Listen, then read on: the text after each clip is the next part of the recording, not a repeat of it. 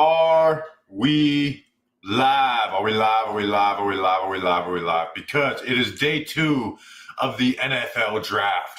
I'm Bobby Skinner. I'm here with the football grump. Danny King will be joining us later, but need to know if we're live to talk to you guys, right? I don't want to talk to nobody. So need to know if we're live. Let us know if we are live in the chat.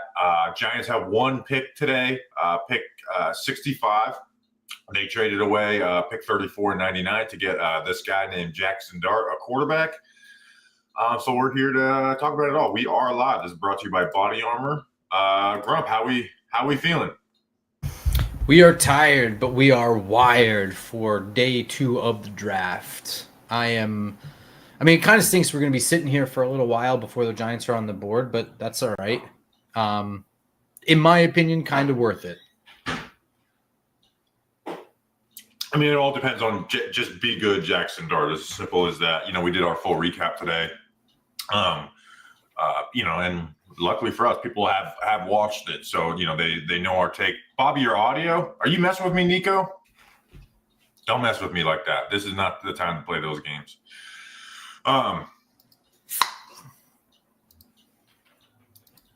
Yeah, I'm connected to the right microphone. You guys scared me. You are a little echoey. I wouldn't say. Am I a little echoey? Let me turn the. Inside a submarine is kind of overkill, maybe, but I'm set up on the right mic. All right. Audio, hyper quadcast. Yeah, audio. Some people saying audio fine. A little echoey, but I don't know. I don't know your. How about now? Is it different now? There we are. We are live. All right, that's weird. All right. At least it's better now. The Browns took Carson Schweitzinger, the linebacker from UCLA, pick 33. I actually didn't have a write-up for him. We're going to get into our, the players that we're eyeing in a second. But first, this draft stream was brought to you by Body Armor. Giants Nation show is brought to you by Body Armor Sports Drink.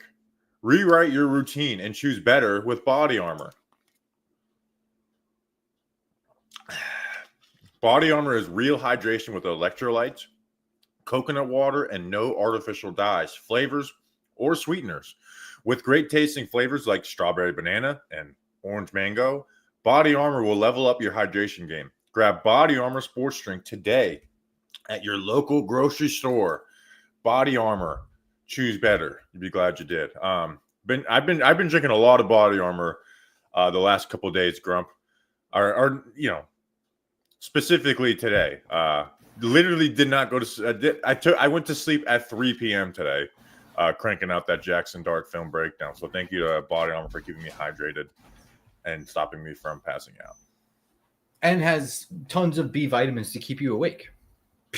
Yeah, that might be why. I actually wasn't really tired today. When I laid down and to close my eyes, it's like I fell asleep easily, but I wasn't tired today. I guess it's just like the Body Armor and just being amped up on the fact that the Giants have drafted a quarterback in the first round for the second time and doing content, and that's a huge moment. So take advantage of it. Texans go Jaden Higgins again. I like getting the guys off the board that I didn't have full write-ups on. That's good. So Grump, I can I actually know what I'm going to share my screen. Do it. Share your screen. Just real quick. I'm going to go through my remaining players available. So, legit first round, I have Michigan cornerback Will Johnson. Low first round, I had Notre Dame cornerback Benjamin. There's only 2 first rounders left, both injury issues, and that's why they're available. And again, remember, there's guys that I don't have write-ups on. Then goes Nick Scourton, Donovan Ezeraku, Jack Betch, and then my guy that I'm really targeting for pick 65, Grump. We both picked him in our mock draft. Alfred Collins, the defensive tackle out of Texas. ECU cornerback Siobhan Ravel. I think it's really risky, but also he's really talented, but I could also see him being another Emmanuel Forbes. Shedeur Sanders, Marcus Bowe, Trey Amos, Azaria Thomas, Those are the second rounders I've graded. And then the third rounders is where, I have quite a bit. Aeneas Peebles, Jonas Savania, Jared Wilson, Prince Monmielen, Darian Porter, Darius Alexander, Caleb Johnson, Omar Norman Lott, RJ Harvey, and Kyle Kennard. Those are my early thirds. Who are the guys you're kind of eyeing right now? I mean, you said it with Alfred Collins. I think we both picked him at pick 65, right? Yes, we did. Did we think that was nuts at the time or no? I mean, the mock draft has simulators have him going there every year, and then you actually don't have a full write-up on Tate Ratledge, by the way, Matt. So that's why he's not on there. But I did pick him in the midseason mock, so I have thoughts on him. And then again, those players, by the way, that's only full write-ups. I have thoughts on other guys. Those are only full write-ups where I have like legitimate graded them. What were we saying? Yeah, I mean, the simulator has them there every time, right? Where there was I took RJ Harvey and Jared Wilson too. And those guys is 50-50 being there at those picks. Alfred Collins was just an automatic me pick him at 65 every time I'd run through a simulator. You have Omar Norman Lott kind of low comparison to big boards, right? Yeah. Now, again, he was one of my earliest players I graded, and sometimes I grade them a little more harsh. And I can even pull up my notes on him. Because we didn't even talk about him on the D-line preview. Let's see. And he was like the rotational rusher for Tennessee. My notes on him are Arizona State transfer who was rotation player at Tennessee. Athletic player who's more quick than anything. Good strength despite lack of size. Works laterally well for one-on-ones or stunts. First step is inconsistent but deadly when he times it up well. Times where he fires off out of control, loses balance, stands up off the ball, but plays with natural leverage. Hands fire into the chest of offensive linemen in both run pass with 4 strong hands to torque blockers. Works consistent hand moves in reaction to offensive linemen. Dumps heavy-headed O-line in the run game. Doesn't hold up well on combos, but keeps fight and not a move-off ball player. Leverage makes it hard for O-line to strike and control in the run game. Strong motor, good instincts to close on QB or ball carrier. So, again, maybe I'm great. Maybe my actual grade on him is a little more harsh because I did it in January and not in March and April and having to calibrate it with a bunch of players. But I read that right up and I'm like, that sounds kind of like a second round player, Bobby. I don't know where I land on him because I feel like he's a little bit lower than where a lot of people had him too. And I've always felt that way. And I'm not sure why.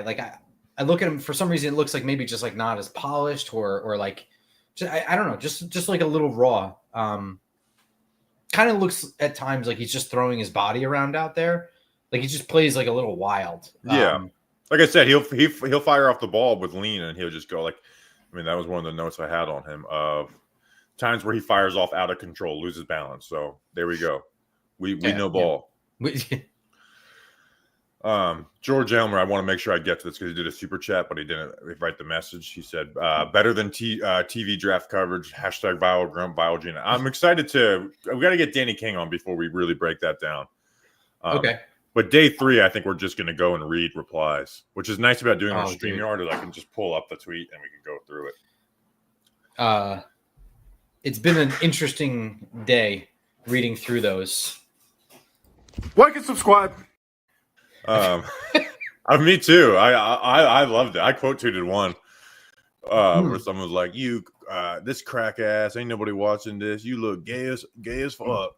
Yep. I was like, yeah. Please, I can't wait to read all these.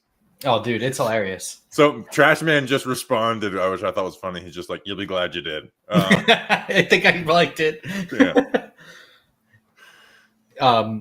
It is kind of funny. A lot of people calling me a hater for making a joke, but then saying incredibly hateful things in the comments.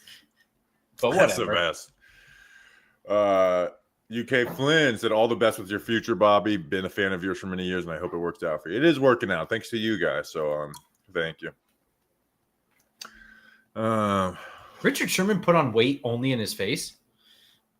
Or am I tripping right now? I think he looks pretty good. Dude, Shedeur Sanders would have been there at pick 34. It's pretty crazy. I think it's I didn't think Dart was going to go in the first round until the Giants smoke started happening. Then I believed it.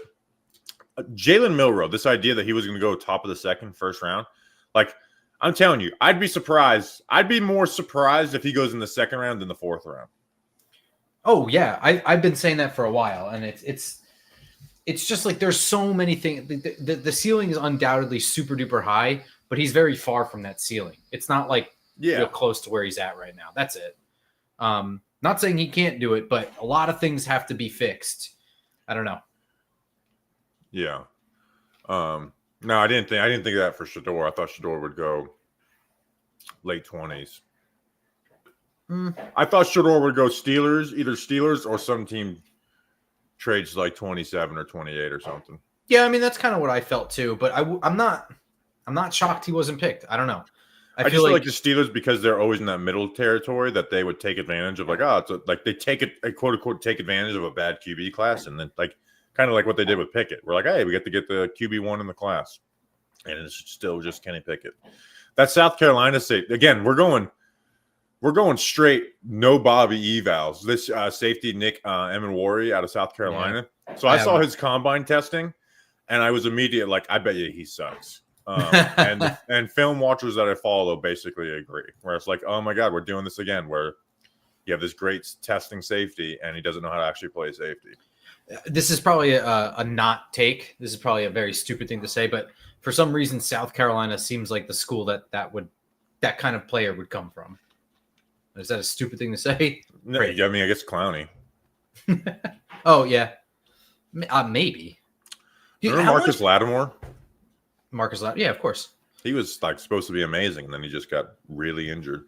How much do you think that one highlight that Jadeveon Clowney had, like in his sophomore year, helped him in the draft? I don't know, because that's what I knew him from at that time, right? Really? I wasn't doing. I mean, I knew who Clowney was, but I wasn't doing draft preparation and stuff. So maybe here's the Browns. Maybe this is Shedeur. I feel like if they didn't take Shedeur at 33, they're not going to take him at 36. Quinshon Judkins. All right, that's a Giants top 30 visit off the board. I wasn't high on Quinshon Judkins. Maybe I'll be wrong. I think running back is one of the positions I'm not the best at evaluating, but I didn't love Quinshon Judkins. I don't love Travion Henderson. I didn't watch Travion Henderson. I mean, I feel like people have been talking about him for like 3 years, and every time I watch him, I'm like, not that he's bad. It's just like, what am I supposed to fall in love with here? It's very, Yeah, I forgot to put Quinshon Judkins on the big board. Let me see what I have him graded as on my notes. I'm watching NFL Network. I just realized. Oh, me too. I think it might be a little quicker. We can time it up in a second. Yeah, we'll wait till like a commercial or something. Yeah, I wasn't a big fan of Judkins. I think he's a fast, hit hole running back, good speed and really good burst.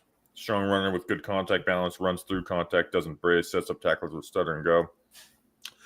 Lacks patience, full go. Very hesitant when the hole is muddy. Vision is lacking, hits design hole, but doesn't set up linebackers. Doesn't press long enough in zone. When he bounces, spends too much time getting wide. Not much blocking experience and bad at it. So you're off the board, buddy. We are not going to watch the Devils game, I don't think. I have a friend that's there, though. I got invited last minute. Oh, yeah, that's what sucks about not having the 2 TV set up. I'm going to go back to work for John Boy Media to watch Devils games during the draft stream. No.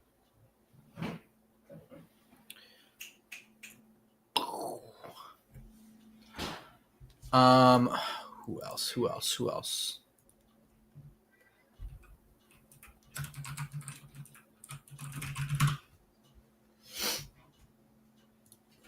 Oh my God. Are you a little surprised that Mike Green fell out of the first round? I also saw character concern things, and I don't know what they are. Yeah, I don't know what they are either, but there is character concerns with him. Let me see. I'll see if I'll Google it. Go ahead, talk. He didn't go. No, he didn't. Oh, never mind. I thought Dan Quinn. No, they took Connerly. Oh, wait. That's an AI answer. Let me. Oh, so this is like a month after. This is published a month after the Senior Bowl, so like late February. NFL draft prospect Mike Green denies sexual assault allegations, addresses departure from Virginia. So I guess that's what it is. Okay, yeah, people are saying them allegations are very real. Okay. Yes, he was suspended by the University of Virginia before transferring to Marshall. I was always told that Marshall was sort of like the talented bad kid school too. We are Marshall. All right, well, that stinks because he's a lot of fun to watch. But yeah, actual bad guy. So alleged.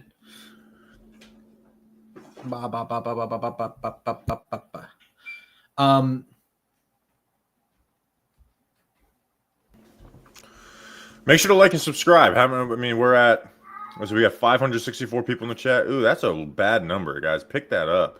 564. You gotta get at least 1,000. Let me hang on. Did you bump the show on Twitter? Because I didn't. Oh, I didn't retweet. That's correct. Oh shit. Well, the Giants aren't picking for a while too, so I kind of get it a little bit, but that's true. That's true. Still gotta retweet it. I'm just gonna all caps live. We are live. We are live. You're we are pissing live. me off. Yep, you know what it is they want to see the clip. Like and subscribe. Yeah, I didn't retweet. That's my fault, guys. Where did you even tweet from? Not Giants Nation show. Yeah, it automatically tweets out. New York Giants Day 2 draft live stream better viewed on YouTube. He's a dummy. Oh, dude, we were saying it sucks your account wasn't monetized. You would have made like $50 all that tweet. All right, Grump said, "With your broke ass, I don't need $50." And see, I could have seen the Raiders taking Shedeur right here too, but they traded away instead. Jonas Savania, wow, that's pretty early for the Dolphins. He was someone that I really wanted. I took him in the mock draft. Did you really? In the draft month. Wasn't he at the Senior Bowl? Yeah. Oh, yeah. Jonas. Sorry, thinking of somebody else. Jonas Savania. Yep. Man, that was somebody I really wanted. I talked about him on the Nick Falato podcast. I took him in the April 1st mock draft 2.0.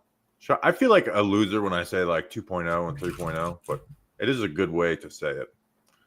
Why do you feel like when I say the draft month mock, it's a little too wordy, right? Like mid-season mock, pre-free agency mock, and then my final mock. That all flows, but draft month mock draft, it doesn't flow well.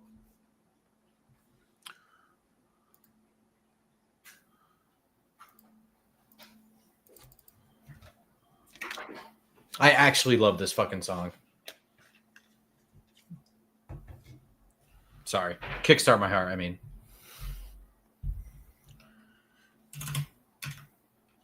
I'm going to quote tweet this and call it the Shedeur Sanders draft party. Draft party? Or should I just let it go? I can let it go. Oh, I don't care. We are live. We are live. Oh, what's your clock at, by the way? 3:21, 0, 19. Right, I'm going to pause mine at 3:10. Tell me when you get to 3:10. 3, 2, 1, 3:10. Okay. 3:07, 3:06. Are we good? Yeah. Maybe off by a second.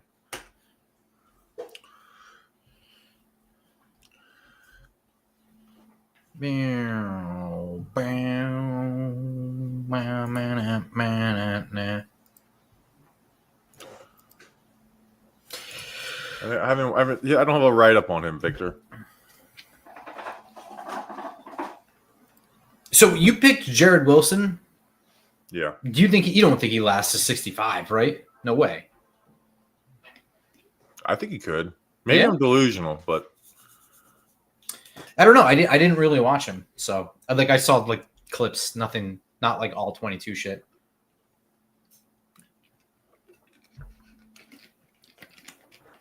I am interested to see where Izaraku goes too, because you and I were pretty far apart on that, and then I looked around and I'm far apart from everybody on that one. yeah, Izaraku is one where it's like I like watching him, but I also see where it's like, yeah, do it. You don't have the athleticism to play that way and be really good in the NFL. But I have him as the early second. It feels a little bit to me like he's like there just isn't much more growth from him. Like he's already like a pretty refined dude. He's just not that fast, and it's just not going to get any faster. And kind of like I don't know how much better he gets than what he was. Right. Yeah, that I think we talked about that as well too. So,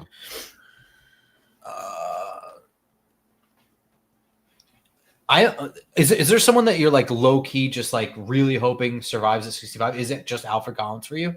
Does it have to be that defensive tackle for the trenches? I really want defensive tackle, and Collins fits there, so it's him.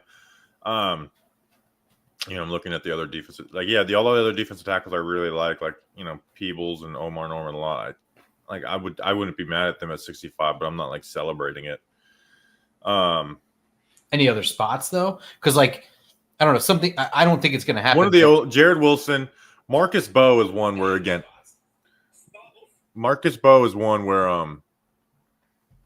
there's so many things that I like about him, but I also am like, man, you don't have the strength. So like, what's your role? But I like him. I don't really love the backs there. Caleb Johnson, it could be. There's no way Jack Betch is not going to make it, right? Yeah, we'll see. Again, Jack Betch again, but I would do it. But man, it would feel very weird to trade away picks and then like let's get another wide receiver. And I know that goes against shit that I preach, but it just would feel really weird.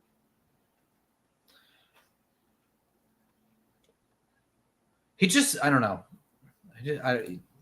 He just feels like a day one contributor. Benjamin Morrison's still around? Yeah, I mean he's coming off the injury. He's my second. Yeah, that's true. So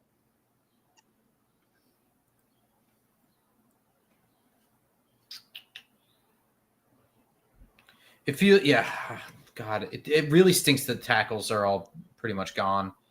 I just don't know. There's really we're not getting out of this with a tackle. Yeah, I mean Ozzie Trapilo is still sitting around. That doesn't make me feel good. Okay, good.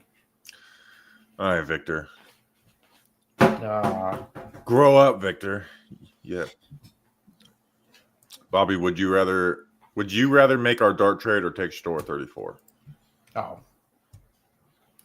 I mean, I have Shedeur rated higher. I'm at the point where it is what it is now. I'm excited. I am excited to go game by game for his breakdowns. Right, like I've kind of been waiting for this moment for the Giants to draft a QB, so I can just spend all summer watching his film, and just like memorize it. Right, so like I have plays that I'll remember. Like I'll always remember. Like if I ever got to talk to Daniel Jones, one of the things I would ask him is like, why, whenever you got the cover zero blitz, you kind of just threw floaters up?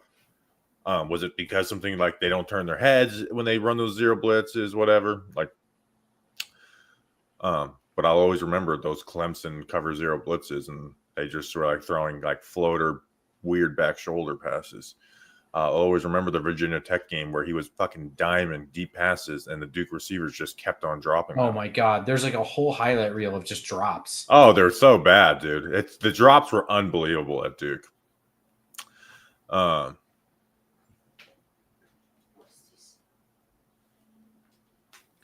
Did you watch the Wazoo State kid, Kyle Williams?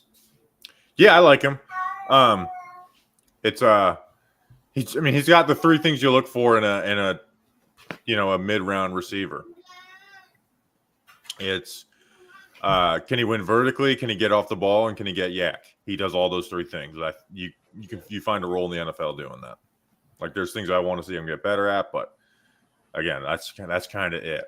Like I took Ty Felton and Travion Henderson to the Patriots in the second round. That feels like such a Patriots pick. Talk about him. Let me pull up his measurables just because I don't remember them. 5'10", 202.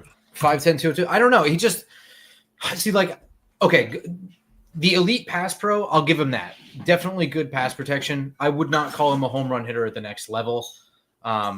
In college, yeah, maybe. I don't think that he breaks tackles especially well. He just looks very meh. There's nothing wrong with him. I don't hate him. He is a pass catcher out of the backfield. He does all the things all the parts of the game a running back needs to do, he does something in there. I don't know. Nothing pops off for me. But he probably will be year one, have like a really, really big role because he does all those things already: pass blocking, receiving, and running the ball with decent vision. They're kind of really busted at running back too. I know they have Ramondre, but there's like a weird relationship with them now, the fumbles and stuff. But yeah, and like I liked Ramondre Stevenson more than Trayvon. Like I watched him, like I remember really late in that draft cycle, and I was like, oh man, we so don't need a running back, but I really like Ramondre Stevenson, and he's not slipping to a point where we're going to get him for less. He was in the Danny King mock draft. I'll never forget that. Senior Bowl guy. My first Senior Bowl, he was there. Big boy. What did I do to the cat? I bopped him just a little bit with this inflatable bat from the Sussex County Miners. Thanks, Sussex County Miners. Thank you. He was meowing like crazy, but now Animal he's eating dinner. Abuse brought to you by the Sussex County Miners. That should be like a theme night. Like bring your cat to the park. Oh, I would love to bring my cat to the park. That cat's one of my best friends. He's awesome. Meow and the nothing baseball rhymes with meow. I feel like I'm low energy. I know. I'm trying to wake up. I'm just tired, but I'm about to get excited when we're closer to things. You got the Bears on the clock. Colston Loveland, first tight end off the board. I'm excited to see what the Bears do here. I was gonna like hold my coffee off a little bit. I'm getting it now. Let's go. Let's get amped up. Let's get freaking amp. You know, jacked up like a juju bean. Cats do be meowing. Is correct. No.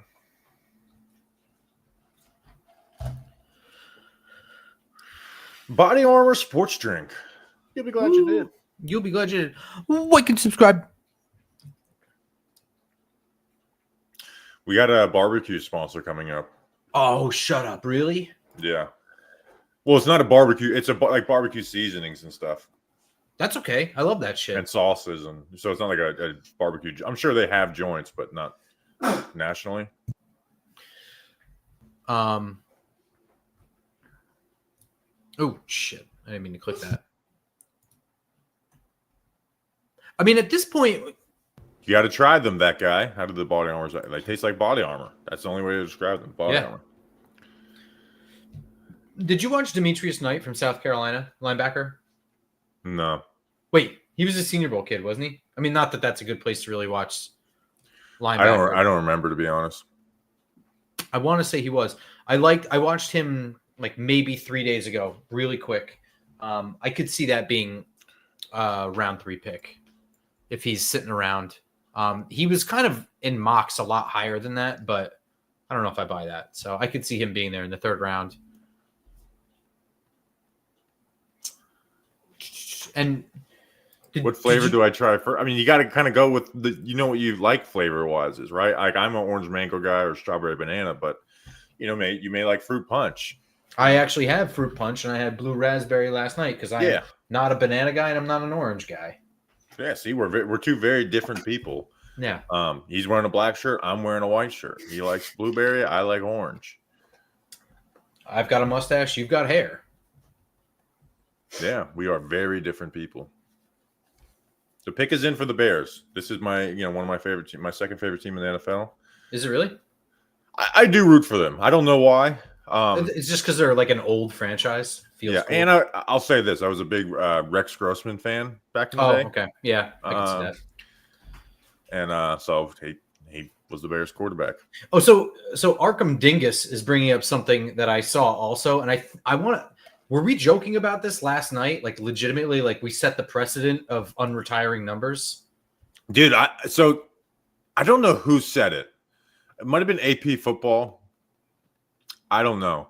But he made a good point. It's like Adil Carter has like a $40 million rookie contract, and Lawrence Taylor is like broke. Like he may give 100%. That's what I was thinking. He might do it for like a couple of lottery tickets. Like if there's any all-time great who does not give a damn about that stuff, it's literally Lawrence Taylor. I'm pretty sure like his Super Bowl rings were stolen or something. Luther Burden. Oh man. Dude, they're just like, we're gonna get pass catchers. Because Keenan Allen's gone, right? thought so. I do like Keenan Allen a lot as just a really sharp route runner. Luther Burden is so much fun to watch, dude. Dude, the Bears are making me fall in love with them again, and I'm gonna fall in love with them again, and they're gonna let me down. Like it's every single year. They got DJ Moore as the comparison. Daniel Jeremiah, loose athlete, dynamic yak. DJ Moore. So, make 56 the 11th. Dude, I don't want him to wear number 56. Like I don't buy into like, oh, don't put that pressure on yourself or whatever. But like that is like that's like don't touch that number. Yeah, don't wear 56. The Giants shouldn't let that one happen. No matter, even if Lawrence Taylor said they should be like, no, sorry, you're not doing this. I know that this is like defensive player of all time. You're not wearing his number.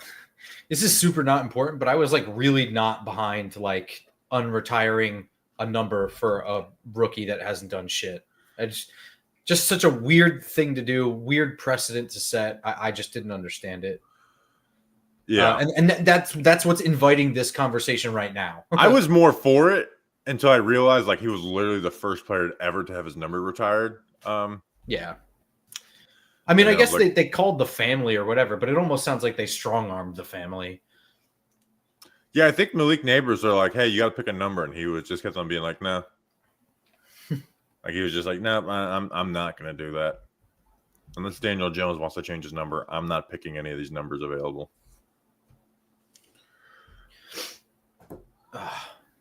Keenan Allen, by the way, is still a Bear. Oh, I'm sorry. Wait, is that right? No, I'm pretty sure he's a free agent. No, he's a free agent. I'm sorry. I'm reading this wrong. I think if you die, the number should go back. See, that's the reason why you do retire numbers is when they die. It's why you wait until then. Oh, people are saying Ray Flaherty wore 4 numbers during his career. So again, the Giants do have. But that's the one that was retired, and it was the first ever number that was retired. It doesn't matter that he wore 4 other numbers. That's the one they retired. Yeah, so the Giants retired too many numbers, and they should retire Emlyn Tunnels. It's weird that they haven't. Yeah, like he legitimately has like I think he has the second most interceptions of all time, right? I think until Ed Reed, he was like the all-time like interception yards, interceptions total. I think he might even still be interceptions total. And people say Yankees retire more. But like the Yankees have won 27 World Series. Like exactly. Now the Yankees have gotten a little upset. Like, didn't the Yankees retire 51? Right? For what? Who? Bernie Williams? Yeah. Ooh, I wouldn't have done that. I met him. Yeah. See, so that's where the Yankees have gotten a little away from it. But like when you say the Yankees don't have any single digit numbers, it's like because. Like, there's really not anyone on there where you can really go against it. So, well, I mean, also they existed at a time in which, like, very haves and have-nots. There weren't that many teams, and they acquired all the talent and won all at once. This is like, it's kind of like the old Montreal Canadiens when there was only like 6 teams in the NHL, and like they had the exclusive rights to any like Canadian or French Canadian player, like no other team could sign them, and they won everything back then. And then as soon as there was parity in the league, like it all dissipated, which is like that's the standard that we know in our generation is parity, as much parity as possible.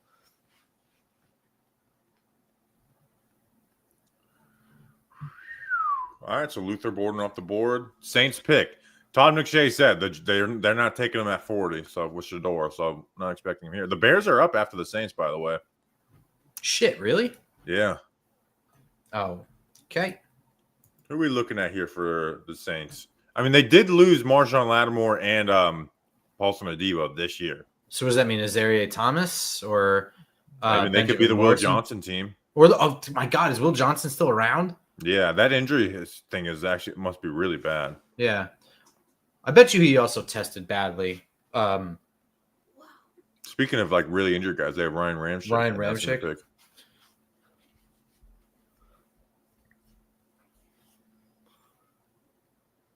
Oh, Tyler Shug before. Yo, speaking of really Shedeur. injured players. So I heard yesterday. Whoa, damn, dude. This is I heard yesterday that they really like Shug because I was talking to them. I was like, can the Saints save us from, whatever we're gonna do? And they're like, no, I heard they really like Shug, and I was like, do they though? Like, what are they trying to accomplish? Shug over Shedeur. I don't like crazy. Tyler Shug at all. That feels crazy, right? The Dart Shedeur thing, I think, is like comparable, right? Whatever. I feel like Shug over Shedeur is pretty insane. Yeah, I mean, it's just basically saying Shedeur just can't get better at football at all. Well, I mean, I don't know. There are real highs with Tyler Shug, right? But like, there's not a lot. Just in general, there's just not a lot of film because he's hurt all the time. The way he runs is not. I don't know. I don't know. I was never really wowed by Tyler Shug, and then the random like rise of Tyler Shug in like the last 3 weeks, I was like dreading. I was like, this is closer to Daniel Jones than like anybody else in this class. And just under pressure, he just throws the ball up. It's just like that's extremely worrisome. Oh yeah, that's right. And he's like 26, 25. Yeah, he'll be 26 when the season starts. Yeah. The Saints have never drafted a QB that went on to start a playoff game with the Saints. That's insane. Well, I mean, dude, what does this mean for Spencer Rattler? It means that's crazy. It means nothing. All right, let me take Tyler Shug off the board. Yo,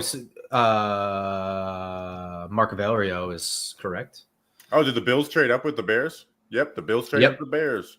Come on, Bears. I was rooting for a pick here. Bills. The Bills should just take Will Johnson. Be like, all right, yes. Like they should double dip at corner. Yeah. Well, I mean, Harrison is kind of going to be your slot corner, right? Or just like nickel corner, move him around. Well, they have a great slot corner in Taron Johnson. Like, I think they're drafting him to play outside.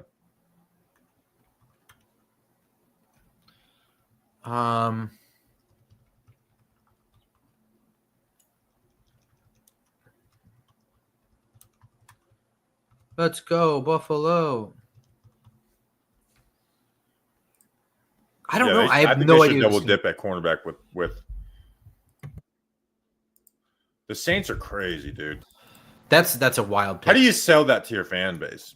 Like again, I have Shug in this class is I think better than guys, but like how do you sell that to your fan base? Like, yep, here he is. This is the guy. I don't know. I don't even know who's worth trading up for right now. It's got to be Will Johnson. I don't know. Darius Alexander. I think Darius Alexander, a guy who's gonna be 25, didn't produce as much as you'd like at Toledo. I'm not trading up for him. I'm just trying. I like Darius Alexander, but I'm not trading up for him. I'm trying to think. People were talking him at pick at 34. I'm in complete disagreement. 65, that's the sweet spot for him. But 34 was always way too rich for Darius Alexander for me. Maybe I end up being wrong, but who else? What else? So do they Shedeur doesn't even go QB3 in this class. That's crazy. I don't know that it's crazy that he didn't go 3. What's crazy is that Tyler Shug went 3 to me. He was like borderline undraftable. And by that, I mean taking a flyer is borderline undraftable. That's a who gives a shit pick. Pick is in for the. Dude, they should get Jack Batch, the Bills. They do need a wide receiver. But I mean, that's a good pick. Are you surprised at how good Keon Coleman has been for them? He hasn't been that good, though. You don't think? He has good games, but like he gets shut out of like he had 29 catches last year. Now he averages 20 yards per catch. Yeah. But like and in the playoffs, he had 3 catches for 22 yards. I thought he was pretty bad for them last year. Again, he had moments. I didn't think he was going to do shit in his rookie year, like literally nothing. I had a way lower expectation. I thought with Josh Allen, it was like a good fit, even though I didn't like Coleman that much. At least it was a good fit.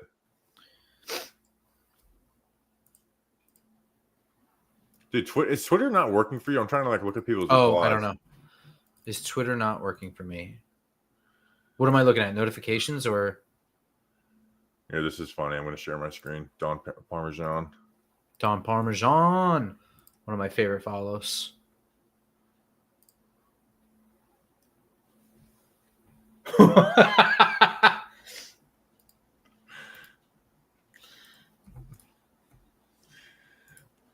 Come on, what's the pick? Mel Kiper. I wonder if Mel Kiper is freaking out right now. I think people were saying he was freaking out all night last night. I don't know how I didn't notice it. I had the sound on and everything. I think I was just having too much dang fun on this show because I did have a blast last night. We get to see Jason Sehorn tonight. That's pretty rad. Yeah, I know. You never see him around. He doesn't like every time they trot out like the legends and like, you know, the nostalgia people. He's not usually one of the guys. What do you think the deal is with that? He just doesn't care. Or? Yeah, again, I don't know. Maybe he just doesn't live in the area. I want to talk. I want to go through let's go through the rest of the board. So we got the Jets. The Jets with Shedeur, I feel like would be a good fit, especially if they build that offensive line. You got Garrett Wilson. I actually think the Jets should take Shedeur Sanders here, right? What about a serious question? What about San Francisco? Is that stupid? Brock Purdy entering his final year of the contract? It depends on how they truly feel about Brock Purdy, right? We could sit here from the outside and debate it and all that. But if they do have questions about paying him, then yeah, they should. But I think the Jets absolutely should. The Bills go TJ Sanders out of South Carolina. Would not have traded up for TJ Sanders. Not a bad pick, but wouldn't have traded for me either. That definitely feels like the Bills type with defensive tackles, though.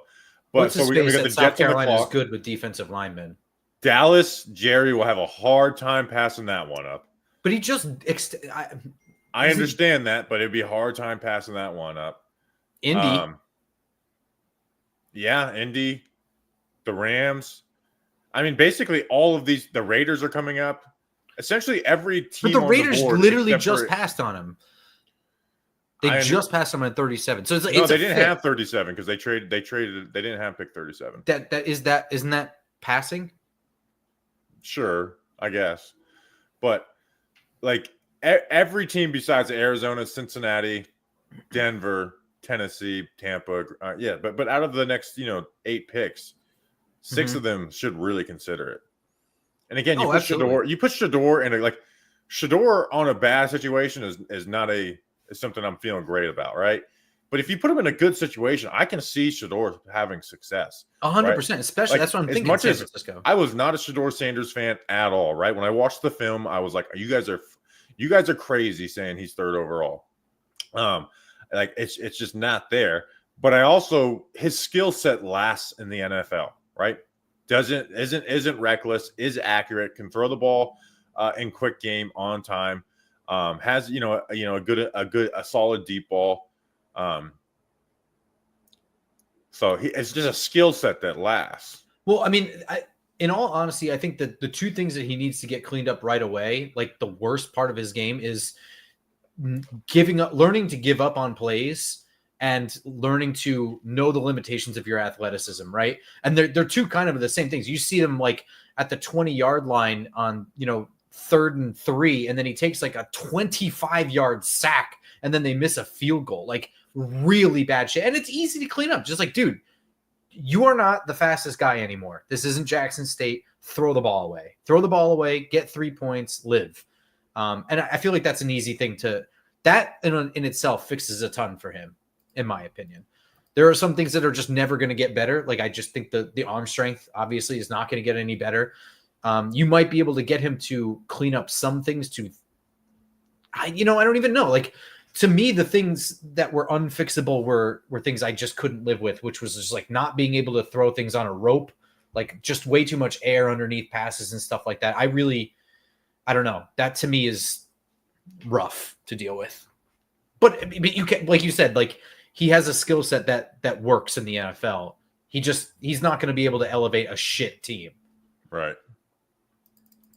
Yeah, no, I fully agree. Again, it's become this weird situation, Grump, where I've spent all of 2025 explaining why to not draft Shedeur Sanders, and now we're at 42, and it's like, okay, now this is the range that makes more sense for him. So now I'm like defending him. I'm defending a guy who I had to sit there and basically like rail against for 4 months. Right. So is there a team like Shug over Sanders is stupid? I'm sorry. Like no. That's I agree. It's not even like oh, who's going to end up being better? It's like, what are you trying to accomplish with the Shug pick? Do you truly think that's going to be your franchise quarterback? You really believe that, Saints? Like that's crazy. So I'm not saying the Saints should have taken Shedeur, but take something that's not Tyler Shug at the top of the second round. Agreed. Yeah, Tyler Shug was a day 3 pick for me. It's silly.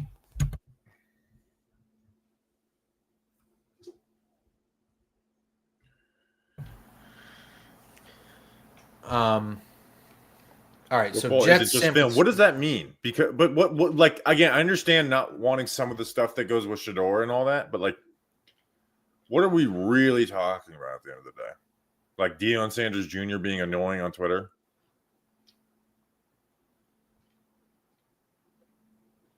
Sanders, so are anyways, whatever. I don't like Shedeur Sanders, so I'm going to stop sitting here defending him. But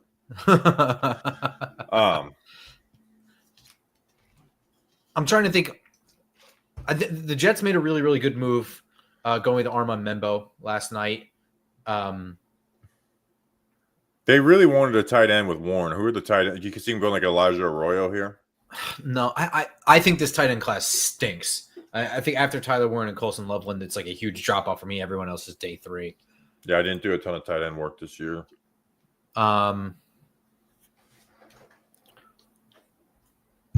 Do they go corner? Do the Jets go with like Will Johnson at this point? I don't know if that's really a stupid move or not. Say it again. Corner for Jets? Will Johnson? I don't know if that fits Dan Quinn so much. Benjamin Morrison sure would. Dan Quinn. Oh, Dan Quinn. Not Dan Quinn. Aaron Glenn.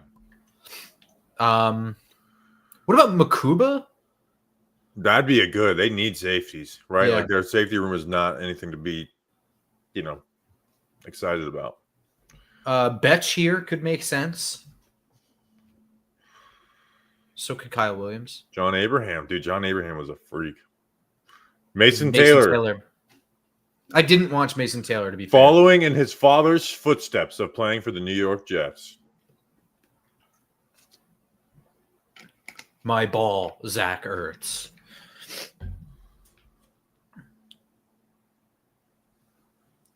So I don't care. So all I want to see is Shiloh go before Shedeur. That'd be funny. That would be funny. Mason Taylor is a future Pro Bowler. I mean, I don't know. Maybe. He's not going to get the ball from Justin Fields. Dude, right?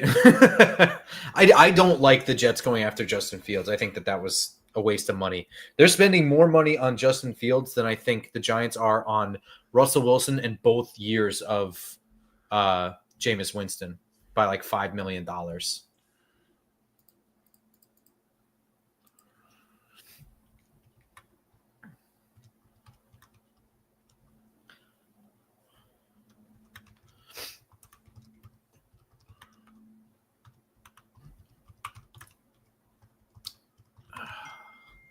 Niners. I love Jason Taylor, by the way, too. I loved when he threw the ball at the Jets logo. He hated the Jets the whole time he was a Dolphin. He coaches for Miami.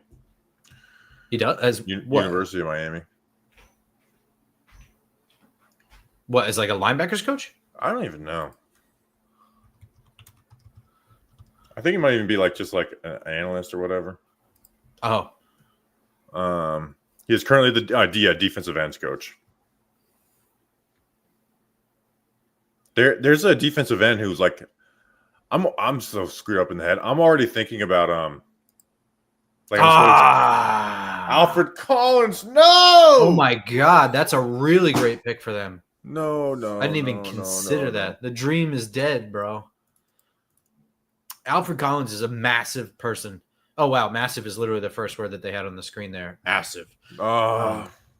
Just a big dude. So I didn't think he was going to make it to 65, but he did show up in both three mock drafts that I did. I don't know. It didn't seem likely. Who do we want at 65 now? Jack Betch, Kyle Williams. I kind of want Kyle Williams because I want a slot receiver to back up Wan'Dale Robinson. Wan'Dale Robinson's last year of his contract is this year. I could see the Giants getting him. I don't know.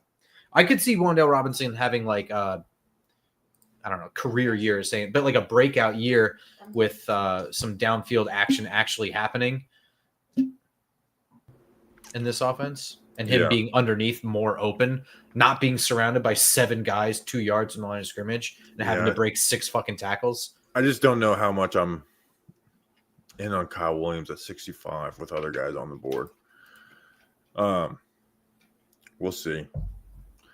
But like, here's some top 30 visits the Giants had. Good call. Siobhan Ravel, Shedeur, Bo, Darius Alexander, Caleb Johnson, Elijah Arroyo, Cam Scatabo, Jalen Milroe, Joshua Farmer, Ollie Gordon. Way too high for Ollie Gordon. Yeah, Corey Black, Kyle McCord, Colin Oliver. So let's talk about Scatabo, because I do think that that's like a favorite among Giants fans. Is 65 too high for Scatabo for you? I think so. I agree. I like him. Everything tells me to not like Scatabo, and then I watch him, and I'm like, this is so sick. Like, he just breaks every tackle, dude. He plays like insane. The contact balance is nuts, and he's just absolutely fearless. Like, he's Jeremy Shockey running back version. Yeah, right? Yeah. So again, it's like, it's like there's so many things. I'm like, I don't know if that's a guy who moves well enough to play running back in the NFL, or more than anything. But he just breaks tackles. He's like unstoppable. So like, why wouldn't I do that? So this body armor waking me the F up. I'm feeling it now. Let's go. This is the electrolytes. Yeah. Also, I had 3 cups of coffee today. Nope, it's the body armor. It's the body armor. Oh man, he's feeling good. What about at 65, Josiah Stewart? Is that too high for you? Yeah, especially considering the pieces the Giants have. That's a good point. I have a question. Wish I could see like team by team who they've picked. Oh, there's probably a website that does that live. Maybe PFF. PFF said that the Giants had a really good day 1, which means it might have been bad. Yeah. Let's see. Did you watch Anthony Belton? Yeah, I mean, he's a big ass dude. He's I think he can play tackle, and I think he's a guy who can just kind of slide in at guard. Sure. He's someone, we really liked him at the Senior Bowl. So I think 65 is not crazy for him. So I'm trying to see if there's any other running backs, just because I'm thinking of Joe Shane here. And I know they had a top 30 with Ollie Gordon, but I mean, he was always available for me in the 7th round of every mock. Yeah, that's not I don't think that's a day 2 pick. That's a tomorrow conversation. Devin Neal, kid from Kansas. He was like really, really fast. He was at the Senior Bowl. I don't know. There are a lot of running backs that I didn't watch that I wish that I had time to do. A lot of people have floated Georgia guard Tate Ratledge around. I'm a fan at 65, actually. I actually took him in the midseason mock. Yeah, he's damn good. 65 might be a stretch, but if you like him and you think he's probably going to go at the 70, 80 range, then it's not too much of a reach. I'd take Jared Wilson over him, though. I probably would too, but I didn't watch him. But everybody else says so.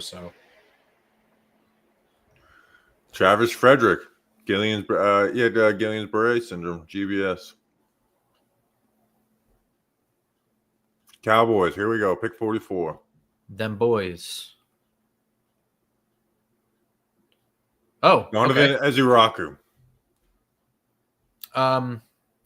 Okay, so maybe my analysis on him is wrong, but I didn't really like Donovan Ezuraku. I think he's going to win as a pass rusher. Again, he's not going to be elite, and that's why he's going here. But I think he's going to get wins for them. Right? Like, you face a lot of bad tackles in the NFL. Ezuraku is going to beat those guys. Is he going to be beating the best guys? I don't think so. But I think he'll be productive. Never going to give him this massive contract, but I think he'll be productive. Guys that know how to play football continue to know how to play football, and Ezuraku does. I'll agree with that, right? Like, he is polished. I just don't think he's going to get much better. So, like, what you see is kind of what you get. Yeah. But I could be completely wrong on him. He's going to play, too. I mean, they have Marshawn Nealand as the other end that they got out of Western Michigan last year. So that's kind of like their three-man rotation with Micah. He has a really, really wide variety of pass rush moves. Like, it looks pretty ready in that way, but average speed to me, average quickness to me, below average height. Best trait, Jersey guy. A lot of Jersey guys go to Boston College. Yeah. I mean, it's only 4 hours away, so you're away from home, but you're not super far. And Boston College is sort of like Jersey guys go to Boston College when they don't make it to Ohio State or Penn State. Because Rutgers isn't a real program. Don't say that about Rutgers. They It's are true. a real program. Greg Schiano is a great coach. He's a great college coach, but he was there and then he wasn't, and he's got to rebuild all that shit. And by rebuild, I mean relationships with New Jersey high school football. Big Blue VCR. Big Blue VCR. I think you're the only person who's like just actually watching on Twitter. I love Big Blue VCR. Yeah, I love that account. I love those guys. That guy. It's like legitimately like the best Giants account. Mm-hmm. And he never gets tired either, right? Like, he just doesn't take days off.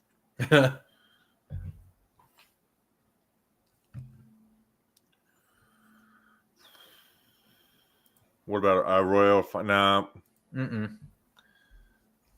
Arroyo, I think that's where he's worth. Farmer, I don't. And I'm not taking Arroyo there for the Giants. I don't really even just like Arroyo. I think he's solid. He's just kind of, but he's a bad block. Like, again, he should be a better block. He blocks like he's just like straight up and down, and he kind of runs like that too, and that's always worrisome for me. Who are the Colts picking? Oh, JT. We did him on a way too early preview 2 years ago, and I wasn't a big fan of his. Yeah, when he was getting like top 20 hype, but this is definitely a Colts pick where it's like he'll be there for 4 years. He'll get like 4 sacks, 7 QB hits, and 12 pressures every year. Oh, I thought you were saying in their rotation of like 7 edges that they have.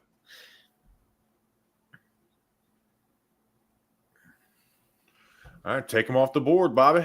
Let's go.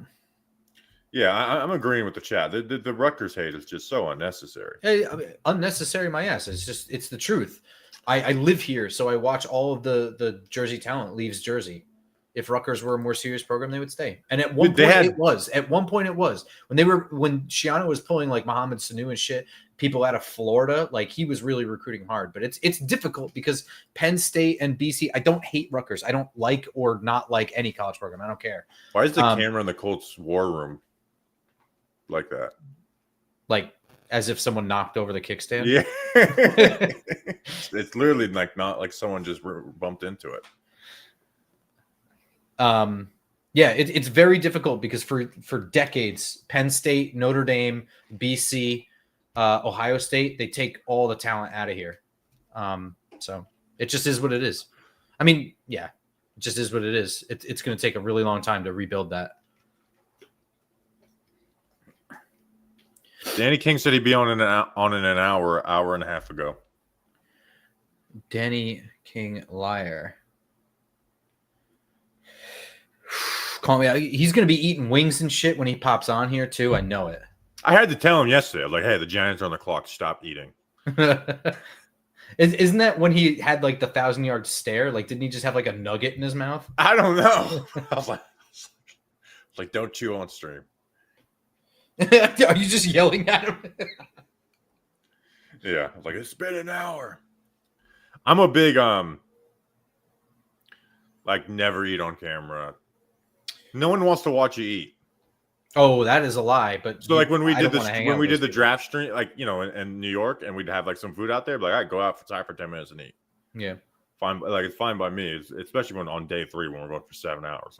Yo, okay, so real talk about doing this from home versus in that studio. I love that I can stretch my legs. Yeah, so I would like to set next year. Maybe I'll like set it up where I need to get one of those microphones that has like the arm, so I don't need to be leaning forward. It's not that expensive. It might be like $50 to get one. Yeah, I'm gonna get one eventually. It's just a lot, too many different things that like I want to do and it was just get through draft month. But I think next year, it maybe like try and get the setup on the couch or whatever. It sucks that Danny King lives in LA because then I could be like, all right, like I'll fly up there. We all figure out a place to do it. But you're moving to North Carolina. But maybe we all meet in North Carolina or I just fly you guys to Florida. You know what you got to do? The beginning of Talking Giants, I was legitimately to Justin. I was like, you should just move to Florida. He's like, that makes no sense. We're doing a Giants podcast. I was like, yeah, but it'd be cool. What you got to do is get a sponsorship from a bar and do it live from the bar with like a giant screen. Danny King. I'm delayed. I forgot my charger, so I had to spin back. Wait, I'm like 10 minutes out from my place. Unprofessional. All right, Danny King. We need to remember to bring this up. Okay. What am I bringing up? You need to have a work charger and a home charger. You can't be bringing a charger back and forth to work every day. That's a crazy lifestyle. That is pretty crazy. Also, Danny, you make enough money to go buy an Apple charger and have it at the office. Having two is you need to have at work charger, at home charger, buy your nightstand charger, and then your portable charger. Like you got to be ready to go. That Buddy Brown super chat is where it's at. That should hold the mic for you. Like almost no one in this chat will understand that one. Oh my god, it's so good. I wish I was thinking on my feet a little more during that Charlotte show where I was like, you know what? Let me get rid of the mic I have. And Buddy's holding the mic. I'll just use the mic that he's holding in front of my face. He's like holding it up to Tim Coffee. The strongest arms ever. If people aren't familiar, we did a live show at the Charlotte Motor Speedway parking lot. And Mr. Brownstone got a little got a little tipsy. Yeah, drink a little too many natty daddies and became a show legend. Oh, the Rams are going to take Jack Besh. Damn it, I know it. They're going to take Jack Besh. Someone just said Besh here. Yeah. And I'm like, you know what? They're so right. They are getting Jack Besh. So last year I said the Rams had the best draft class, and it's like you never see that, but they legitimately had the best draft class last year. Who's this security guard? Yeah, who is this? Is that I was gonna say, is that Michael Brockers? How about that? No ball.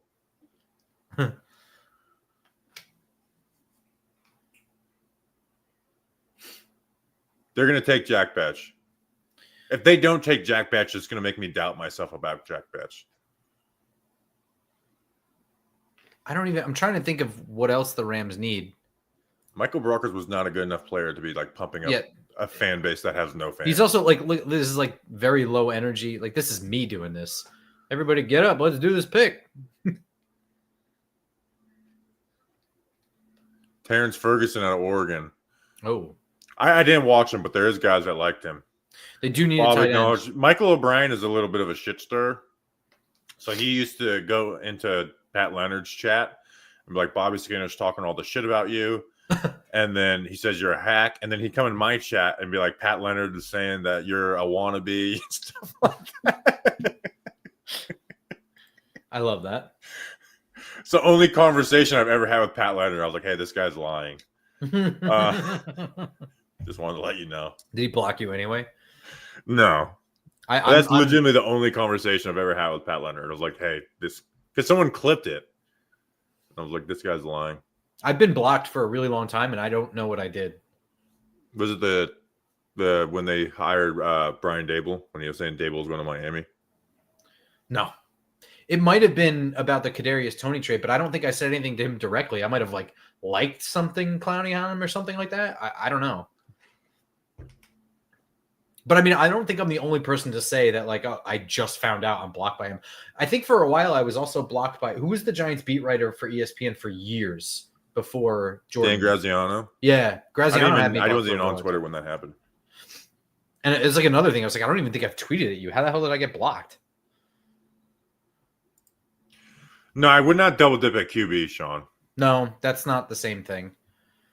Even especially you are double dipping. You're triple dipping. They've made 3 offseason moves at QB. It's all the same shit. So I heard Andrew Thomas is joining Giants Nation after return, says Mark. So no, but good news because Andrew Thomas is a friend of the program, and he finally followed back the Giants Nation show account today. I was like, yes, okay. Hell yeah. Now you need a van. That's where we're Will Johnson to the Cardinals. Shit. There goes the best available. I guess we're gonna see, right? Like we'll eventually find out why he fell off so much. It can't. It's injury, right? Like it can't be. What then? Why did Tyler Shug go? Yeah. So people don't. I guess that's the Saints being the Saints. People don't love his film, and I get that. I do like his film a lot. I like he's a risk taker. He likes to take chances and he's good at it. Yeah, and he understands what he's playing in as well too. I think he's going to be good. Now, if he's injured, then he won't be, obviously. But I think Will Johnson's going to be good. I know people have worries of his film, but I think his film is pretty damn good. I think he's great. I didn't think he was that far behind Travis. He's definitely not pick 47. I'll say that. But obviously, he fell like this because of the injury mostly. Is Miami on the board now? No, the Texans. Actually, I guess the Texans just traded up with Miami. All right, let me take my best player available. I have one first-round grade left. Mike Green, I didn't do a full write-up on, but he'd be a first-round grade. I've watched enough film on him. And it's Benjamin Morrison. I missed that the Jaden Higgins went to the Texans earlier. I was still getting my TV up. I like Jaden Higgins a lot. I didn't think I was going to like an Iowa State wide receiver that much. He was taken 34th, right? Yep.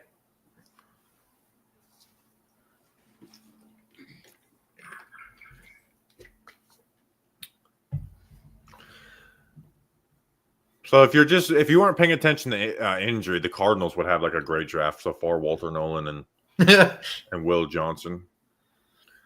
I'm going through some of the picks and thinking of drafts I don't like. Is there still a nose tackle? I kind of hate free the Bills agent draft. nose tackle. I'm sure that there's a free agent nose tackle. Sorry, what? I kind of hate the Bills draft, which is concerning for me. It's I've hated the Bills drafts every year since we've gotten Joe Shane. I didn't like their drafts before I hated the we Kyrie Elam pick. Yeah. No, I love the Cole Bishop pick last year, so that's good. I like Maxwell Harrison, but it was very early for me. I thought he was a second round pick. And I remember too, at 34 being do I really want Maxwell Harrison with the 34th pick? I would have picked him somewhere around here, 48 through 58, 60, something like that.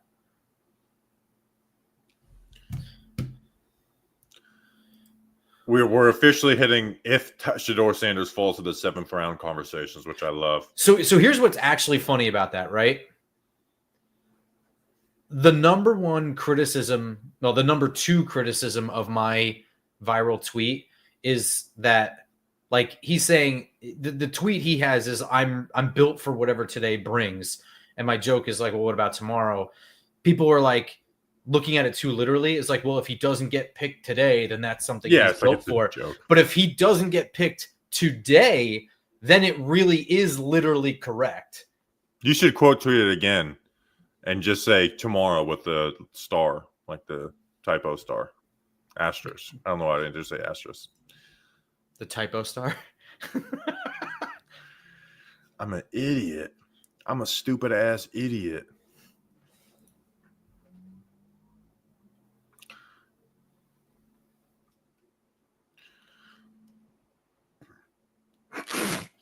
I love it, dude. I love opening this shit up.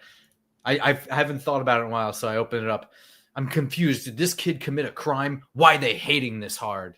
Who? He's your top tweet. I was 5 like, I thought you were talent in the show. draft. Top 5 talent? You sure?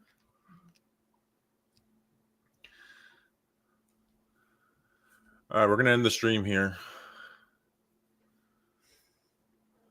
Giants going to get 99 back from Raiders.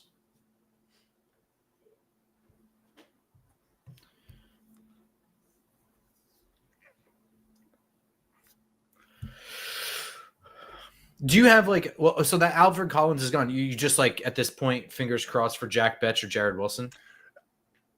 I want Jared Wilson. I love Jack Betch, but I just would feel a little dirty to lose all these picks. And it's like, you know what we're doing? We're getting wide receiver. But also, he'd be a great.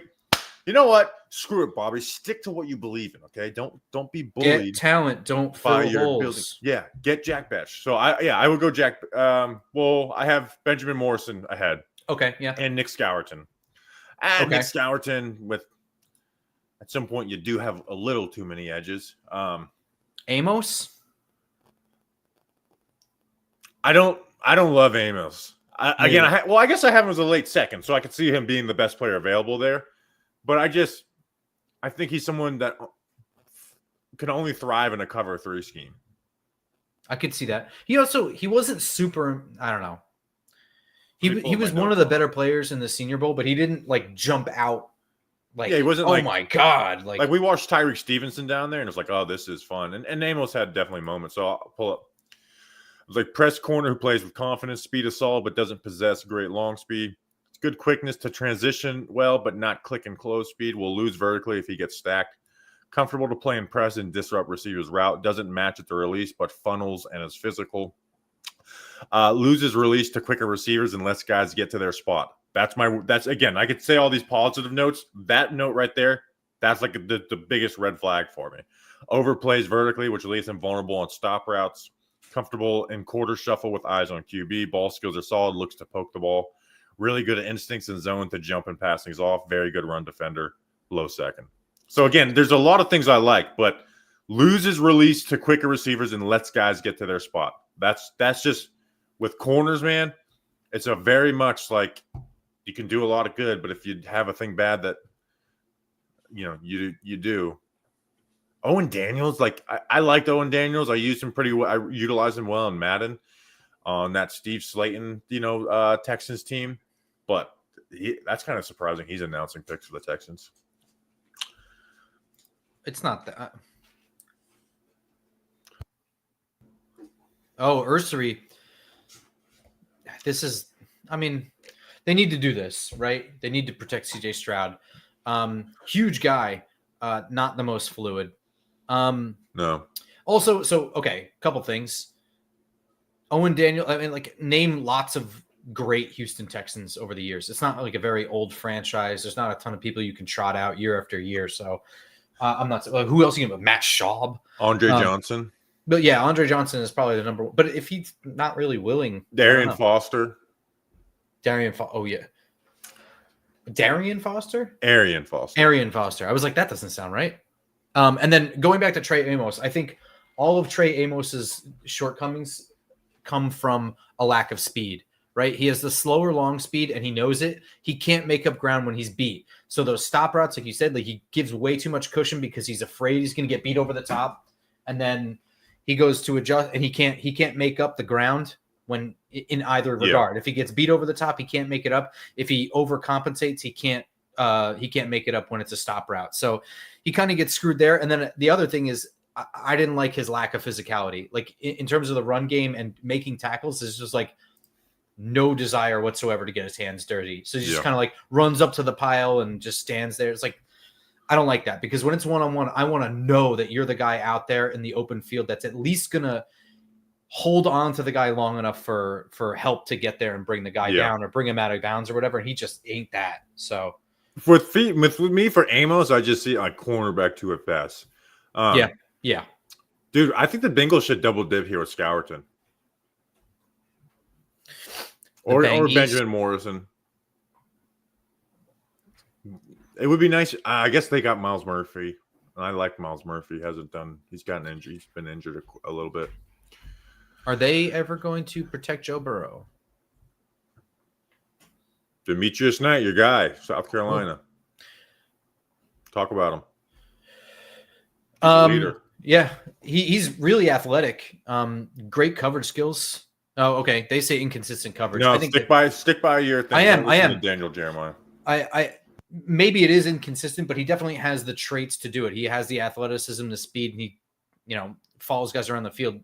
For me, with linebackers, in terms of coverage, like it seems coming out of college, there are far too many linebackers that are one or the other. Like they're in the run game, they're monsters, but they're completely useless in coverage, or they're super athletic, they're great in coverage, and they just don't stack up in the run. And I think that he is got the traits to do both really, really well. He seems like he's a good leader. I mean, I can't really tell, and I didn't do the the research deep dive to find out like if people say that he is like the heart and soul of the defense or anything like that. But it's one of those things when you look at the film, kind of the same way with like Tay Crowder. You look at it and you're like, he's definitely an integral part of why this defense is doing well. That was the vibe that I got from watching him. And again, this is not like a full write-up. I watched some stuff last weekend going into this week on catch-up guys that we didn't have time to do. And we did see him at the Senior Bowl, but it's like literally the worst place to watch linebackers. It's just impossible to really tell. I mean, unless you're whatever happens in the game, right? Yeah, and again, you win it's like some one-on-one coverage things, which again are like the most least translatable, drill.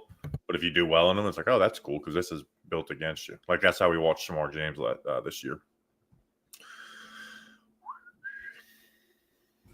The pick is in for the Seahawks.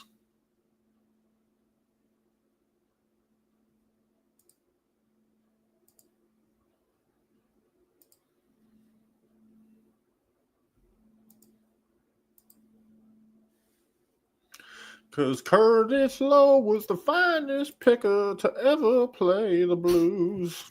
Ever play the blues. Think I sing good enough to get us demonetized? Yes. I think that Danny King is late enough to get us demonetized. Has it been 10 minutes yet? Yeah, someone should actually, if you're in LA, kill him. Burn his car down. Oh, shit. Father, did you see Jason Whitlock's tweet? No, I haven't, Lou. Mr. Sassel.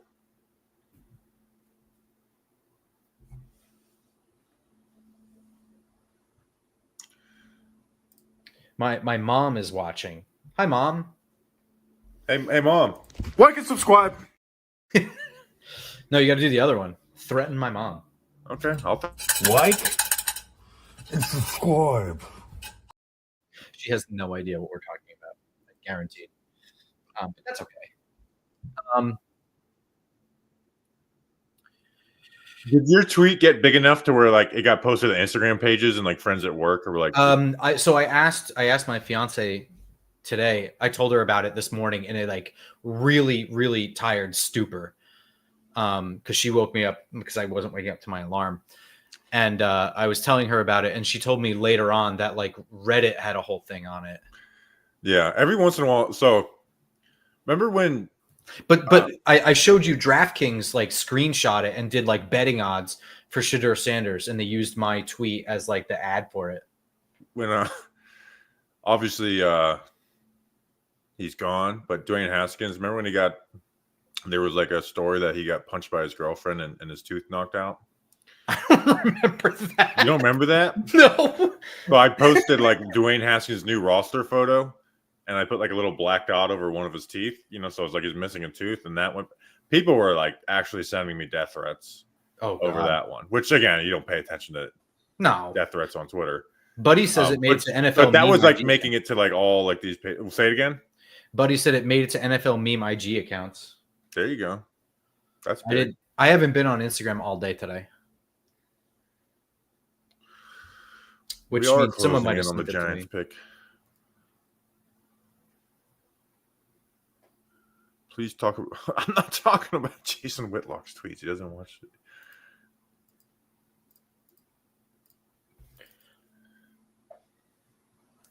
Bam, bam.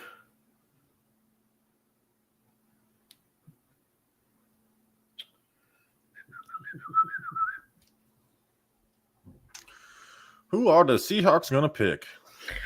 I'm on pins and needles. I thought my microphone was muted for all that whistling and weird shit I was just doing.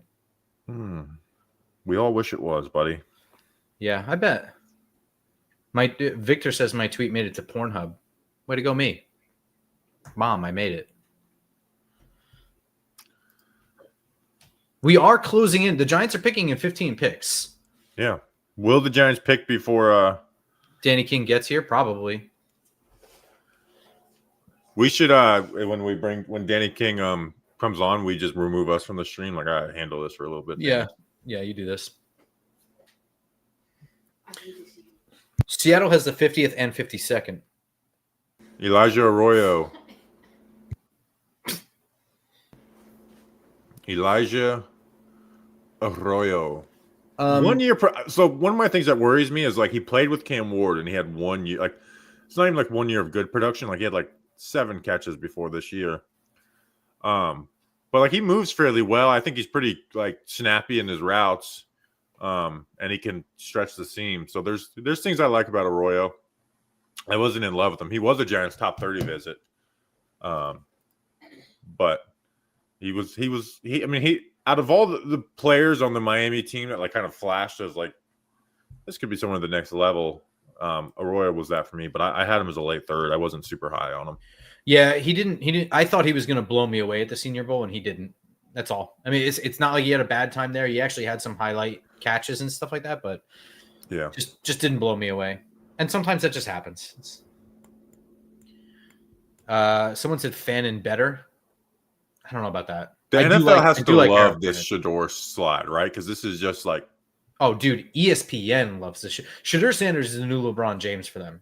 They're not going to know what to do when LeBron James retires.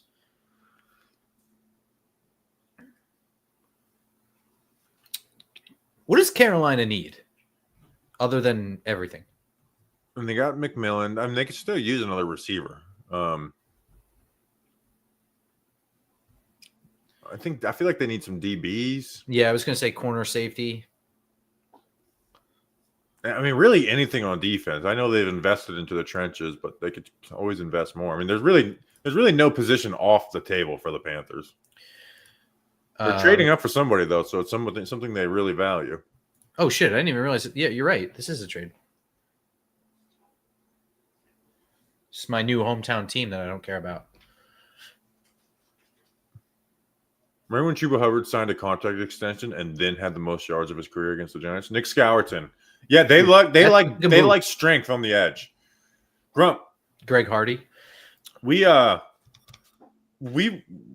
watched Scourton in the way too early preview last year when he was with Purdue, and I really liked his film. Right, he plays with power, right? And then I feel like that, that helps you out a lot as you grow in the NFL. I feel like he works pass rush moves in well. I know people talk about the Texas A&M scheme, but like he outproduced Shamar by quite a bit. Scout again, he's lower than what I expected after the way too early preview, Grump. But I do like Scourton fairly well. He was my second best player available until now. I want to see. I thought I had the my write-ups from that like readily available. It was last year's way too early. Yeah, it must have been, right? I lost my notes on the John Boy Media email on that, so I don't have my notes on anymore. But I was a fan of his. Brutal.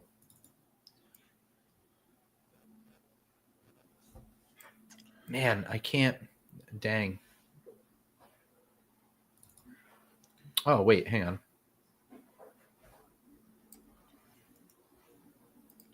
So we're 13 picks away from the Giants. I'm about ready. To what? Tweet out my Danny King. yeah.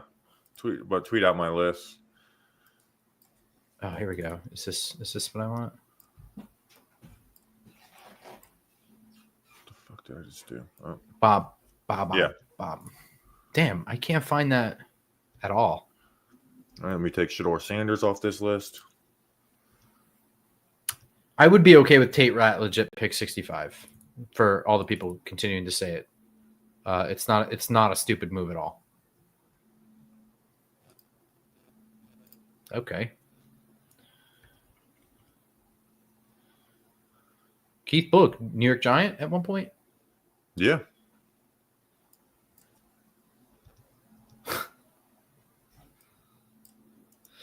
I did not watch him, Oladejo, but I have not really been a fan of a lot of UCLA guys of late. Someone hates Darius Moasso.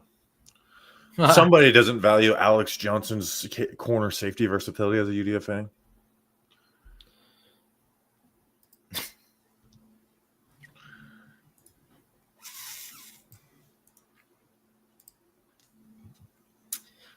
Omar Norman Lott or Darius Alexander? Are you asking me? Yeah. I go Norman Lott. I want to say Norman Lott, but just considering the Giants' current roster situation, it's not like Darius Alexander isn't a fit. I would go Norman Lott probably, but I also like. I don't know. I feel really dirty not coming out of this without an offensive lineman. So Jared Wilson, I don't know. Tate Ratledge, sure. I don't know. Well, I know you weren't high on Siobhan Ravel. What do you think about him? No, I don't know if Siobhan Ravel is really going to do anything for me. I got to be honest, and especially not over Benjamin Morrison, right? Oh yeah, that would be crazy.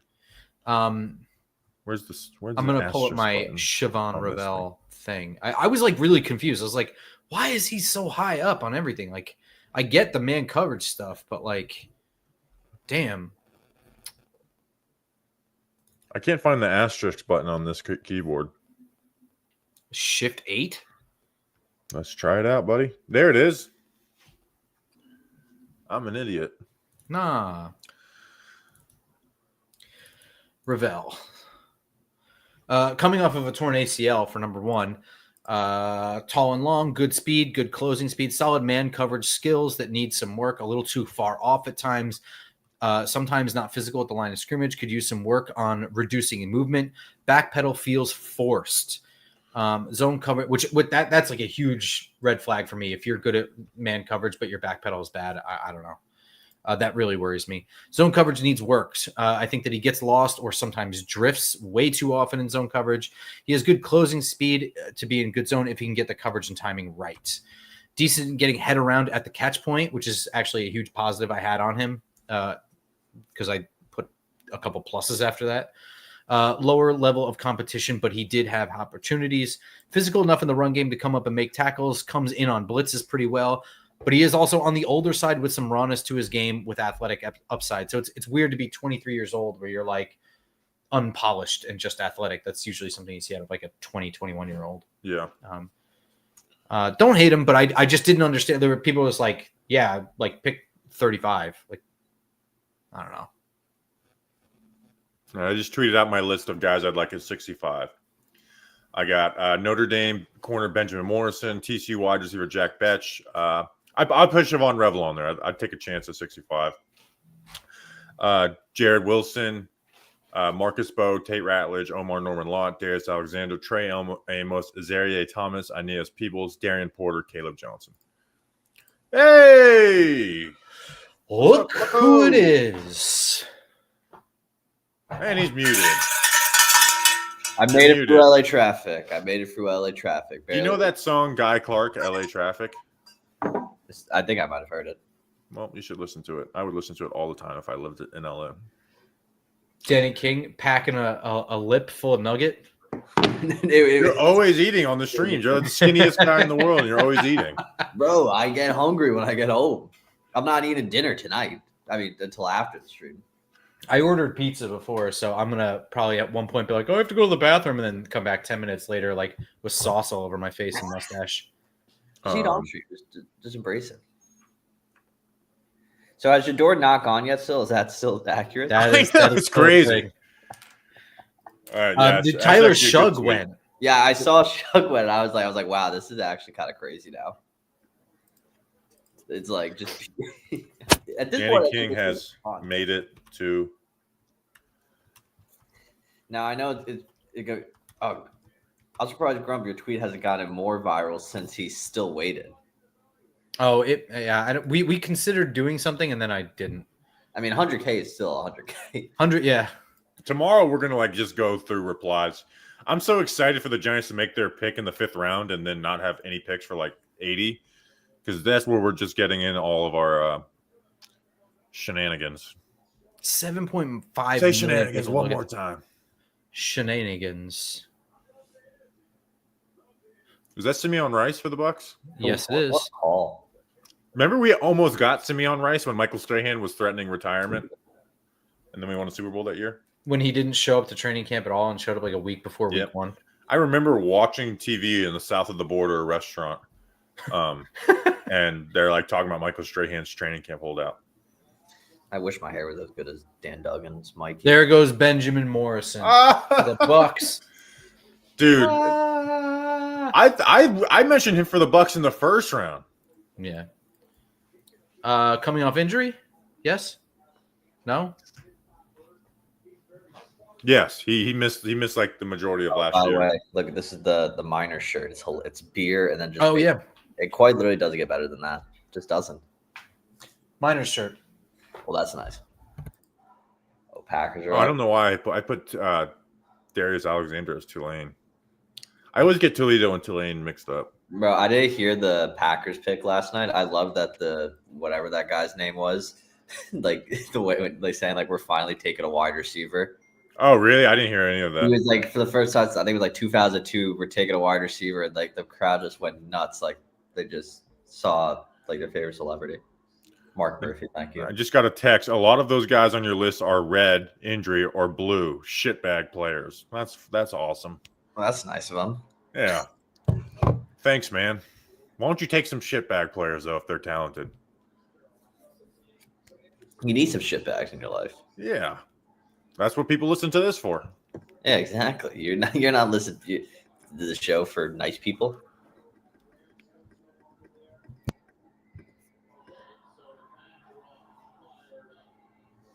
What up, Wes? Y'all see Adrian Peterson? I didn't even put Mike Green on the list. I forgot about them. Oh, I thought they were saying Mike Greenberg. I'm so stupid. We all see Adrian Peterson got arrested today. That's tough. Adrian Peterson got arrested? What did he do? DWI. Oh. Tough for Peterson. He was at the Vikings draft party last night. I thought that was Joe Shane up there for a second. So, all right, one of my best player available now is Jack Betch. Packers double dip. They love the double dip. They get just 5 wide receivers that they trust out there. It'd be 6 actually. Who is this guy? Oh, that's Jordy. That's Jordy Nelson. He looks so different. I think he let his hair grow a little bit. Yeah, because he always had that buzz cut. Yeah. Wait, he went to the Raiders after the Yeah. Remember Aaron Rodgers that complained about like all the players that Packers let go, and they're like, yeah, dude, they had like terrible seasons every year. The Packers were ahead of it. Yeah, let's see. He left Green Bay after 482 yards in 2017. Then in 2018, he had 739 yards, but then he was just out of the league after that. I didn't even realize he had that many yards for the Raiders that year. I know. I thought it was much less. So with Benjamin Morrison gone, I officially have no first-round graded players. Mike Green would fall in that category, but I didn't do a write-up on him.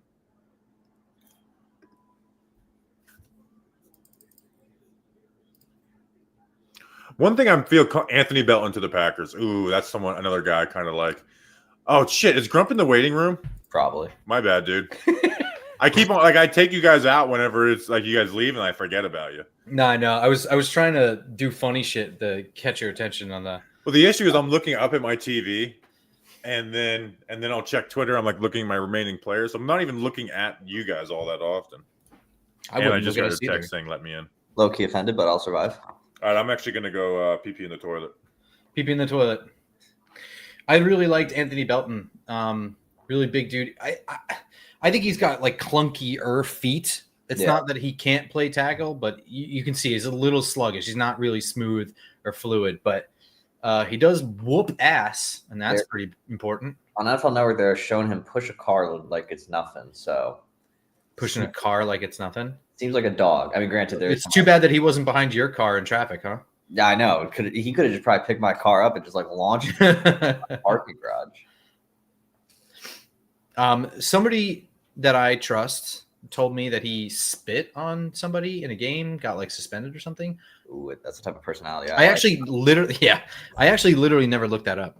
Very, very silly. So let me see. If that is true, I'm more disappointed because culture of violence. You can't have nice people. You can have some nice people, but you also gotta have assholes. I mean, it's a game where you hit other people just as big as you. So fighting dirty, I'm okay with it. Like, have you seen all the? I'm not sure if you've seen it on social media, but all the edits, like it's bad, but like all the edits of Jackson Dart's ex-girlfriend saying like he's been cheating on me for a year, and then it's just like an edit of just like Jackson Dart, just like greatest plays. I'm like, this is this is unbelievable. Melvin Gordon. Remember, was it last year or 2 years ago when Jamal Charles came up and just like was struggling to read the card, like he just basically. Trey Harris. Ooh, this is a good pick for Justin Herbert to throw to. Did he tweet today like the eyes emoji with the apple? I think he did, right? Probably. It's like so weird to be like not a day one pick and be like, yeah, I'm getting picked by this team. Like there's just so like day 2, day 3, like there's so much wheeling and dealing. You don't know shit. Yeah. What do you mean? Like unless you know like the team that's picking first in that day is the team we're talking about, then like it's weird to be like acting like you know where you're going. Like I know you guys might have talked about it, just like, do you think Shedeur Sanders is thinking like, all right, the Browns are going to take me right here, just like to start the day? Didn't the Browns trade? No, the Raiders traded out of a spot and didn't take. You know what I mean? Oh yeah. And I so like my boss asked me, he's like, how far do you really think he goes? And he started listing teams, and the Raiders and him, it just feels like a fit, like non-scientific, non-analytic. I just seeing him in black and silver, it feels kind of right. I mean, him in Vegas just feels kind of right. The DH right there. So I mean, I went to Vegas for the first time. What an interesting city. I've actually never been. It's like I can see the appeal to it. Like I was there. I was there for WrestleMania, and they like my work like sent me to like Gronk's beach party. Oh, that sounds like fun. It was an experience, Gronk's beach party. Florida. It was. I saw someone get kicked out, like dragged out by Vegas securities at like the Live nightclub. It was fun.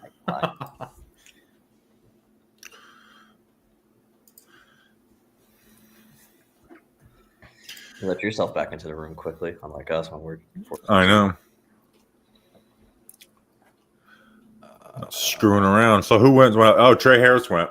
Where do you feel? How do you feel about Trey Harris? Because I'll pull up my write up on him. I mean, I don't have a write up, but like I feel like he's like capable of the explosive play, but he's just not I don't know. He has some wow plays, but everything in between is not super polished. Yeah. Wow. Here's my notes. Big and fast wide receiver who needs to add a ton of polish to his game. Long speed allows him to run past and keep separation from DBs. Average quickness, but adequate for size and play style. Releases are elementary and struggles to separate from press. Extremely clunky and telegraphed transitions. Overall route running is rough and lazy. Limited route tree to hitches post digs. No snap and breaks or details to keep them crisp. A lot of wasted movement to gear down. Good leaper and has ability to contort body really well. Great catch radius. Strong to add yards after the catch. No desire to block. So. Yeah. Personally, if I had to choose between someone who's an above average athlete at wide receiver, but like a poor route runner, and just like, I don't want to say like stat pattern, but just like he was super athletic as a wide receiver in college, and like all the highlights are him just like deep down the field making catches or whatever, I am less likely to take that guy than the guy who's like the intricate, really polished feet who has like average athleticism. I just think in the NFL, like being able to win right off the line of scrimmage and run really crisp routes can mask so much of that stuff. And it's like, I don't know. It's hard to teach. It's a lot to learn. Yeah. I'm just more likely to go that route. Is it raining? Is it raining? It's supposed to rain down here tomorrow. Hold on. My windows might be down. Hold on. In your car? Uh-oh. I think it's supposed to rain here tonight. I got the window open right behind me. Like when I was out here in 2023, it rained every day. Everyone's like, "Oh my god, it's so sunny in Southern California." No, it rained literally every day. It was horrible. Yeah. Would you rather fires? No, good point. Yeah. Bro, that was the craziest day ever. Isn't it like right after you moved there? Wasn't there the fires? Or, no, that was my other friend. It was like I never experienced like when I was out here as like during just like a semester. There's no wildfires, no nothing. And then all of a sudden, like one night, I'm leaving work and I'm just seeing like a whole section of Los Angeles is just on fire. I'm like, that seems like a problem. I was like, we should address that. I think I talked about this yesterday, but there was just like a huge fire here in like the shore area. Oh yeah, like that kid got arrested for arson. Classic. There's a fire on Long Island. Like and subscribe. Now Just like from behind. That is such a really good like way to re-enter the screen there. Oh, it's not. Like and subscribe. Luther Burden is not available, Joni Mooney. You'll never get that $199 back. There it goes. I'm sorry about it. Unite Trey Harris. Yeah. People were saying that wasn't Trey Harris's Twitter account because it only has like 500 followers that we made a graphic out of, but also Joe Judge follows it. So I was just like, you know what? I think this is Trey Harris. And I couldn't find another Trey Harris account. So, and if it's misinformation, I don't care. I think so. I thought I saw someone else post it as well. Seth Rollins. This is your guy, Danny. Oh shit. He's doing the Bears pick. That's actually kind of I love this. This is like a solid person to like just like crap on the Packers.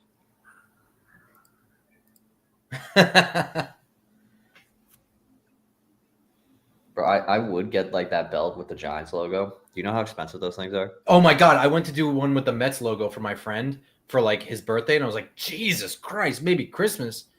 Like it's outrageous how much they're charging for those things. Absolutely outrageous. What's this? All right, I'm getting over this pretty quickly. Betch still available. That's still available. Someone said he gets hurt every year. I also think every wide receiver gets hurt like every year for like a little bit. Okay, yeah, now he is dragging it. Let's. I don't. You saw Anthony Belton went while you were gone, Grump? Yeah. Yeah, I was looking up the he spit on a Clemson player. Oh, But as far as I know, that's like the only character thing. So I don't know. That's a good character thing. That's exactly the conversation we were having. Like he's an ass whooper. I want him to whoop ass. Oh, he's still talking. Oh, fine. Here we go. Bro, ever since McAfee did that thing against the Titans, everyone's been trying to do it. I know. Yeah. Oh, yeah. It was what was the Cowboys receiver who was like a Hall of Fame candidate every year and never makes it? Pearson. Yeah, he Yeah. did one, and then everyone tried to start copying him too. All that for Ozzy. Oh my God, that's a Look, terrible pick. that's I hate the really Bears. high. I hate them. I hate them. I mean, he's Your 6'8". second favorite team. Huge. I don't that's never one of his thing is huge. That's a terrible pick. Day one starter at right tackle. That's what they said. is that just because the Bears have no one at right tackle? Yeah, If the first thing you write is huge, it tells me you don't have a lot to write. Yeah, maybe I'm wrong, but like I don't love Trapilo. I had him as a day 3 pick. Yeah, I had him as a 4th rounder, and that was like me. I felt nice about that. Yeah. Now I know I'm gonna be catching up on conversations, but I saw like people were talking about it. Do we think the Giants just stay at 65? Like unless like there's real conviction to move up. Like I had Trapilo as a 5th rounder. I'm looking I at mean, him now. spots, but like no way they trade up, right? They're just gonna chill out. No, if there's anything they trade down. Down. Are we like really behind? Are we live? No, Danny's ahead of us because he showed up and just turned on his TV and didn't sync us. Yeah. How far ahead though? I think he's probably ahead by like 10 seconds. I'll pause it for now, and I'm just gonna count 1, 2, 3, 4. And we'll go down. They just give up on the clock. It's just like, what are we doing? Put the clock back up. I'm gonna do that YouTube TV thing. 'Cause you know how they have like that delayed thing where it's like, why would anyone want that? Oh yeah, I think that's only during. Oh no, there it is. Yeah, I have mine decreased. Yeah, me too. Just making sure. That's just the. We're just running through picks now. Our people, dude. So we're not on social media right now, really, because we're on here. Yeah. I'm sure people are losing their we're just kind of like talking about Shedeur, and Twitter's probably like melting down at this. I was just gonna say, are we approaching the territory where Milrow goes before him? I feel like we are. Man, what if the Lions on the clock here? I could see that. I mean, they took Hendon Hooker in the 2nd round a couple years ago. That was always a terrible. Someone said Pat Shermer saying Shedeur was like Daniel Jones, absolutely tanked his stock. Yeah. All right, Lions select. Who are the Lions going to pick here? Wait, apparently They got They got Tyleek Williams. Tyleek Williams. It's somebody I didn't realize. They should get another defensive tackle or defensive end. Let's see. They could use Jack Betch. We haven't talked about Imami Ellen at all here. But 65, that's further down than I thought he was going to go. I thought this was kind of around the range, but it's like I think he's a risky player, and now that we have Abdul Carter, yeah. But like when he's on, he is it's unbelievable. And I mentioned Makuba before for the Jets. What about the Giants? I know Tyler Nubin, I know Javon Holland, but they were I don't know. Yeah. Does Tyler Nubin prevent you from getting another safety? That's a tough question, man. I mean, it was like safety is going to get Travis Hunter. Like, I don't know. That's a tough question for me. Personally, I'm not gonna go Makuba, but come on. I saw someone ask about Shamar Turner. Tate Ratledge to the Lions. There he goes. Damn. They love drafting. They draft offensive linemen, man. They keep getting them. Build the trenches. Would you do Shamar Turner or Shamar Turner? I didn't watch him. I watched 2 other Shamars in this class, not him. Yeah. What about Shamar James? That was one, 2 I watched him and Stewart. EB or Gary if there's one worth F3. Yeah, why not? I don't know what corners, how good the corners that are left are, but I mean, RJ Harvey still hanging out. This is a pro RJ Harvey podcast. It is. Jared Wilson is still hanging out there. Yeah. Tate Ratledge. Whoopsie. Alrighty. All right. We're back on Shedeur watch. I always thought Mike Green was like a fit for them too. Again, obviously Mike Green is falling because he's probably he is a shitty person. We were doing mock drafts, like 4 days ago? He was gone by like pick 12. What the heck is the line switcher that I can't see? Here we go. If we get Jared Wilson, that would be so sick. I have so much fun making that film breakdown tonight.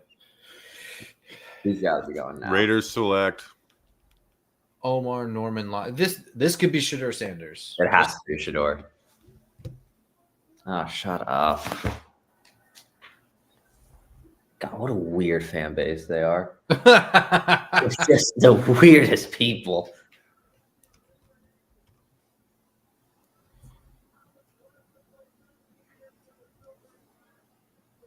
That's great, Steve. Like it's really weird. Like, who are Raiders fans now? Like, is it just like They kept their fan base. so? Like, Oakland is still like big. I mean, I guess with San Francisco being right there, you're not going to flip flop. No, they're. I mean, they're as passionate as a fan base as there is. It's Oakland and LA. I feel like that's where most Raiders fans reside. Yeah, it's so stupid that they didn't move them to LA and move the Chargers to Las Vegas. That's such a good. Like, you could have just returned 2 teams in the Rams and Raiders to LA. That's And such a obviously, that's not how it works. But anyone with a brain should have done that. It's really a shame that the owners in Oakland don't give a shit about their teams at all. Man, bro, it's crazy. I feel like Mark Davis does care. He's just stupid. Yes. Like, he gave John Gruden that contract. Jack Batch. Oh my god. There he goes. I mean, Mark Davis has that haircut still. Yeah. He has no one close enough to him to tell him how bad that haircut is. That was my best player available. Bro, it's so crazy that. Wow. Dang. Now, at the same time, I wasn't sitting here being like, I need a wide receiver or whatever, but I do like Jack Batch a lot. He was huge at the Senior Bowl. And like it was crazy because it wasn't like day one he was better than everybody. It was like a rise from day 1 to day 2 to day 3. He just consistently got better until by day 3 we were like gushing over him. I legitimately love his film. Wow. Again, he's not someone he doesn't win vertically or, but outside of that, he wins every other way. I mean, I guess we're looking at Darius Alexander, Marcus Bowe, Jared Wilson, Azaria Thomas, Trey Amos. So top 30 visits that they have that are available. Siobhan Ravel, Makuba, like you mentioned, Shedeur, Bowe, Marcus Bowe, Darius Alexander, Caleb Johnson, Cam Scatabo, Jalen Milroe, and then some like late day 3 guys, all the Oklahoma State guys that they brought in 3 Oklahoma State guys for top 30 visits. Wow. What's the deal with all these Oklahoma State guys? What's the deal with these Cowboys? Where do they come from? Is Joe Shane the biggest Mike Gundy fan in the world? Is Mike Gundy the longest tenured coach in college football? Now that Saban left? Well, he was there before Saban. Paterno? No, I'm talking currently. Current? Yeah, probably. Yeah, I don't think he's been there longer than Paterno was at Penn State. I can't think of anyone else. Well, I mean, the landscape of college football has completely changed, right? Like, there was a time where, like, when you had a good coach like a Joe Paterno, you just didn't fire him, and they didn't go to the NFL either. They were gods on the campus, and that was it. Any other news about that guy? I'm going to look up longest tenured college football coaches. Kirk Ferentz. There. Mike Gundy's number 2. I forgot about Kirk Ferentz in Iowa. Mike Gundy is a top 5. Iowa. Yes, Kirk Ferentz. Hey, guy, we take from his tree. We took his son is assistant O-line coach for us. I have such a riveting offense. I love watching Iowa Hawkeyes games. I really don't want this pick to be Marcus Bowe. No, that's a crazy thing.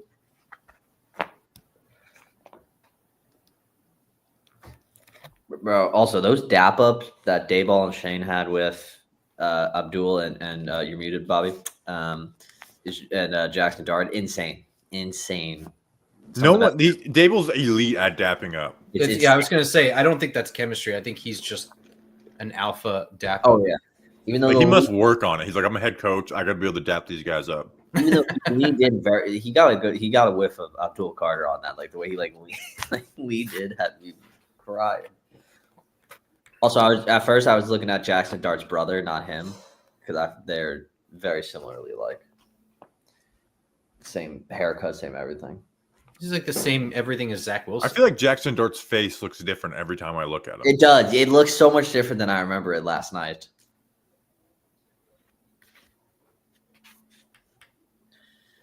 Do we think Abdul Carter will be able to get either 11 or 56? 56 would be insane. Yeah.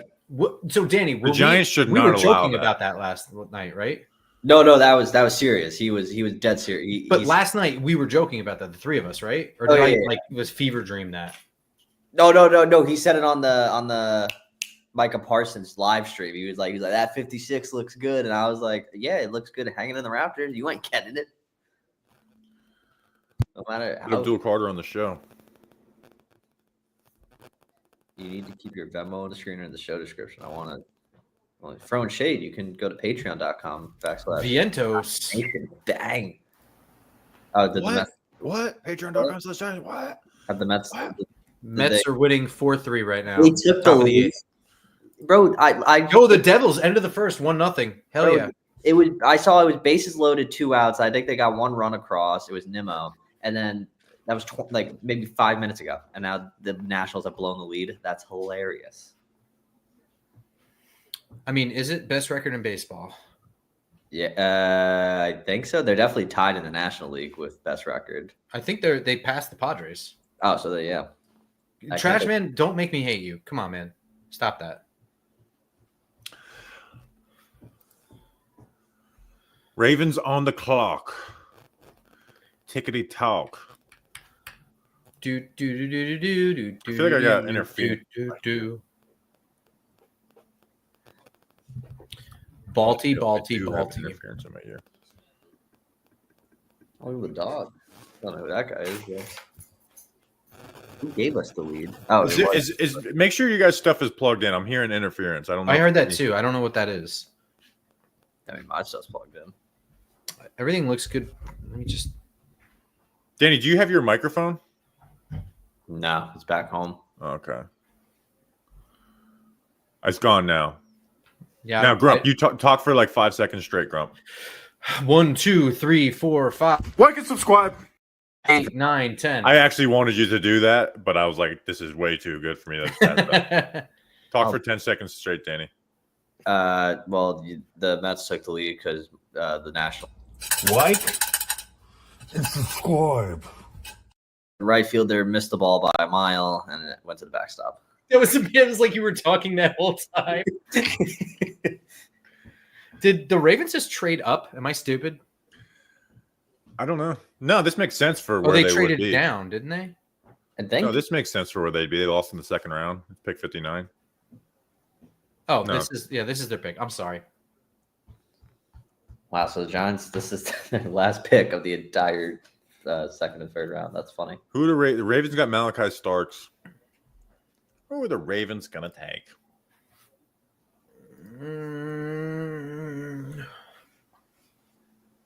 I'm just concerned who the Eagles are going to take. They're going to somehow take someone good. Will become the next. Oh, I'm not worried about that. I just assume that they're going to take someone good. They're already good, so it doesn't even matter. You blow a draft pick, it don't matter. That is fair. Ravens need more offensive linemen. Yes. I feel like they do. Okay, so I'm gonna say something. I just saw the Ravens pick This is going to be a Revel. Anyway, on go ahead. Twitter. I'm not gonna say it on here, but this was 9 minutes ago. How are we this far behind? No, I think they picked. It's impossible to be 9 minutes. But it's just they're tipping these ticks. It's Oh, I mean, maybe the people are yeah. So it's from Connor Hughes.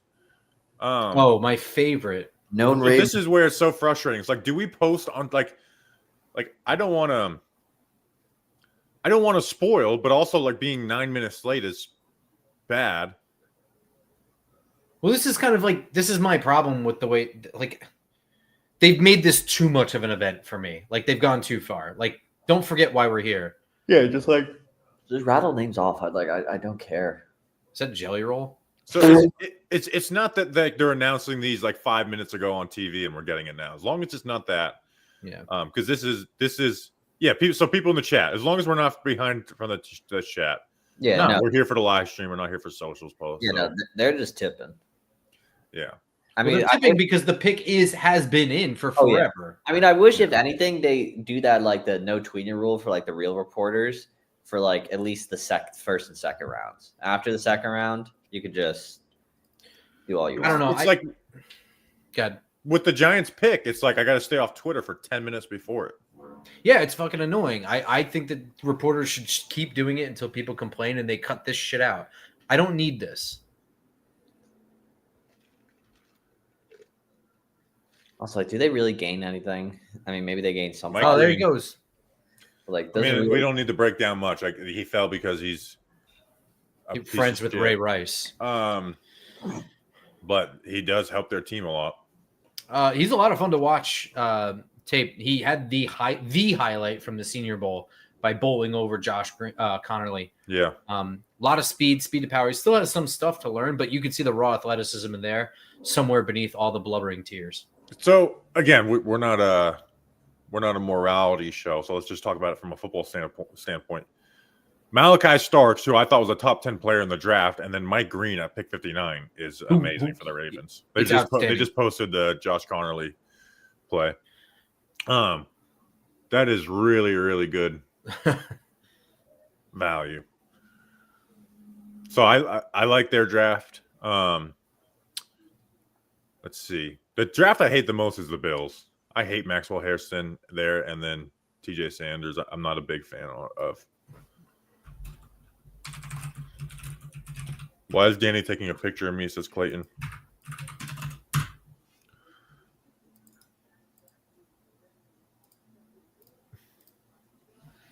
No, well, I just learned what he did. Yeah, he did something at high school too. I did not realize. I only saw the Virginia thing when we were. Yeah, it was high school and college, and then I guess they rap sheet said some teams didn't find his answer satisfactory, so they took him off the board.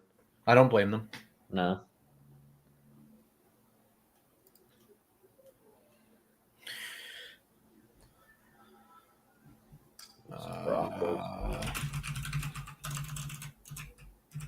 Broncos selection. Who's this making the Broncos Jesus. pick? Monty Ball.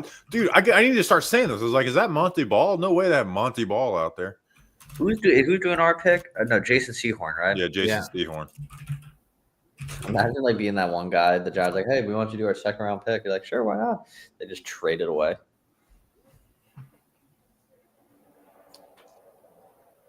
$2020 fly. They take. Damn it! Oh wow, RJ Harvey. Shout out RJ Harvey though. Dude, the whole mock is getting decimated. How did I get this far behind you guys? He just announced it for me. Julian's going nuts. RJ Harvey to the Denver. That's a good pick for them, man. Yeah, I think Julian's at RJ Harvey's house, right? Yeah. So that takes. So Donovan Jackson, Alfred Collins, and RJ Harvey all went before I mocked them. I hate that. I hate that I mock guys that went way before that. Then I mock them. No wonder my mock draft was so great. Or maybe I know value. Maybe I just know value. I understand value. The rumor is you know ball. Bobby knows value. Yeah. Let me get some Bobby knows value in the chat. That's it. It's just I see the value in the simulator. I take the value, right? I'm not gonna apologize for a bad simulator. Okay. If there's one thing I know, it's value. And body armor. Shout out body armor. And the Sussex County Miners. And Bobby armor. All right, Bobby, who's this guy? I don't know. I'm a fraud. Gary Clark. I don't even know who that is. He was a supplemental draft pick. I love the supplemental draft. R.I.P. Sam Beal. Every year, at the end of June, I'm like, is the supplemental? They're gonna have a supplemental draft this year. I do a write up on the players. You know who the last player to be picked in the supplemental draft was in 2019? Trey Amos to the Commanders.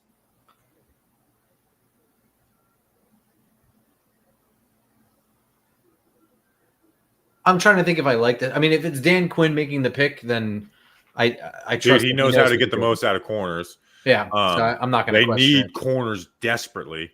You know, they traded for Marshawn Lattimore, and he underperformed for them. I think he'll probably do good in this. Like he's bumping going run. to bring the pressure, right? Yeah. So this is a good fit for them. He was my fourth best available here. So, and that includes Shedeur. So it's unreal. Shedeur's not going to get picked in the look at the next picks: Bears, Chiefs, Eagles. The only team who's the Chiefs backup? It's Wentz, right? They wouldn't waste a second. They're not drafting. I forgot we're in the second round. Sorry, my bad. I forgot we're in the second round still. And definitely they wouldn't draft Shedeur Sanders to be a backup QB. Oh yeah, no, it would be funny. It's like, hey, buddy, you're never going to play in the NFL. Bro, that would be hilarious. It would be hilarious. All right, we're coming up on the Giants' pick. The Bears' pick is in. Commercial. All right, I'm gonna. Bears are going to take a running back. What are you about to do, Bobby? I'm gonna quote tweet the stream. Say Giants pick coming up. Let me go do that as well. Thanks, Sussex County Miners. Well, I'm also gonna talk about quote tweet. Let's get all the views in here for our friends. And you're like, what, Bobby? What are you talking about, man? What the hell is going on in that stupid little head of yours? As I try and find the overlay, so I'm trying to buy time. The Sussex County Miners are bringing us the draft streams. Turn off that phone. That's the interference. First text. Miners baseball isn't just baseball. It's an experience, right? And it's all about the experience. Affordable pricing, in-game entertainment, fireworks, theme nights, and a family-first vibe. Half the price of an MLB game, and honestly, maybe even more fun. And honestly, if we're comparing it to certain MLB teams, it's probably like a quarter of the price. You can go check them out at SussexCountyMiners.com. You've heard me say this already a bunch this draft weekend because the support has been great. But this isn't just like me dealing with a sales team. These are people who are fans of the Giants Nation show. They're like, hey, we want to support. This is what we have. We want to support you guys. Vincent, their GM, Mike, their owner. I'm going to get out to a game this summer at some point, so I'm really excited about that. The Sussex County Miners have been great for us. They are bringing you Pick 65. Pick 65 is brought to you by them. Their opening night is May 8th, so they're celebrating 10 years of Miners baseball with a massive post-game drone show thanks to the New Jersey Lottery. You've never seen an opener like this, so go to get tickets at the SussexCountyMiners.com. Get a hat if you're never going to be in that area. Go support them because they are supporting us. Thank you, Sussex County. Stand up. Legend. I said stand up, Sussex County. Thank you to the Sussex County Miners. I didn't realize there was going to be a drone show. That's kind of awesome. Drone shows are cool. More than kind of awesome. It's very awesome. Really awesome. Drone shows are cool. Do you shoot them out of the sky? With fireworks? Yes, you do. Yes, that'll be let's get one of these things on the ground. Oh, do you remember in December the whole drone fear going on in New Jersey? Yeah, that's what I'm saying. Course, I lived here. They're gonna revive that. Oh, I was so mad. I flew home for Christmas. I didn't see a single one. I'm going to be people didn't realize that was actually the Sussex County Miners. It wasn't. They were traded. They were testing. Yeah, they were tested. It's gonna be some big ass drones. But yeah, I didn't see a single. And I have people that live that way by like an eighth of a mile, really close. And they're like, "Did you see it last night?" I'm like, no, I don't know what you're talking about. But whatever. Whew. All right, so we are at pick 62. We're getting close to the Giants pick. We have the first pick of the third round. I'm getting a little nervous here, boys. Jared Wilson, still feeling. Yeah, I think it's going to be Darius Alexander, which this was the value I saw for Darius Alexander. So we get a few picks away. Not to make a big deal, but the top 30 visit. This is Darius Alexander territory. Wait a minute. We have 4,000 people in here, by the way. I just want to make that clear. Where's my coconut? I'm very close to asking a very stupid question. There's no. Who the hell picked Kenneth Grant?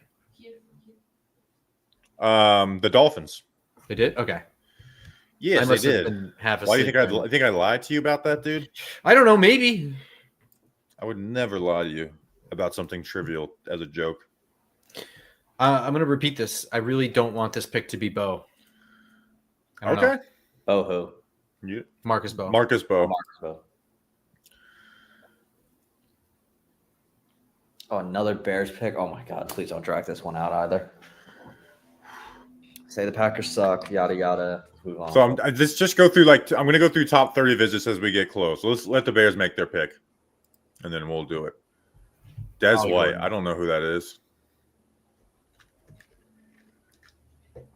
Yeah. How many people we got in here? Make sure to like and subscribe. We're up 1,300 people in here. Make sure to like and subscribe. Click the button. Like on the Twitter thing, I said 4,000.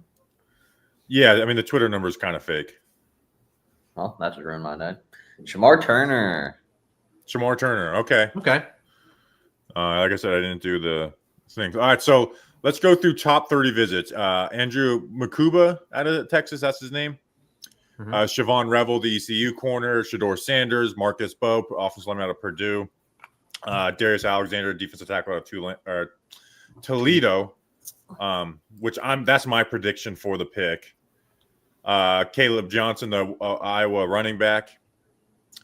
Let's see, Cam Scatabo, Jalen Milroe, and then that trio of Oklahoma State guys.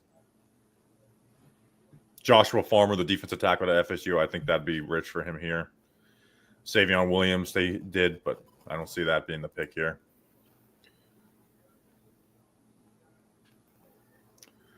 So yeah, Shedeur's hitting the third round. How about that? Don't speak too soon. The Chiefs pick is in, so unless the Eagles trade out. Man. Am I remembering this wrong, or was there like reports that Shedeur told like Cleveland he didn't want to go there? Like at 2? Or is that fake? I mean, I feel like I remember reading something. Was it? I mean, I may have read it and it may have been fake. You know what I mean? Yeah. I mean, I remember something similar, I feel like. Chiefs select. What do the Chiefs need here? Omar something. Omar Norman Lott. Oh wow, that's a good pick here. Chiefs. Who did the Chiefs get in the first round? Oh, they got Josh Simmons. I really like their draft. Or no, they did get Josh Simmons, right? Yeah, I really like their draft. Get someone to go against opposite Chris Jones, so you get some value there. That's a good pick for them, and I love that Josh Simmons fell them to at 32. If we had pick 34, I would have been heartbroken at Simmons going off the board there. So, is there a clock on anybody's screen? Because I feel like I'm behind you guys. No, there's no clock. I mean, I'm down the pause, but yeah, it's not a clock. I'll announce it. That's how So just wait for me to announce it, and we'll go. All right, so Eagles are on the clock now. Deion Walker. We saw him at the Senior Bowl. He's just big. He's in I haven't given up on him as a talent, but we're talking about early third round. Yeah, he just plays way too high. It's like I can't see. You got to play more dominant with that size. We did read that. Do you want to know where we read it from? What are we talking about? It was Wes. Wes Locke? No, Wes Steinberg. Oh, shit. What are we talking about? Me and Grump were saying we feel like we remember reading something about Shedeur telling the Browns he didn't want to play with them, and then that was the Art Stapleton thing. That was a chat. Oh, that's right. That's what that was. Okay, never mind. When Dion tweeted about it. I remember that got sent in our TMZ thing to explain to them who Wes Steinberg is. Oh, that's fucking great. They're like, he's just known. I'm like, yeah, he's known. All right, so who do you want here? I want Jared Wilson or Darius Alexander. I think I want Darius Alexander. I didn't watch Jared Wilson, but you're pounding the table for him, so I can get behind those two as well. Yeah, I wouldn't hate Makuba though. I'm just throwing that out there. I don't think that safety's locked up just because they drafted Tyler Nubin.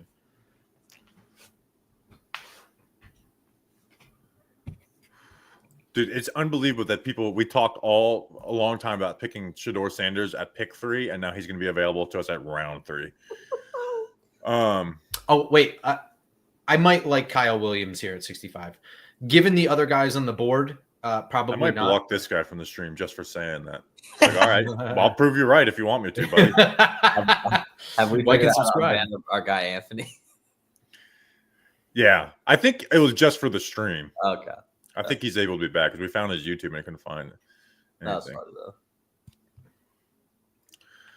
though. No Azaria Thomas for you here. I would be okay with his area. Well, I guess, but you have Ravel higher than him, right? Ravel scares me. Okay, because I had talented, Thomas but he ahead of scares me. Ravel.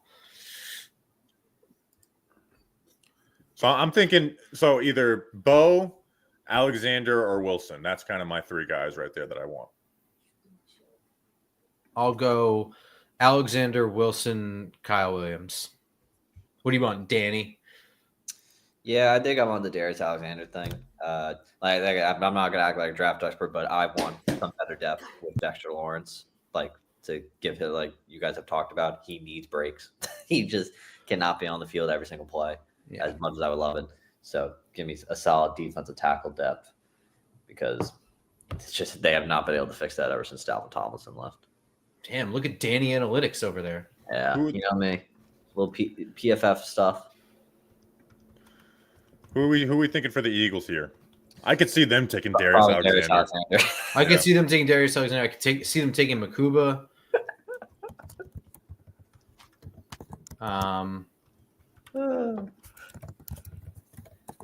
Honestly, I think Harry Rose just lives to know who the Giants are taking to just take him right in front of him. I could see them taking Ravel as well. Darren?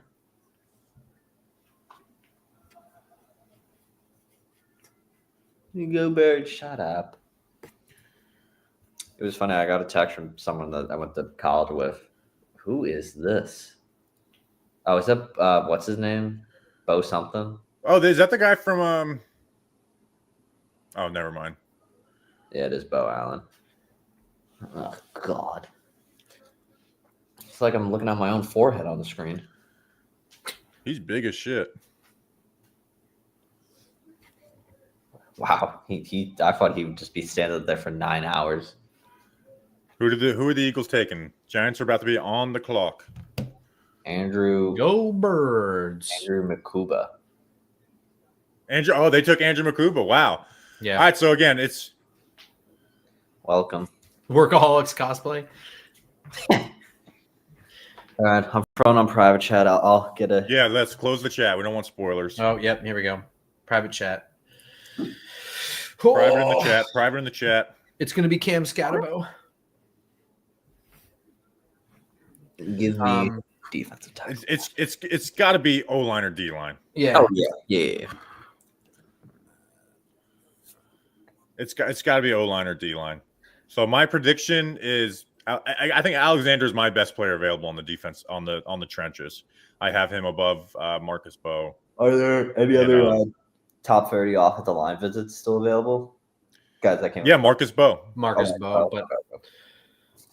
But Jared Wilson's strictly a center, or is he just interior offensive line? He's a center. Guard? Okay. Yeah, and if that's the case, like, I'm not dead set on John Michael Schmitz, but I am.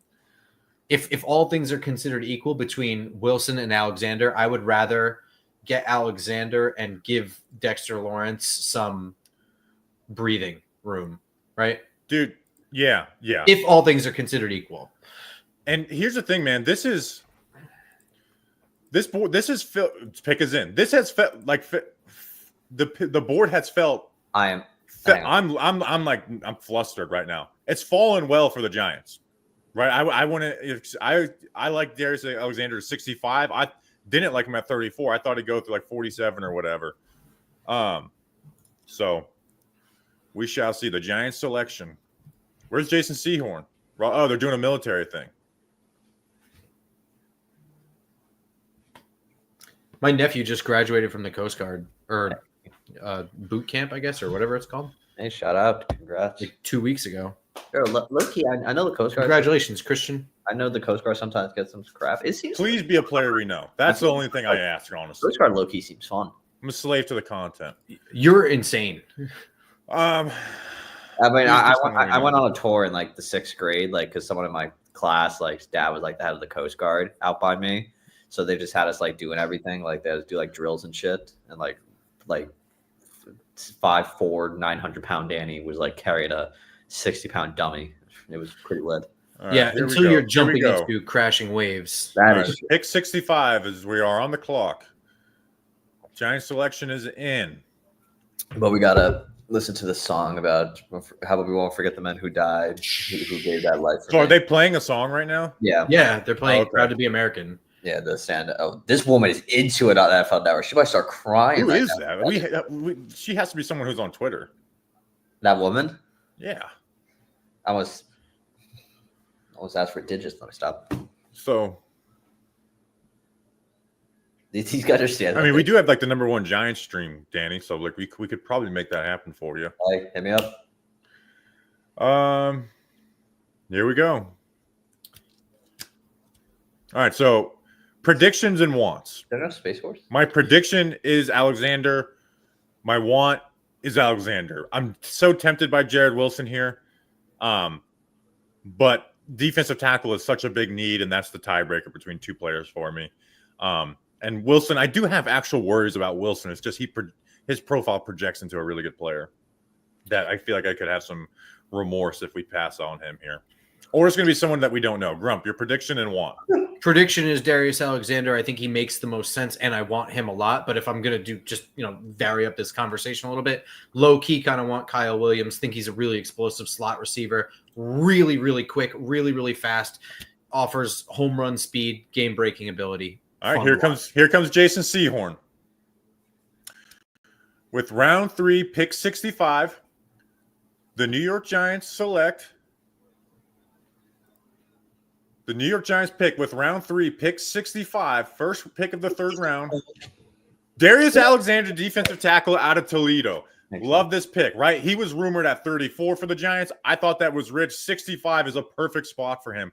Grump, we saw him down at the Senior Bowl. He was excellent down there. That's why, he was one of my first watches, right? I have the dates when I do my grades on a player. His was February 2nd, 2025. It was the Sunday after the Senior Bowl. He's 6'4", 305 pounds, 34-inch arms, long arms. He is a gifted defensive lineman who you need to know how much work he's putting in. And the Giants brought him in for a top 30 visit because he's destined for that penetrating 3 technique role. And that's what fits with Dexter Lawrence. He's a good athlete that shows up very quick laterally. I want to see him play a little stronger, right? I want to see him time the snap up a little better, right? His get off is inconsistent. And he plays upright sometimes. But again, you just need to add bull strength. He's extremely fast, strong hands. He swats offensive linemen's hands using foot quickness. Double teams in the run game. Again, he has wins in the run game. In the double teams, he loses, right? We got to get better. But round 3, pick 65, I think this is great value, and I think this is a great fit for the New York Giants. Darius Alexander out of Toledo. 6'4", 305 pounds, 34-inch arms is freakish. He's really explosive out of his stance. It's probably the first thing that you see when you watch his stuff. Really decent quickness in small spaces, really good closing speed. I think the pad level is inconsistent. When it's good, everything's good. When it's not so good, that's where you start seeing the warts, a little bit too much lean, etc. He's got the motor. He's got the leg drive. One of my favorite things, he's a really violent tackler. For combine things, 28 reps on the bench press is second highest among defensive tackles. The downside, he's 24. That's such a minor downside at this point because for the last 5 years, almost every person coming out of the draft was 23, 24 years old. But it is something to look at. Super excited about the way he's going to fit in this defensive line. I love the fact that the defensive line is now completely revamped. Kayvon Thibodeau, Brian Burns. Now you've added Abdul Carter. You've got Golston in there. Darius Alexander working next to Dexter Lawrence. You have a really, really, really talented the ceiling for that to be dominant is certainly there. And the Giants have probably one of the better position coaches coaching all those guys. So to maximize all that talent, giving guys plenty of rotation so you can maximize the talent that you have there. That's outstanding. I think this has been a pretty pretty damn good draft for the Giants.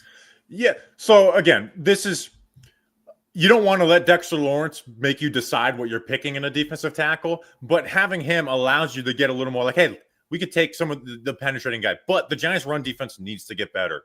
And Alexander, I don't know if he's bringing that in right away. He can get better, but he's at 24 years old. So really good player. Fell in love with him at the Senior Bowl. Excited to see him get in there. Defensive tackle was what we wanted out of this draft class. Pick 105. I would still love to get a defensive tackle like Cam Jackson. Let's get that run defender. We'll see. But appreciate you guys. Like and subscribe to the channel. And that is a reaction video. Crump, how are we feeling? I feel good, man. I'm trying to pull up the exact roster right now for the Giants so that I can kind of look at the depth chart for like the defensive line here, because they added a lot of bodies in the offseason too. Like they didn't need to come away with a defensive tackle necessarily. Do you think Jeremiah Ledbetter kind of he's the run game stopper, right? Yeah, but again, he's not like someone who's giving you like this. Yeah. So I'm sorry, I'm trying to get stuff on social. This is what happens when we're running everything. Oh, sorry. All right. Then you do that. Let me just talk then. Do what you got to do. But the Giants really invested in the defensive line. They already have Dexter Lawrence. And by investing in defensive line, Dexter Lawrence got a contract extension not that long ago.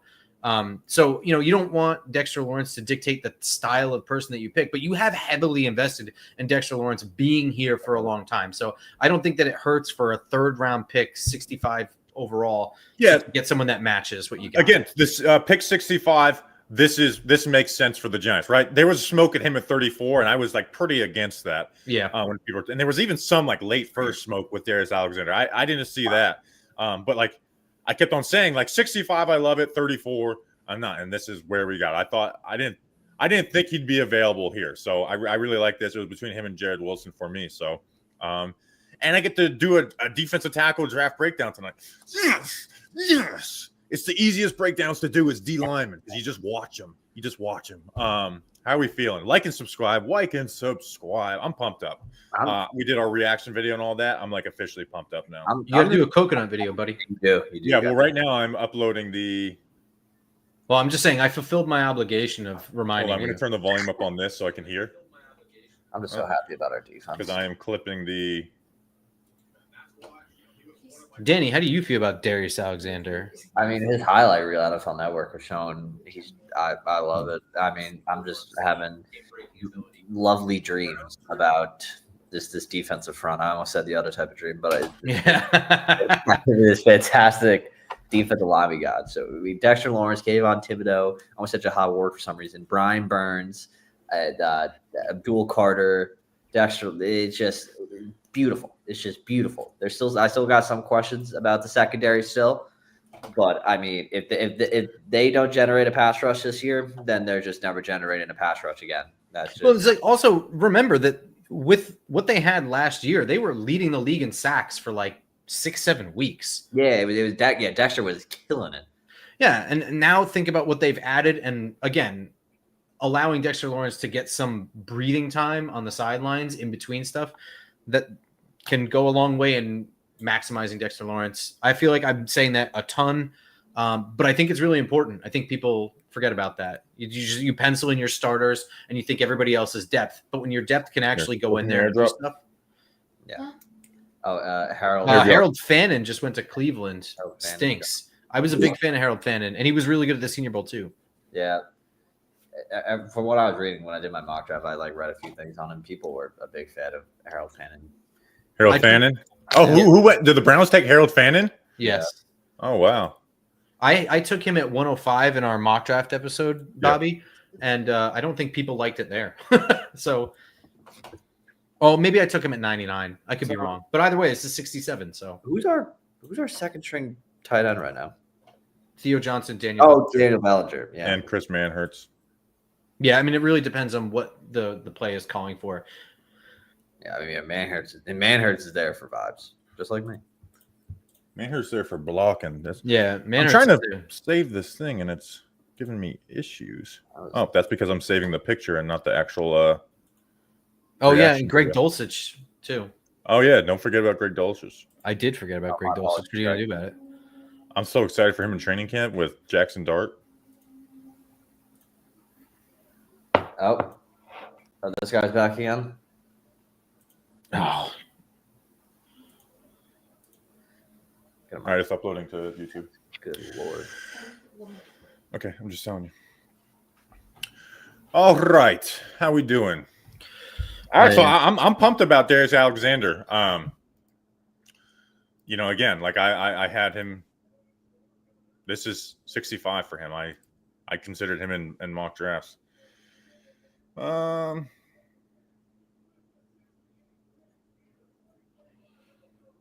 right, so I should do the coconut video. Still not Shedeur. Darian Porter. That's crazy that I guess I'm going to stop saying it's crazy. I guess he's just the worst quarterback prospect ever. And he deserves this. Darian Porter, dude, his advanced numbers are ridiculous. He's a wide receiver convert. I'm going to pull it up right now. Oh, man. Darian Porter gave up 5 catches on 17 targets in 12 games last year for 70 yards and 3 interceptions and 2 pass breakups. That's like unbelievable. But he's again newer to the position. He's an older guy, but Patrick Graham will like him. All right, I'm gonna do the coconut video. Do that coconut video. Do the coconut video, Bobby. I'm gonna lean my phone up against a Body Armor bottle. Shout out Body Armor. Shout out the Body Armor. Love Body Armor.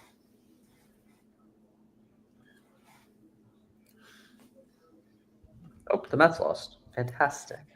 Oh no, I didn't think they'd lose any games in a 162 game season. All right, coconut video. Here we go. Giants select defensive tackle Shedeur Alexander out of Toledo with their 3rd round pick.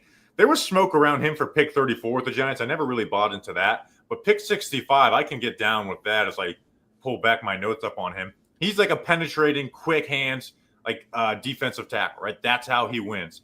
He's got strong hands that allow him to torque.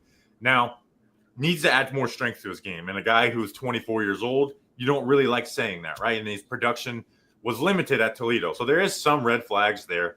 And in the run game, one of my notes is at best, he doesn't lose double teams and he gets washed by down blocks. So, but like he works as a penetrator well, he finishes at the ball. He's a talented player that you put next to Dexter Lawrence in that 3 technique role. Still, again, the Giants need to get their run defense better. I don't think Darius Alexander is the best pick, but he's, athletic. He's got good size. Giants had a top 30 visit, so they bring him in. So, Darius Alexander, welcome to the Giants. Let's go big blue. I wish the Giants would get their tradition going of getting the Senior Bowl MVP again. I miss those few years. Jack Betch. Yeah, I know. Like, get that tradition back. I miss the Kyle Laletta days. Wait, no, did he win Senior Bowl MVP? Yes. Yeah, he did, yeah. he also is he the one who was busted for speeding like 105 miles an hour around? Yeah. Yep. It's tape to leave. 69th pick.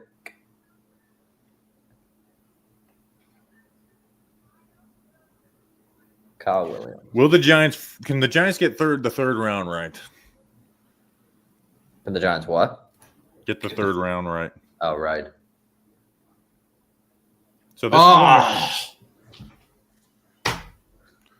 Kyle Williams to the pager. That's a good fit there. This highlight tape is nuts. If they show it, I'm behind you guys. The Patriots they're doing that thing. They're doing that thing right now.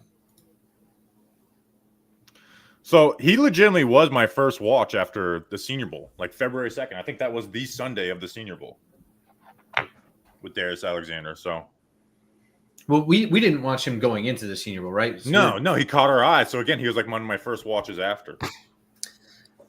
Simon in the chat asked. He said, "I'm not saying I'm not happy with getting our second D line. I'm just worried the offensive line will stink, and this all ends up being a disaster." Yeah, that's the issue with trading up.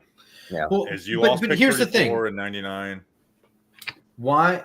I think that the starters on the offensive line are actually fine. Yeah. Okay, but you have no young line. interior. You have no young Correct. You have But young players that you are invested in long term. Correct. And that's true. But the worry can't be that the offensive line is going to suck. You know what I mean? Like, if the starters stay healthy, they're fine. I would have preferred to have, like, somebody for real compete with Greg Van Roten at and maybe that's Evan Neal. You know what I mean? I don't want to shut the door on that. It could be. He'll be our right tackle. He won't compete for right tackle. I think they're done with that shit. One can only hope. I mean, they'll still try it in training camp. But yeah, I'm looking forward to that. The Brad Dable, we're gonna give him a go at right tackle. Who the line's going with? I'm uploading the reaction video to YouTube. Isaac. So we have no more picks. Nope. Yeah, for now. For now. So now your reaction for the thumbnail is very it's like you hate it, and Danny King's intrigued. And I'm behind you guys, you dingus. Well, I announce it. You got to listen to me. I can't. I have you and Jason Sehorn talking at the same time. Well, turn down Jason Sehorn. Well, whoa! What's your thing? So that we're down the greatest corner of all time. Yeah, bro. The one photo of my reaction last night, I hated. I look like on the Jackson Dart one, I look stupid. I mean, I guess it fits the good when you need a good thumbnail because I'm like. Yeah, we needed someone to look excited. I didn't do it for Carter. I just so knew it was Carter. I just was like, yeah. Yeah, so from now on, we're going to play the game. No matter who they pick at pick 105, we all need to go like this. I'm like holding a gun in the air. Just like, never mind. I'm not going to make that joke. See, I know we said it last night, but seriously, I understand. I get it's Green Bay, but God, I can't think of a more. Your first draft, you go to Green Bay, Wisconsin. There's worse. I would rather go. I don't know. Maybe I wouldn't really want to go to Cleveland. To be honest, it's a bigger city, but I'm so excited to do a Darius Alexander thumbnail or breakdown tonight.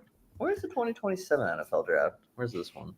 Not yet confirmed, but DC and Denver are both vying to host the event. I mean, if I lived in DC, I would just move out the city if it comes to DC. Would you?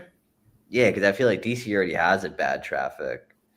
But then they have a really good train system. Yeah, that is true, though. They do have that. I could rant about LA about that. Someone asked, is Giants Nation a culture of violence? That's the only way you embrace it around here. This is a pro spitting podcast. Yeah, we wish we had belts so he could go spit on our opponents. All right. Hey, one of my biggest goals of draft weekend is day 2 knowing the players. You always get scared because there's let me go look at nothing will top that greatest clip of all time. So let me pull up the draft tracker. Out of the guys I didn't watch, Shamar Turner went right before. Actually did pretty good this year. The UCLA edge. Actually, you know what? They're pretty good. I'd be stressing about pick 99 if we still had it. I know you hate it, Bobby, but the music Julian put over the Cordell Flock pick is still one of my favorite videos of all time. Word. You threw the coconut. Oh, glorious. This is the first time Joe Shane has used a pick in the first 3 rounds on a player from a non-power conference. It was 13 for 13 before taking Darius Alexander out of Toledo. Turns 25 in August, but isn't viewed as a finished product. This is Dan Duggan. I don't think that any of that really matters. Where's he getting that from? Dane Brugler? I don't know. Maybe. I don't think it matters that he's the first non-power conference in the. Yeah, I doesn't matter at all. Yeah. Does that mean he wouldn't have taken Kenyon Mitchell if he had the chance? Yeah, it's like. Oh man, I wish we got Kenyon Mitchell. Seriously. So, I mean, whatever. It's interesting nonetheless. I guess we know that one coach wanted him. But being 25 and not being a finished product is some bullshit. Yeah, that's not good. But again, you do see room for growth, but like you said, it's not good that. So that's one of my notes is is who you need to know how much work he's putting in, and they had him for a top 30 visit. So hopefully he is. Well, it's like so weird because every time they bring somebody in, every time they're picking, it's somebody from a top 30 visits. Like, is someone just nailing these top 30 visits every single time, or are they just asking easy questions? Yeah. It is funny. Like, the top 30 visits is the way to figure out who the Giants are picking. Like, there's just no doubt. Like, if Joe Shane gets fired, it's going to make our draft coverage a lot harder because it's like now we don't just get the keys to whoever. Like, we're taking Colin Oliver at some point or Corey Black with that one of those 7th round picks. I'm telling you, it's going to be Ollie Gordon. I would love that. I actually would love that now that the Giants traded up and lost those picks. If they're getting him back, I think Ollie Gordon would be good to go pair with Tyrone Tracy. And he was a great interview at the Senior Bowl. Unfortunately, we don't have that interview. Ollie Gordon. Is this Saints pick Shedeur Sanders? Shedeur? Yeah. Yeah. At this point, I'm just rooting for him to go to Dallas. I'm trying to think of what teams even need a quarterback at this point. Jets. Wow. It's the defensive tackle. Vernon, I can't even want to bother trying to pronounce that last name. I don't know anything about this person. This is probably the first time I've read that name. I know Big Blue Goon likes him, so that's enough for me. I wonder if Big Blue Goon is watching. BBG? Oh, yeah. Speaking of, well, there he is. He's unbanned. Oh, let's go. I'm unbanned. Bobby bans him again. Yeah, he's going to sit there and tell you that they're not a minor. Anthony's a funny guy. He would appreciate like a bit of let's just keep banning him every time. I mean, he revealed himself as Danny King's superfan last night. Going into the season, Ollie Gordon was viewed as one of the top 3 running backs. Going into the season, Shedeur Sanders was a top 1. He had 1,700 rushing yards in 23 and 21 touchdowns. Also, I hate to keep bringing it up, but did you guys see? And by the way, another thing. Sorry to cut you off, Danny. Jalen Milroe, this idea that he was going to go in the 2nd round is insane to me. It was insane, and here we are. Now Shedeur hasn't been picked either, but it was always insane to me. Dude, if Shedeur falls to day 3, I got to stop talking about Shedeur. I'm turning into ESPN. Then talk about Jalen Milroe then. Yeah. Why is that insane? But because his film stinks. Like, he's a bad quarterback. He's just extremely talented. So it's, again, I understand the swing, but doing that with a 2nd round pick would have been crazy, right? Like, again, when you take Jalen Milroe, if you're not admitting that you're probably lighting that pick on fire, you're a bad scout, right? You're a bad NFL GM if you're not admitting in your head that this is probably not going to work out. So, oh God, I really do hate the Bills draft selection. They just took Landon Jackson out of Arkansas. You interviewed him. Yeah, I don't like Landon Jackson at all. He just plays way too stiff. Stiff in these highlights. His highlights are great, right? So you see plays where it's like, am I wrong about him? Oh, there's a highlight of him being unblocked. I mean, even in these NFL Network highlights, I feel like he's so stiff. Like you said it, and I instantly see it. Like, he's just like doesn't really have like a move.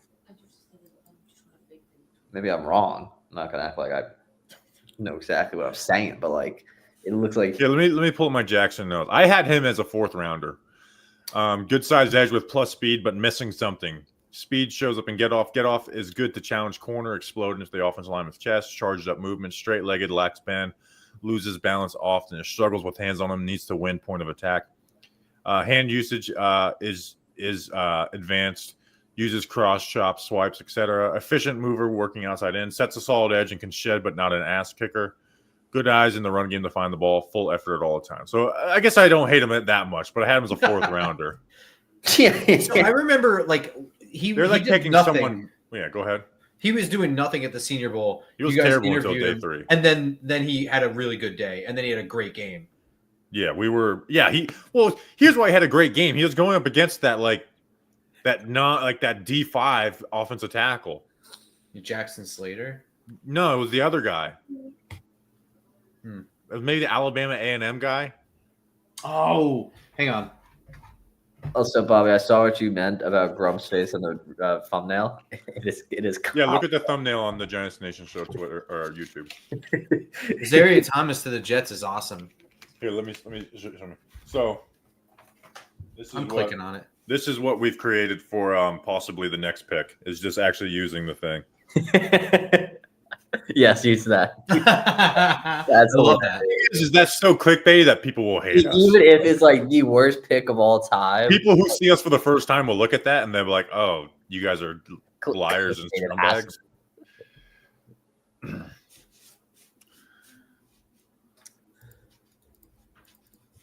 Oh, the Jets took Zaria Thomas. Yeah, that's a great pick for them. Yeah, that's a really good fit there. That's a great fit. And at 73 too. Like there was first round buzz about him. But he is a perfect for Aaron Glenn. Like just physical. Like he's gonna give up some yards, but he got avoided this year, right? The name you were looking for was Carson Vincent. Carson Vincent. That's exactly who it is. Also, so I hate because I wanted to go see like what Dave and then Shane were saying. So I don't know which reporter, but someone asked him about a meeting with Sanders. Why? Like why? Like you think they're gonna shit on him right now? Like, yeah, he sucks. Yeah, his meeting was terrible. But Shane says he's excited about the front seven. I mean, granted, why wouldn't he be? High ceiling for this player, so we're excited to add another player to our front seven. So they're really saying nothing. Thank you. No, I'm not being sarcastic. Legitimately, thank you for sharing that stuff because that stuff. No. I know you're not being sarcastic. I'm just saying I feel like Shane just didn't say anything in that quote. But yeah, he's excited about the group. That's based off what SNY Giants tweeted out.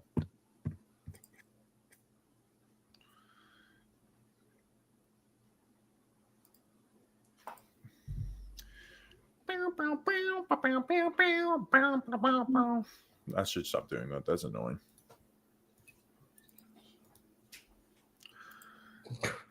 Oh man, I don't want to keep bringing up his name because I'm not trying to turn to ESPN, but I just saw someone said a starting quarterback should return to college football.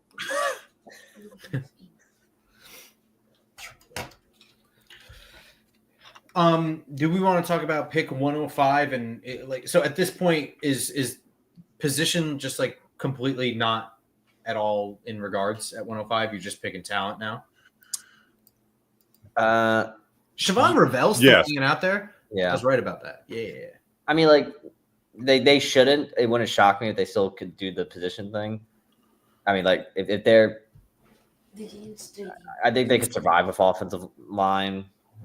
Not take it. They need to take one, but like I feel like if they don't take one at 105, then maybe if I should have known. Should have known. Yeah, they don't take one at 105, then it's kind of just like I don't know anymore. It's like do undrafted. I think round 4 is where like I think like a random swing and a running back is like a Joe Shane move here. It's a Buffalo move. Yeah. So I mean, if there's there is a lot of like. I mean, I didn't get a chance to watch a ton of running backs. I would love to because it's one of my favorite positions to watch film on. But there's a ton in like that like top of round 3, day 3 area. So I could see them just being like, well, there's just a ton of talent here. We're just taking this guy and moving. Right. Cam Scadaboo, like Gordon. I don't know. Devin Neal, that really fast kid from Kansas. Bashard Smith, if they want to just get another Tyrone Tracy out of SMU. But that's the thing. I feel like with the Ollie Gordon pick is like a good compliment to Tyrone Tracy, right? And like a successor kind of to Devin Singletary. Not really, but sort of.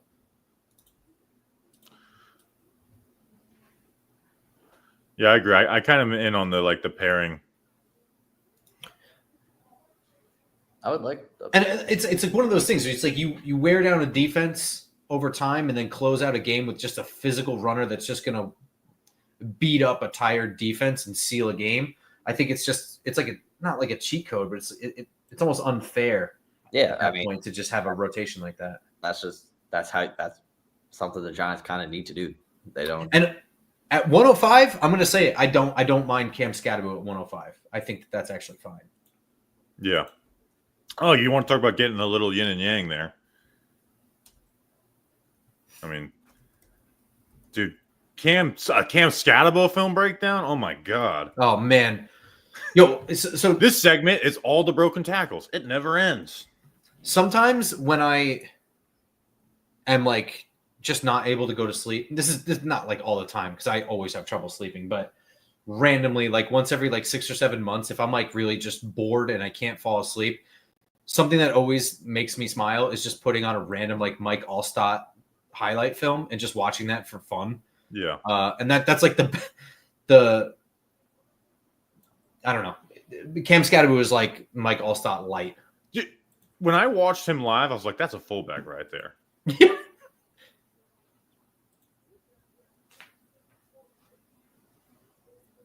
What? Shut up and make the pick.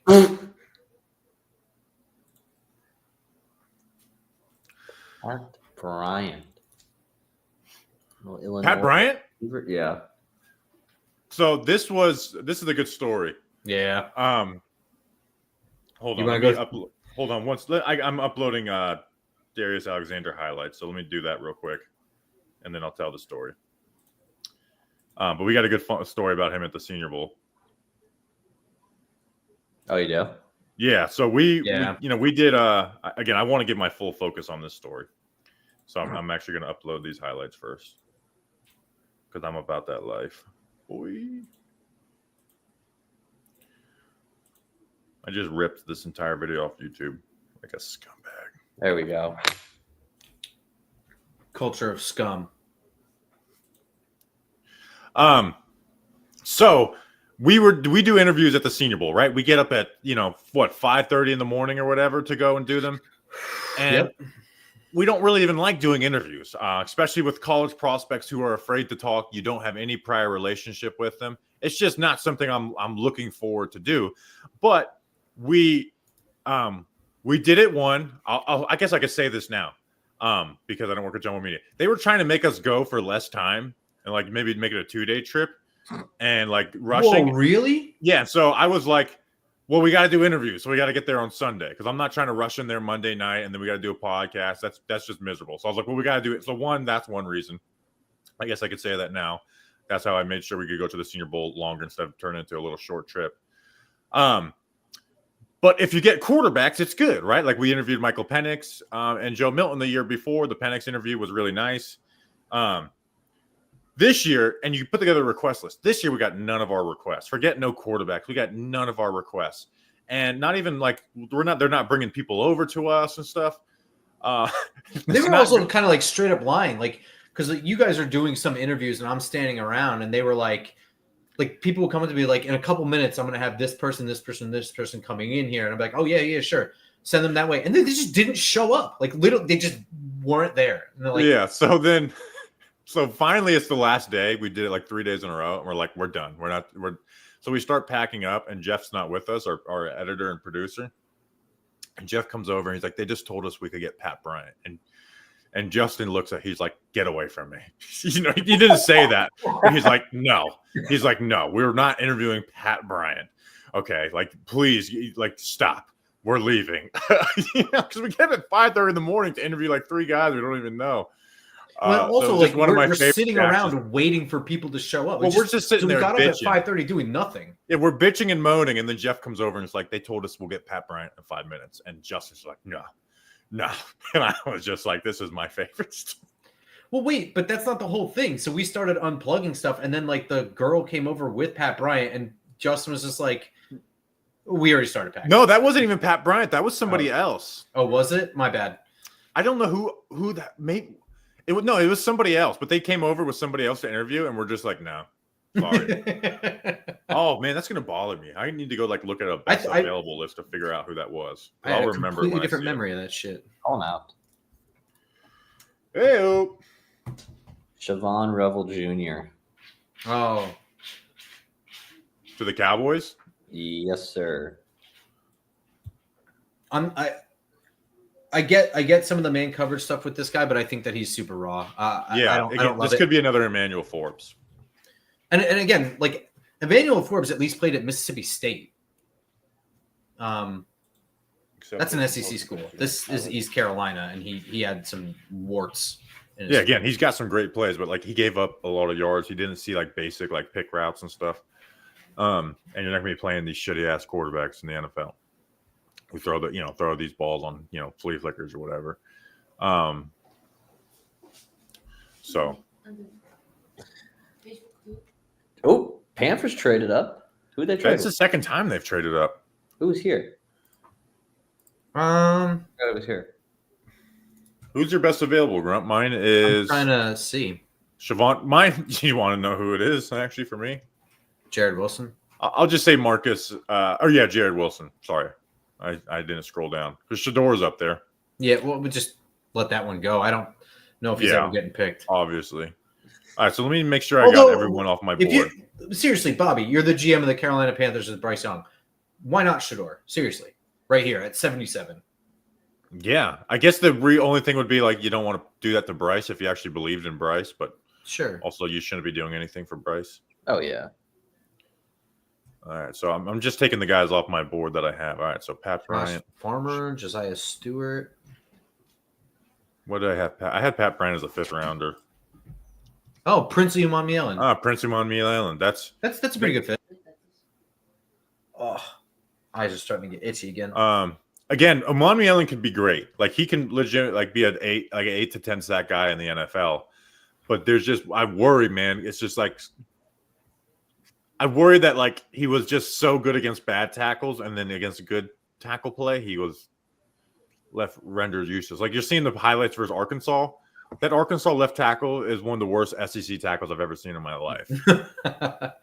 So it's awesome. These plays are, and I did a film breakdown on him. Unfortunately, the Panthers don't have a big fan base, so that video is not going to pop off the way I would like. But it is what it is. Oh, luckily So yeah, Jared Wilson, Marcus Bowe, Aeneas Peebles, Caleb Johnson, Kyle Kennard, Cam Scatterbo. Those are some of the guys I have done that are on my list. Ty Felton anywhere near the top? No, I like Ty Felton, but he's not near the top. Okay. Oh, by the way, apparently Abdul LT spoke with the Post, and this is based off NYG Daily because the Post put this behind their stupid paywall. I know he would love to wear that number, but hey, I think it's retired. Get another number. I don't care if it's 00, and then make it famous. All right. Yeah, which is true. Like, get your own number. Dude, thank you. Players make the number. You know what I mean? Like, you want this number because of somebody else. Like, you'll be your own, but make some other kid want your number. Don't be like I wasn't mad with the whole neighbors and the number 1 thing. Granted, because I didn't know who that guy was. You could call me like young, stupid, whatever. I don't care. Then like, there's certain times where like that felt kind of different. But like, if we're gonna Carter and Sims, Taylor and Sims, we're just bonkers there. I don't even think Phil Sims giving it up would be crazy, but Lawrence Taylor is the best defensive player in NFL history. We were talking about at work. I said the players that just numbers should truly be retired forever are Eli Manning, Michael Strahan, Lawrence Taylor, and Phil Sims are probably like 4. I just wouldn't even. You should have. I'm gonna add Emlyn Tunnell in there, and it's not retired. Yeah.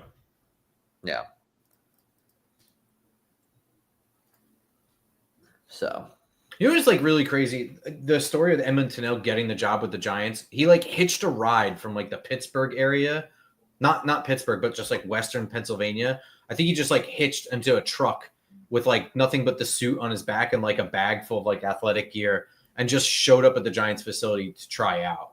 I love that. This is like, I can't imagine like doing that in my life. Like at all. No. Hey, I love that. So let's go through the Giants like front, like the depth chart right now. So you have, let's just call Alexander a starter right now. So you got Dex and Alexander. So you got Dex that knows Alexander at 3. Mm-hmm. I'm going to say Carter over Kayvon as a starter, even though they may play some games. Calais Campbell went back to the Cardinals. That's cool.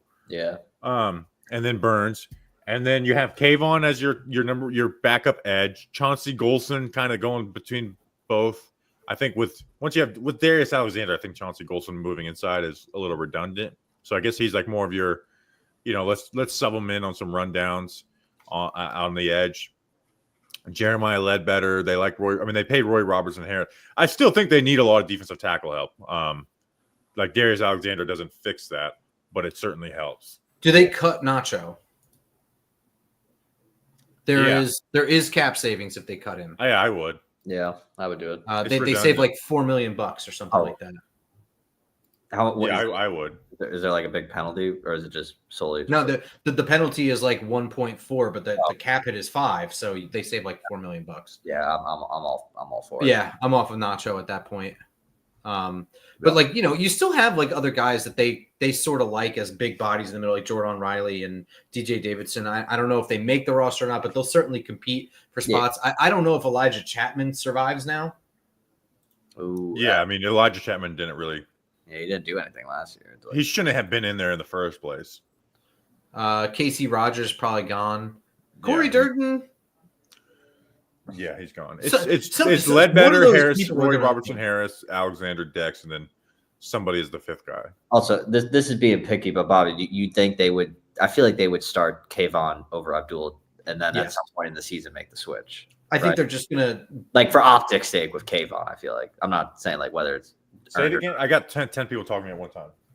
We can have more. No, I'm saying like they would start Kayvon over Abdul to start the season. Oh yeah, I could see them playing those. Yeah, like that game. I think they do that. And then like by end of the second game, they're like, all right, let's play Carter more. Yeah. Hey, Jordan Birch, we cut him from our edge preview, Crump. I didn't like him at all. So 78 is high for me, but you liked him more than me. Oh, don't put that evil on me.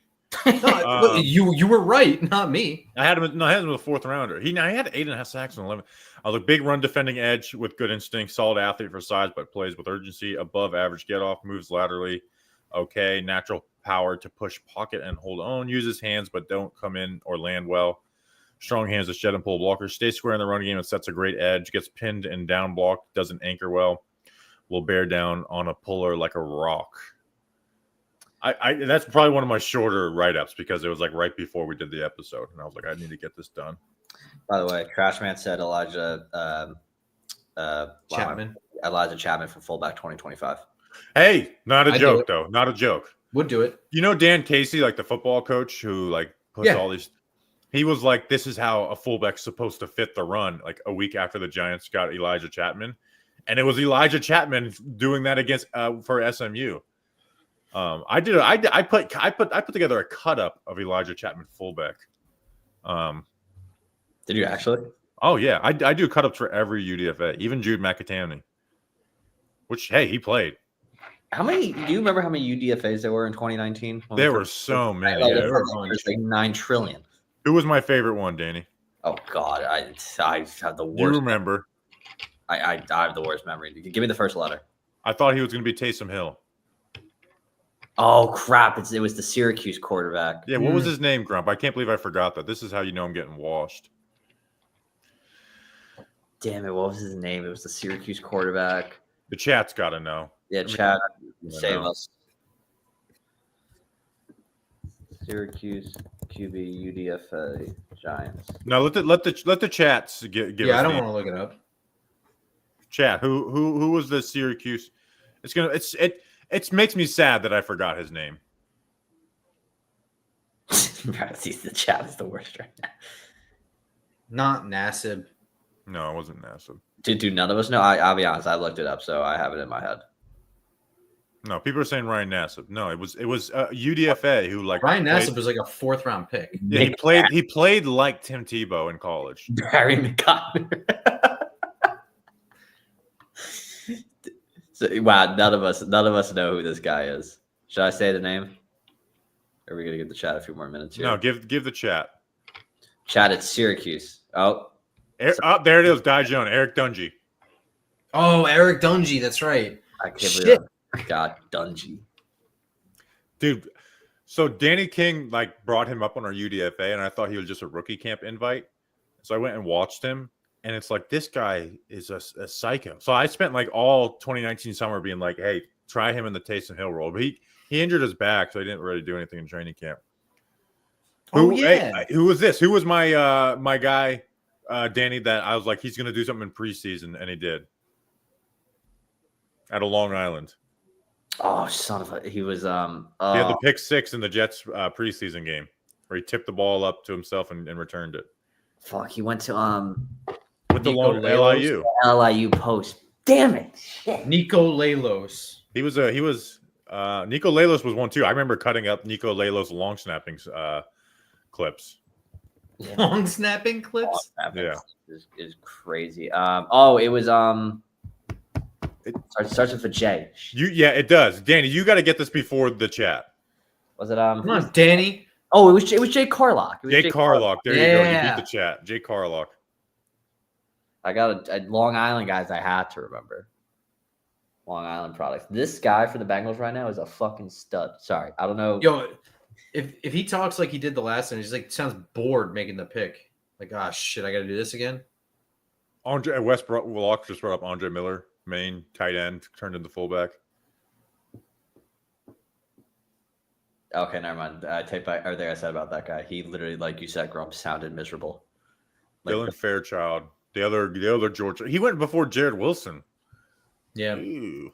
Dude, imagine if Jared Wilson's there for the 4th round. Well, I don't know. I'll be right back. I'm about to run to the bathroom. Do it. Run. Be hydrated. I got to ask you something before we go. Okay. No, I was just kicking him out.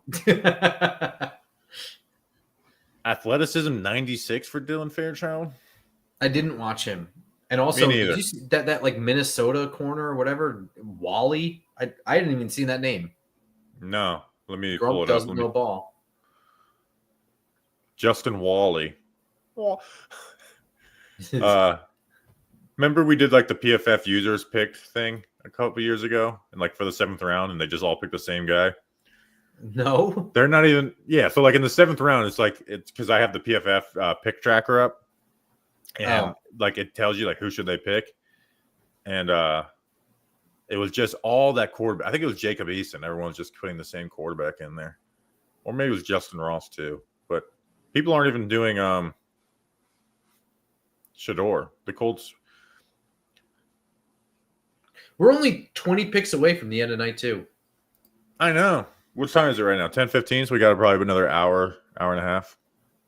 I am far less tired than I thought it would be. All thanks to Body Armor. Oh yeah, I'm ready to go. Seriously, thank you, Body Armor. Because of you, I got to buy a diecast. And that's my life goal, to make enough money to buy diecast. Not to talk about another sponsor. My dad used to work for Rooter in New Jersey, and I bought him a Rooter sponsored car, and I'm giving that to him next week. Nice. Because it's just got shipped. If it fits, it ships. Like and subscribe. Tracksuit Mike. I met Tracksuit Mike. Oh, there's our guy. What's going on? Dable arriving. Dable arriving. Oh my God, that was such a good Twitter account. Fuck. Should we make Danny sit in the backstage for a little while? I mean, no, because he's just going to start eating. What the hell? Oh, now it's just me. Oh, crap. Grump made me sound like a fat ass. You know he's going to start eating. I know. You know, he's just like going there and just like squirrel cheeks when you arrive on the screen.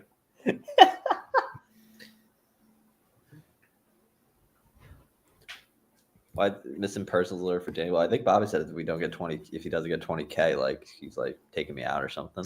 So my goal was to get to 37K by end of draft coverage. That's not going to happen. I mean, 20K is still rather impressive. Well, I wanted 20K by draft day. I mean, yeah. Oh, we just hit 19.5. So I'm just saying the numbers you put in. Sorry, for in less than a month is unreal. Well, you got to like. All right, so we could talk about this. Fuck it. One, it's like there's people who already listen to it, right? So there's people who are paying attention. Now there's other people though who aren't like locked in on social media and stuff. Yeah. Losing the Instagram really hurts me. But like, you know what, like my biggest advertiser is, right? It's What do you- anytime Talking Giants says as an episode, I'm not on it. And people are like, oh, there's talking. Where's Bob? And Yeah. like it's just like every time they post something, it's like, oh yeah, where's someone who hasn't been paying like so like there's people who only watch during the draft, obviously, right? And then they're probably like they don't listen to our our defensive tackle preview, and they go for the draft recap and like, oh, where the hell is that Bobby Skinner guy? Because they don't even know, they might not even remember my name. Like you forget how many much as we pay attention to the people who are all in with us, who are like in this chat, there is a lot of casuals. Oh yeah, as well too. Also, someone said I should ride the Peloton until Shedeur gets drafted. If I was here to start, that would have been a funny little bit. That'd be a funny bit. I mean, the Titans picking. I mean, he will. Well, the Steelers are up next. I like how Roger just quits after the second round. I really enjoyed Roger Goodell doing the COVID draft where he was just getting drunk in his chair. Yeah, that was the best. The greatest Roger Goodell has ever been at the draft is him just looking miserable in the chair, clearly having a few drinks as that was going on.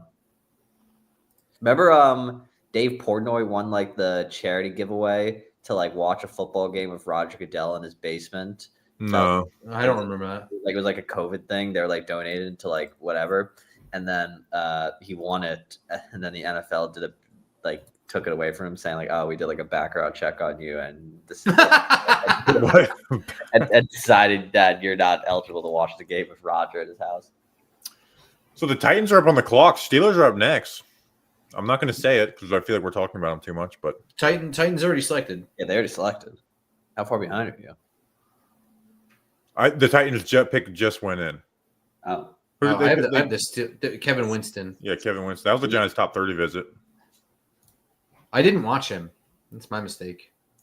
Steelers. Yeah, that's a dangerous game. Derek look, Harmon. Big Blue Alex did an interview with Darius Alexander at the Senior Bowl. Oh yeah, I saw. What is this? A microphone for ants? Good luck on your process. all right. Here it is. The pick we've all been waiting for. Oh God. Gotta watch history. But yeah, we're gonna get a speech from this Pro Football Hall of Famer.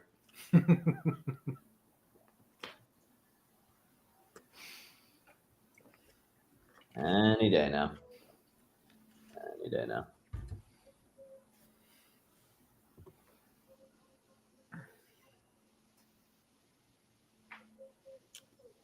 Lynn Swan. He had a big catch I've seen before. Wow. Shedeur Sanders. No way. Come on, brother. Okay. They went a running back. This guy's gonna be wearing the same jersey he was wearing in college. No, literally, just not an ounce of change. That's another Giants top 30 visit. So Caleb Johnson in a wide zone scheme is really nice. He's quick. Yeah. I think he goes down way too easily. I was a little worried about picking him. Like I'll pull up my write up on him. Let me pull it up. Where's my running back notes? So here's my write up on Caleb Johnson.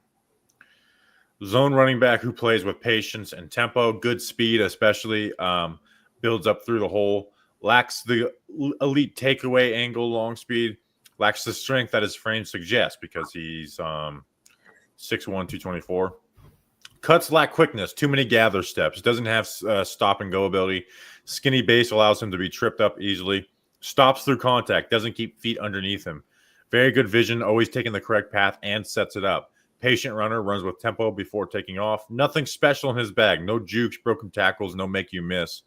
Not much route usage, but can catch what comes his way. Blocking effort is good. IDs very well. He's like, again, you put him with the 49ers and he's like sick. And you put him with, whatever team that doesn't have a great offensive line. I don't think he's making the most out of it. So I guess people were talking about the chat AI summary and what does it say? The one that just the Giants fan shared is probably one of the funniest things. Where is it? He tweeted, he sent it to us on Twitter, like he replied to us, and it is legitimately one of the funniest things I've ever read. I kind of like Jacob Parrish at the Senior Bowl. Talk about him. Super long. I don't remember his exact measurables, but I remember him being like the big guy, really, really aggressive and handsy, I guess, in the good way, where it's just like it's just enough physicality and disruption that it wasn't like this guy's got to figure out how to stop using his hands so goddamn much.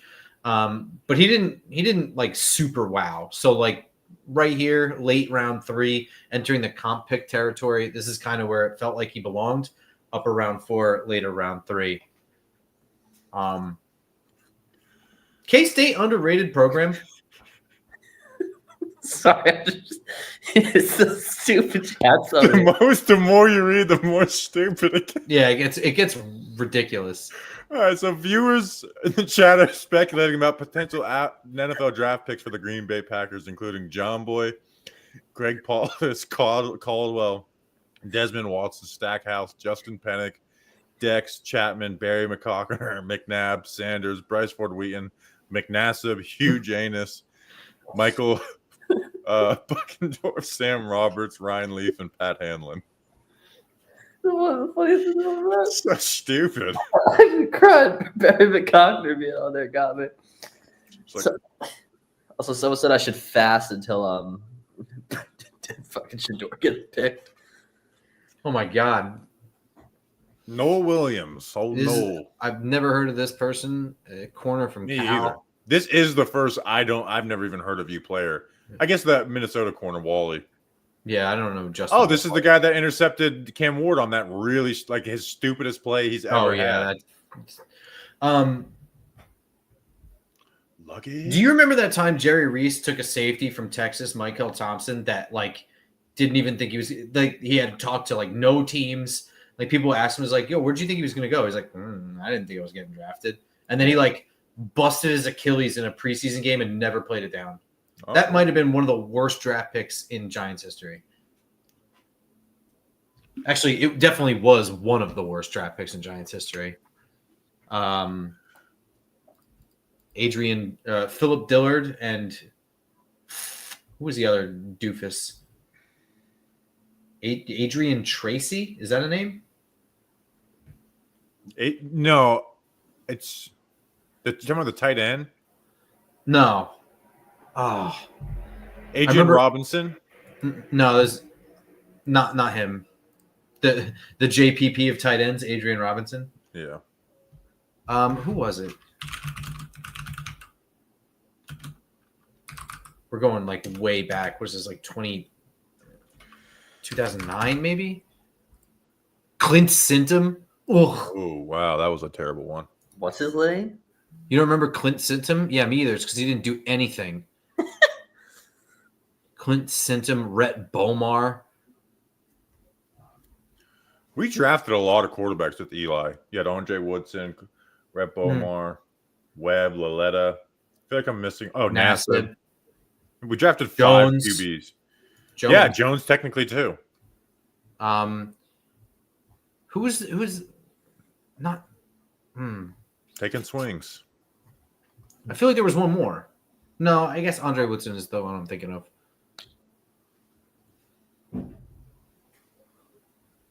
Andre Woodson was probably my favorite.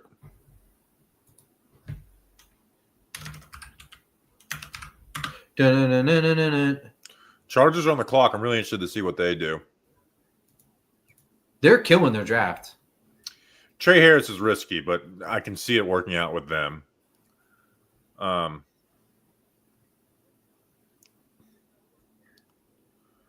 could see them going. Imagine if they just got Scatabo too. I could see it. I think they should do that. I don't. They're going to get Billy Bowman or somebody and Yeah. just make it work.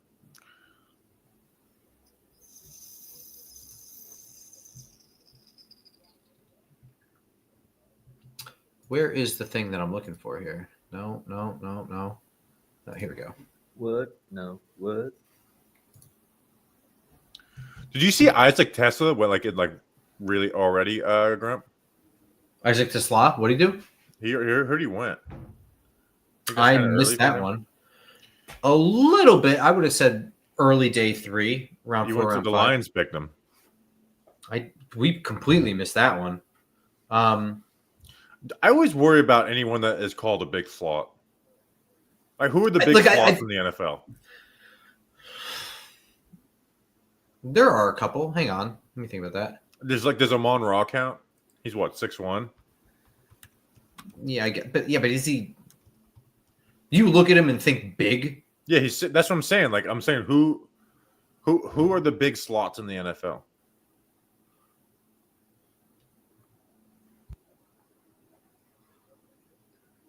There's a moth in my apartment. Eat it. Eat it? No, that's all right.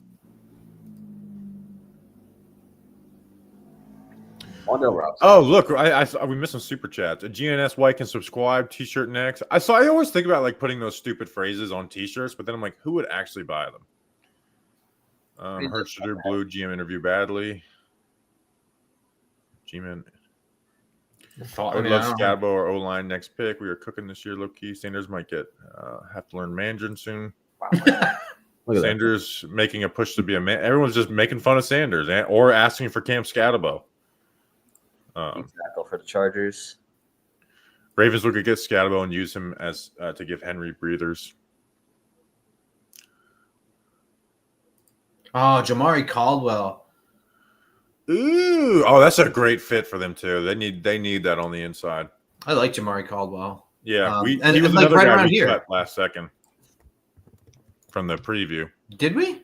Yeah, well, I don't think we talked about him. Maybe. We were yammering hard on that one, so we had to kind of race. That's probably my fault. Let's see. Houston transfer nose tackle who will work to eat double teams, athletic enough for his size and role, doesn't have knockback strength but makes up for it. Quickness to jump gaps, plays with consistently good leverage, can push the pocket as a pass rusher. Will get some quick wins but lacks finish. Stays low and anchors extremely well versus doubles. Will work a drop knee technique. Flows with zone fairly well but won't be a disruptor. Doesn't work to shed blocks, just stays in the play. Too many missed tackles. Yeah, big guy, 6'2", 332 is kind of a ball of a human being. Plays with good pad level and leverage, needs to keep driving his feet sometimes gives up. Hands need to be a lot more involved, not just throwing body around there. Yeah. Inconsistent. At times can leverage and shed quickly and get into the backfield, but a lot of times doesn't. Strong tackler, and for his size, surprisingly athletic. Good lateral movement for a guy like that. I like Jamari Caldwell. He's another one of the older guys at 24. Yeah, I have that thing right there. Quickness to jump gaps. So we got to stop agreeing all the damn time. My buddy's dad called Brandon Jacobs Ron Dame at camp in Albany, and he lost his mind. Speaking of all-time bad picks, Dane, not Jacobs, obviously. I have Brandon Jacobs' phone number if you guys want to prank call him. We talked to him today. One of the TMZ people, Shannon. Well, if the Giants take about what his tweet, what would they think? Just like his thoughts on the draft, just since he's a Giants person, and he talks all the time. People are saying Shedeur got a fake call. Someone said wait a little longer. Is that true? He changed his phone number, didn't he? Or is that another fake thing that I read? No, he did. Yeah, that was like from a real. That was not Wes. I'm getting a Twitter search Shedeur Sanders phone call. So the 2010 draft for Jerry Reese and I guess Mark Ross, 4th round Philip Dillard, 5th round Mitch Petrus, 6th round Adrian Tracy, 7th round Matt Dodge. That sucks. Oh my God, Matt. Dude, Jerry Reese was so bad. That's the issue with Giants like GMs. Recently, it's like we only have them to compare to terrible like Shane, with Gettleman and Gettleman with Reese, and it's just like, ugh. So yeah, I guess the prank call was on. Oh my God, it was on stream. I'm not going to share this because we'll get demonetized. But he actually got prank called. It's on stream. It's and someone said you'll have to wait a little longer. Oh my fucking God, that's actually cruel. I'm gonna listen in my headphones real quick. They turned. I gotta. Even though people don't come back, please don't leave us. Why don't you look up Shedeur Sanders' phone call? Did you just post it in the chat? Yeah. Oh, you did? In the private. Oh, there it is. Sorry. Savion Williams. Oh God.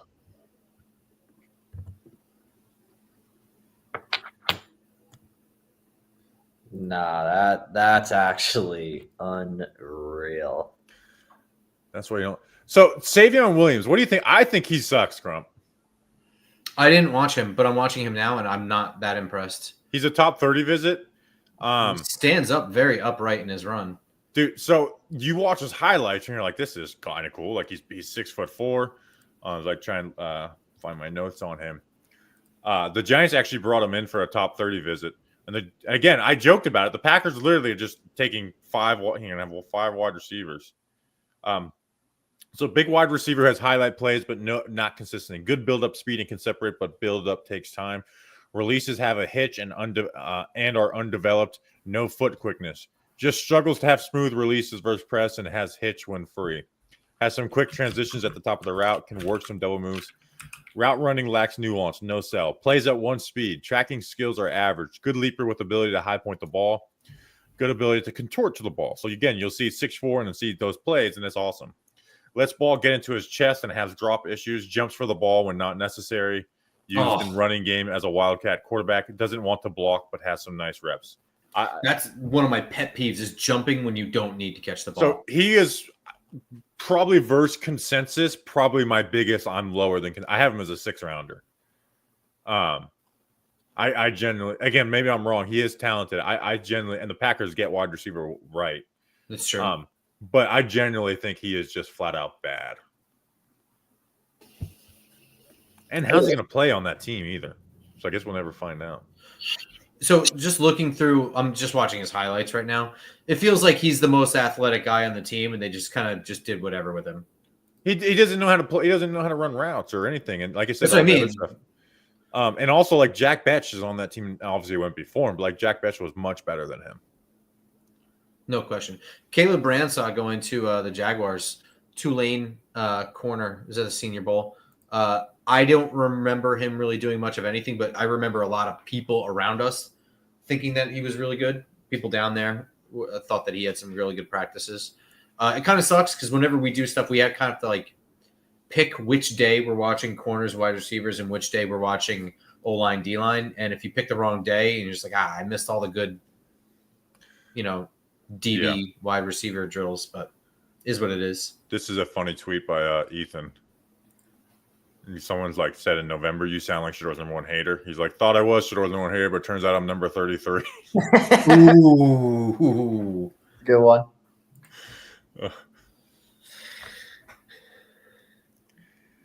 Who are the Jags going to pick? What defensive tackle that's got 36-inch arms? Duval. Man, that was at the Senior Bowl when that happened, right? Because I remember just we couldn't stop saying it. We just kept like Duval. Oh, Joe Klatt is now officially part of the broadcast. I like Joe Klatt. He was here last night. The end. We weren't watching NFL Network, so that's how I didn't know. Duval. That's my Fox colleague, Joe Klatt. Now let me stop.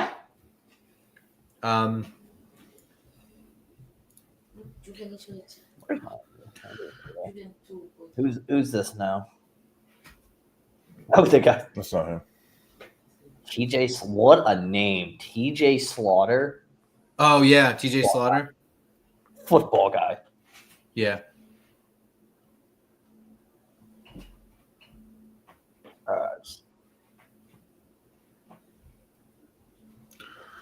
Star action, Wyatt Millum. Wyatt Millum. I didn't watch him. Wasn't he a Senior Bowl guy? Yeah.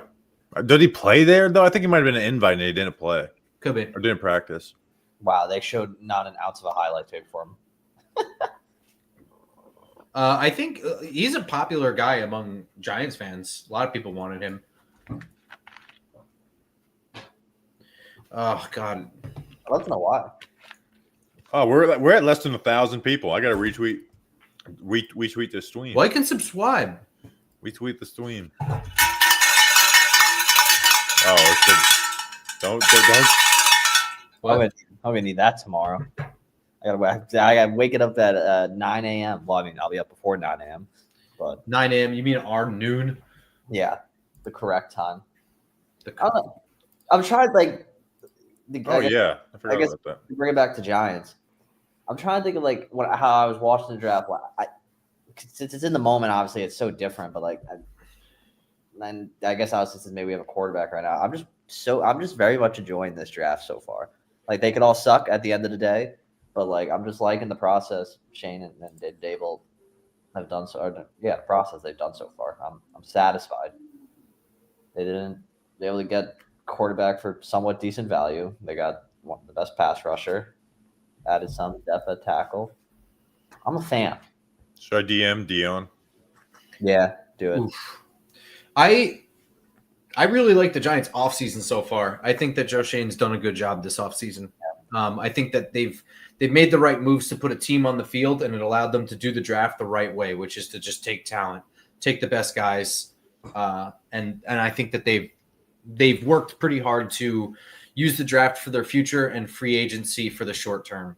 And they're set up to be competitive next year and continue to grow by adding talent. I like what Joe Shane's done with what he's got this offseason. Yes. Yeah. And it like, so basically we just got to tell Joe Shane your job's on the line every offseason. And then maybe start putting together some solid stuff. Well, here's the thing is, right, and the cave-on conversation, I think, is a good way to bring it back up when we talk about Joe Shane overall, because, right, we're like, oh, this offseason, pretty good, right? And it's like, okay, but who's the second best player that Joe Shane has drafted? And it's a guy that people don't like, and like trade him for a third and all that, and that's Kayvon Thibodeau, right? And if you want to argue Drew Phillips or Tyrone Tracy, you're just proving my point. And I think this offseason has been fairly smart. The quarterback thing, right? Like, again, it's got to work with Dart. I'm not going to sit here and pretend because the Giants drafted Dart. I like Dart. There's talent. Go check out the film breakdown. I'm really hoping this shit works out because I would like to not have to draft QB or even think about drafting QB for 10 plus years. It's be a nice burden off my back.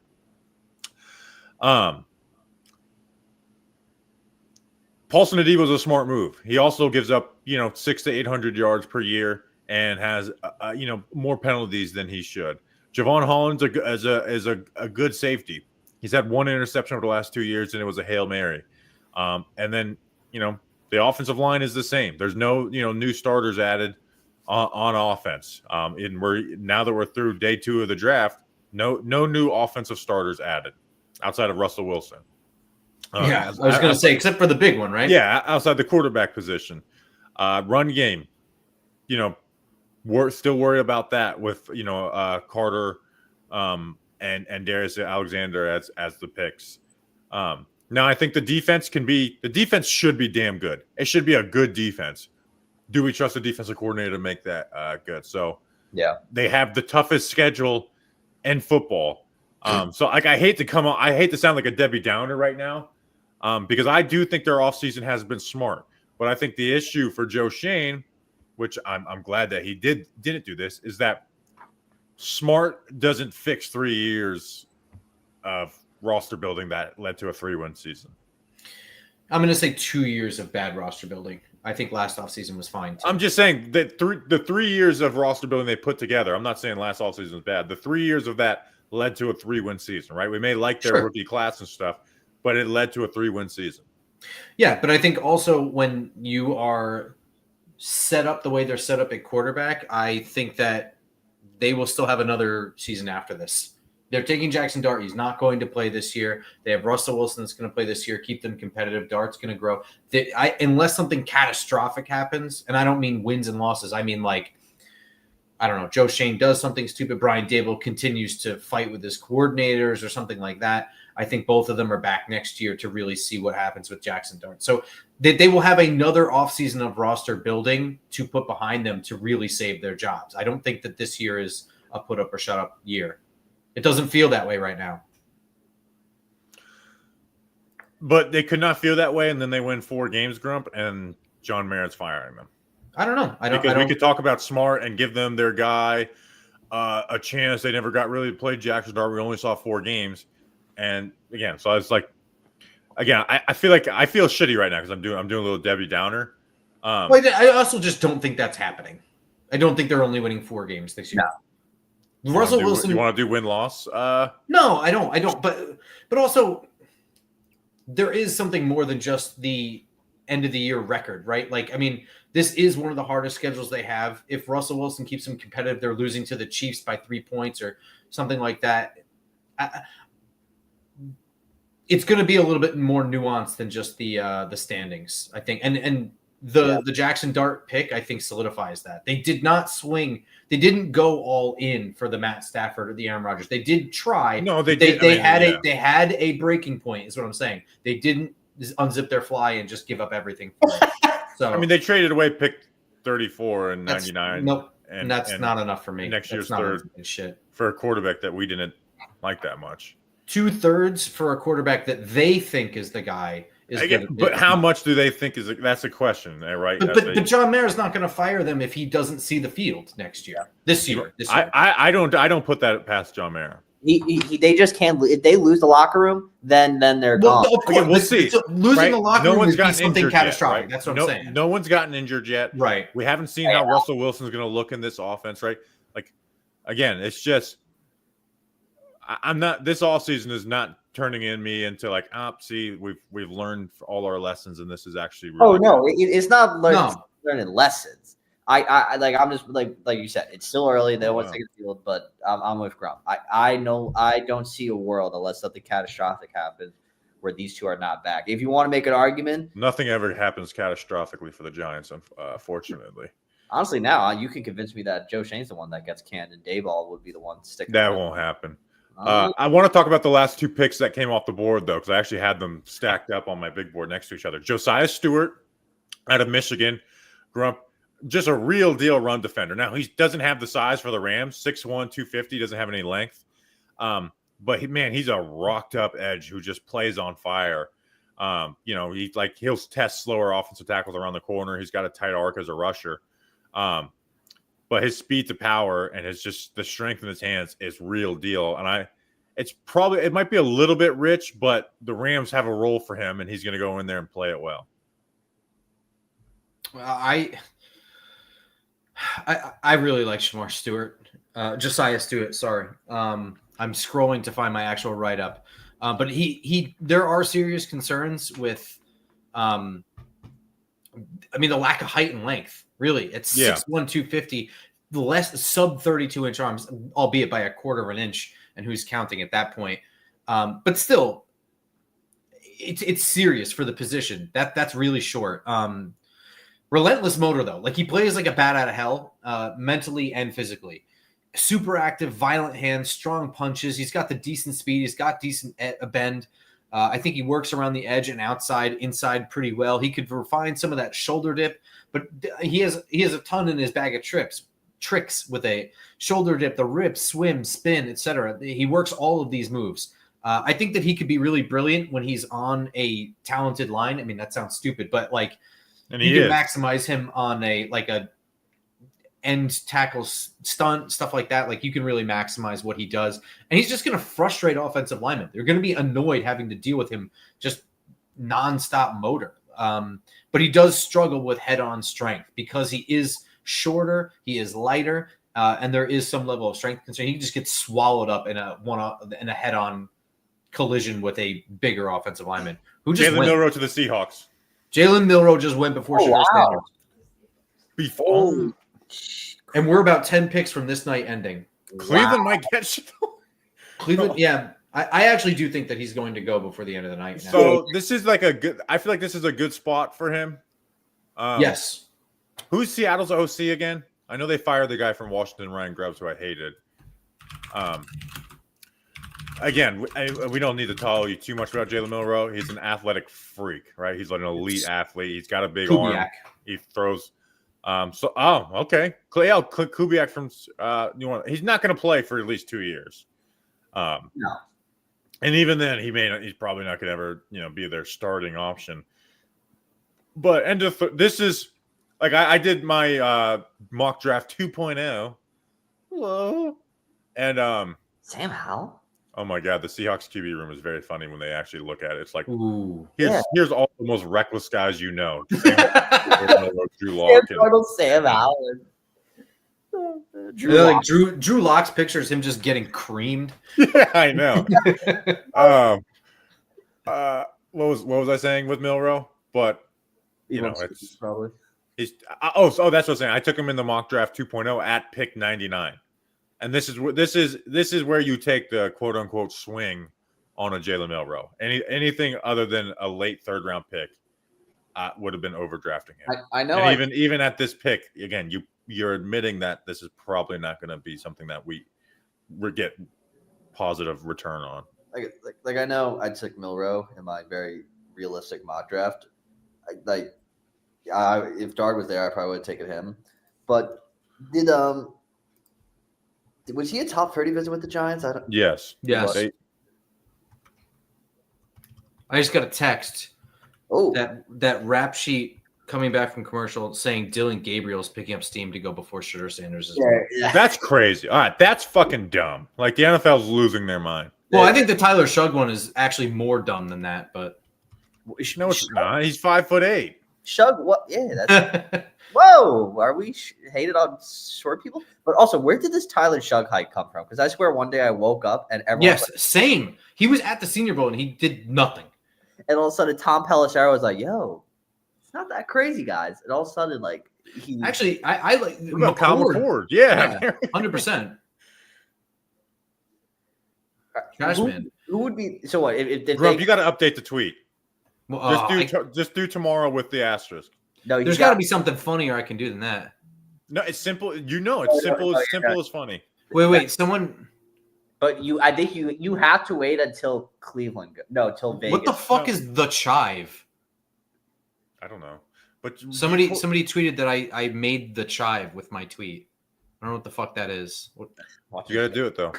I'm too old to know what the chive is. You have to wait until Vegas does their back-to-back picks. If this is it, it's the humor, hotness, and humanity. I feel like I'm just kidding. Yeah, no, you should do a Florida-based Giants watch party. I feel like that'd be just too hard to do to get people in the right area. It would have to be Abdul Carter responded. 105 extra says, I want you to each pick 2 players. We will. Once we get down to like pick 98 or whatever, we'll. Yeah, I got to see what's available. Yeah, once we get towards the end of the 3rd. Actually, you know what? I'm gonna go pee in the toilet. Well, Abdul responded. Oh, pee in the toilet. I'm going to say Cam Scattaboo. This is when I'm still feeling it. Quincy Riley still feeling. Like and subscribe. I'm kind of feeling it. I'm just feeling Josh Farmer. Jonas Sanker is. I'm just kidding.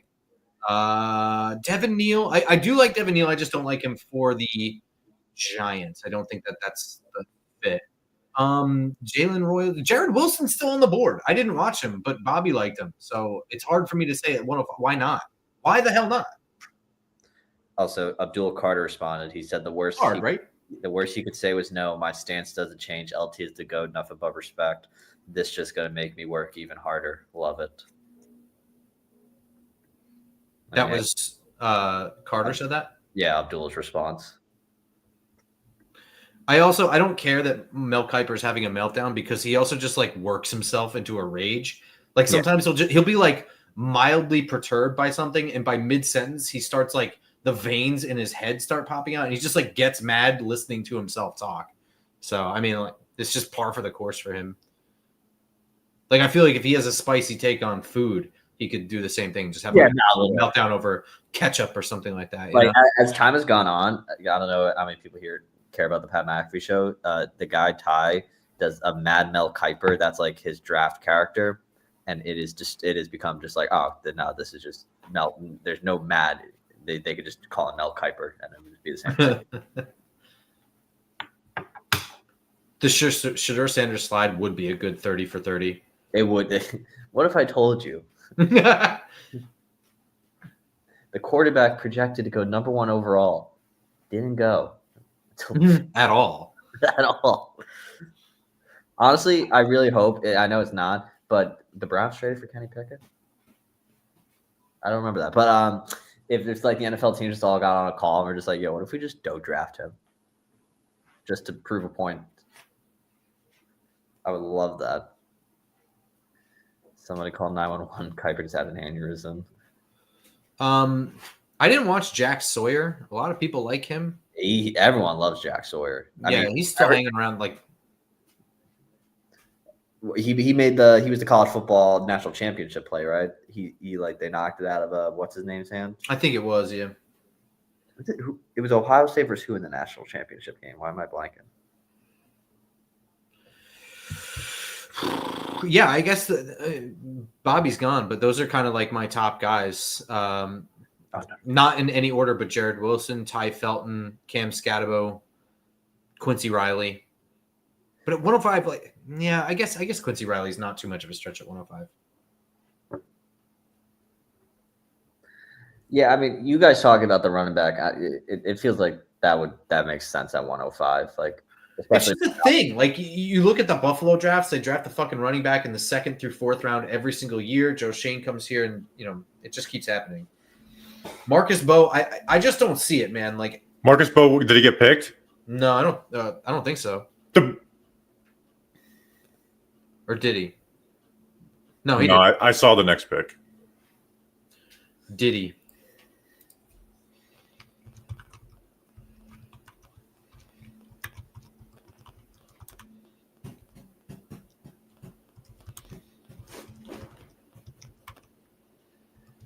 Brown's taking long enough time to make a pick here.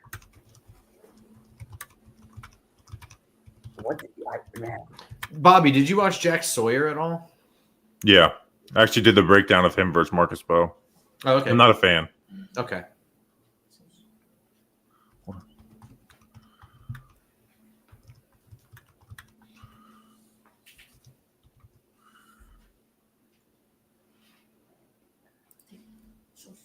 I wish there was something else to talk about, but like I feel like the problem with the Giants don't make picks.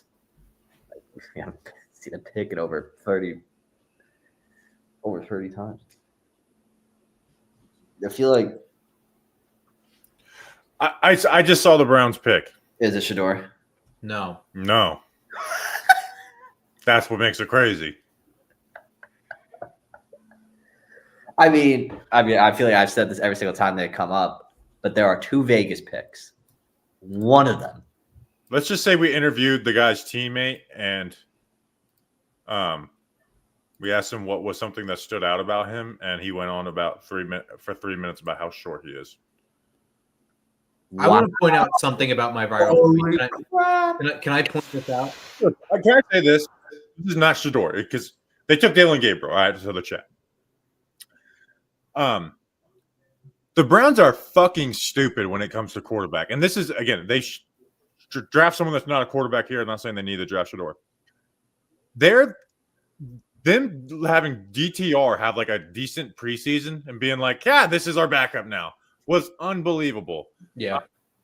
Going for Kenny Pickett, PJ Walker, like they are really stupid about quarterback. Maybe I get proven wrong. Dylan Gabriel is a terrible pick in the end of the 3rd round. Oh, it's horrible. I'm going to point out something, the viral tweet. One thing that we haven't talked about. 1.8 thousand bookmarks for nothing. All those bookmarks for nothing. Oh, my gosh.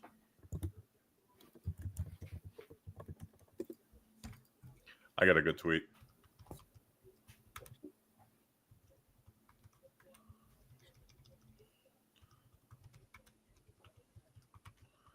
Dude, whatever Brandon Brown is. I'm tweeting. I'll take Shedeur Sanders as an undrafted free agent. I was gonna say like Joe Shane and Brandon Brown really feeling like relieved right now that nobody else took him, or you think they're still like dead set like everybody else is making a mistake?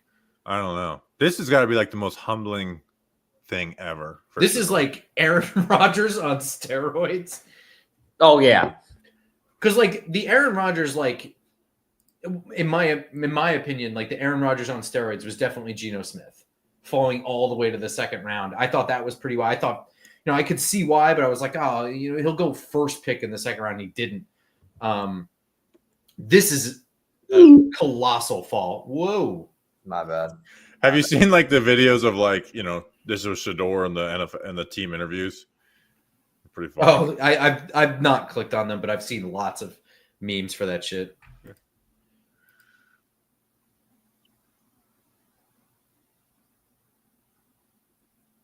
And I know it's like there's probably some college football fans that like Dylan Gabriel, but I don't know. Maybe I'm being a shortist, but that's crazy to me to do that. Hey, you're being kind of an ableist, bro. Bro, short people deserve a chance, all right? Yeah, in the 5th round, maybe. Okay. Jared Wilson. He went before Tez Johnson. Tez Johnson. There goes Jared Wilson. Oh, the Patriots actually made a good pick. What the hell? They have Kyle Williams too, right? Do we think if so every person that I mocked went before the Giants selection. I'm an asshole. Do we think if Shedeur doesn't get drafted tonight, he does another rap concert like he did last night? Did you guys see that? Shedeur did one? Yeah, after he went on draft, after he didn't go last night, he just like got up on stage and started doing a performance for like the party he was with. It was probably one of the funniest and saddest things I've ever seen. That's kind of weird. Like you're doing, like hire someone else to do the thing. Yeah, the night's about you. Like you can jump on and hey, sing a line. Yeah, but like just like nope, I'm the performance. Falcons traded with. Falcons traded up. Oh, well, they give up another first. I still can't believe they did that trade last night. That was horrible. Tat says the XFL would be huge for me, says Cyber Santa. That's what he says to Shedeur said. I swear, if Max and Hook goes before the 7th round, I'm going to be so mad. I like Mac McWilliams before Max and Hook. I made that pick and then I watched more tape of him. I was like, whoa, this is actually a great pick. Big Mush. If Shiloh goes before Shedeur. Yeah, no. That would be. Shiloh may not get drafted at all, and I would have said he probably won't get drafted. Yeah, he stinks, and he's old. Who's this making the pick for the Falcons? He looks familiar. That looks like you, Danny King, the guy next to him. Xavier Watts. Xavier Watts. The Notre Dame safety?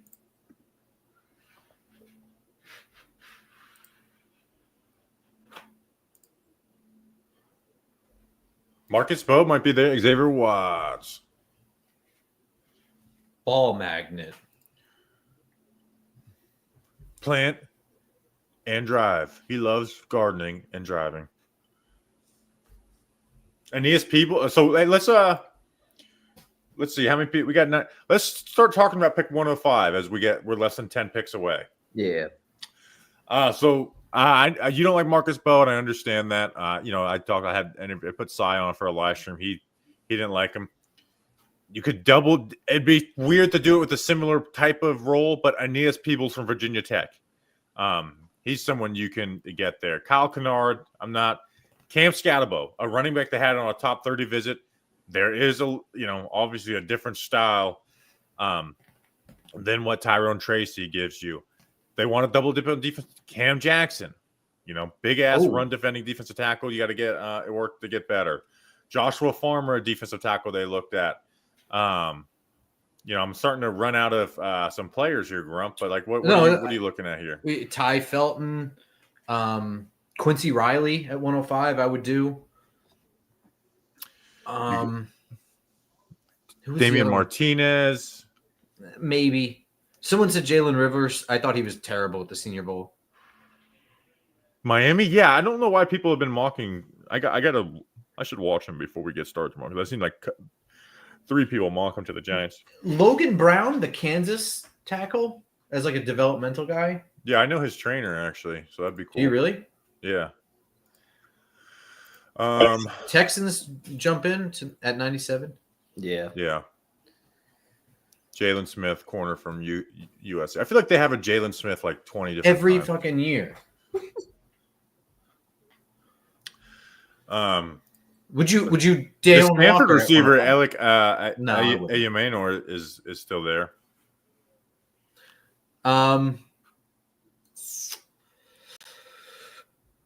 I feel like they're going to go running back at 105. I do too. But you said Cam Jackson, and I love that. I like Cam Jackson for the Giants. I think Will they do that though? At 105, I don't think so. But if he's available, well, what's after 105? Jalen Reed is a safety they had in for a visit.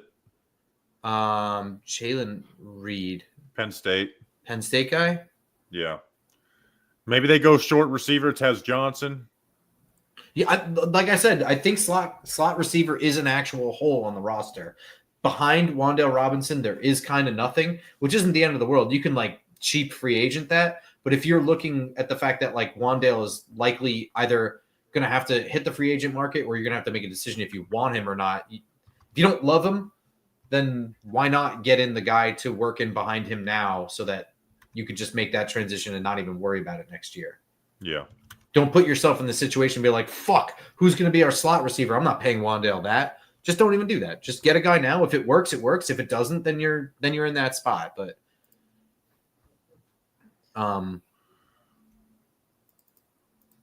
yeah, I'm just dreaming of a solid running back duo now after we had that conversation earlier. So Yeah. best running back available. Scatterbo would be the most fun. Scatterbo would be the most fun. I don't.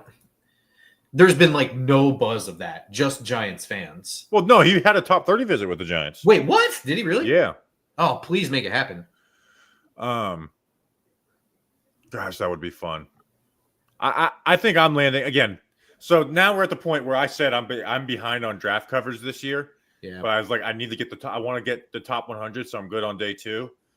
The unfortunate part is, well, the Giants make 3 players, and now the majority of the players I've scouted are gone. So I don't have this long list like past years, where past years I had 40 to 50 guys left. Right now I have like 25 guys left. So, well, I mean, actually, let me count it: 5, 9. They pick early tomorrow. So what about Shamar James? 15, 22. I have 27 left. I think 4th is too early, especially top of the 4th. What about 5th? Yeah, go for it. Yeah, I think with the 4th pick, I like getting a slot receiver or a running back there for the Giants. And I think with the 5th round pick, double up in the trenches or get that linebacker. Cam Jackson in the 5th or Shamar James in the 5th. Whichever Gator you want. But seriously, like Shamar James down at the Senior Bowl, like it's really hard to judge linebackers, but he would look the most comfortable, like ready to just play linebacker in the NFL down there. With the exception of the South Carolina guy, Knight, he looked like a legitimate, like he went today. So, and Cam Jackson is just one of those things, just an absolute monster. He's got the same size as Deion Walker, but actually like kind of knows how to play and isn't just big. So I think I'm gonna go Bo. Give me Bo or Scatterbo. I'm gonna say go give me Scatterbo or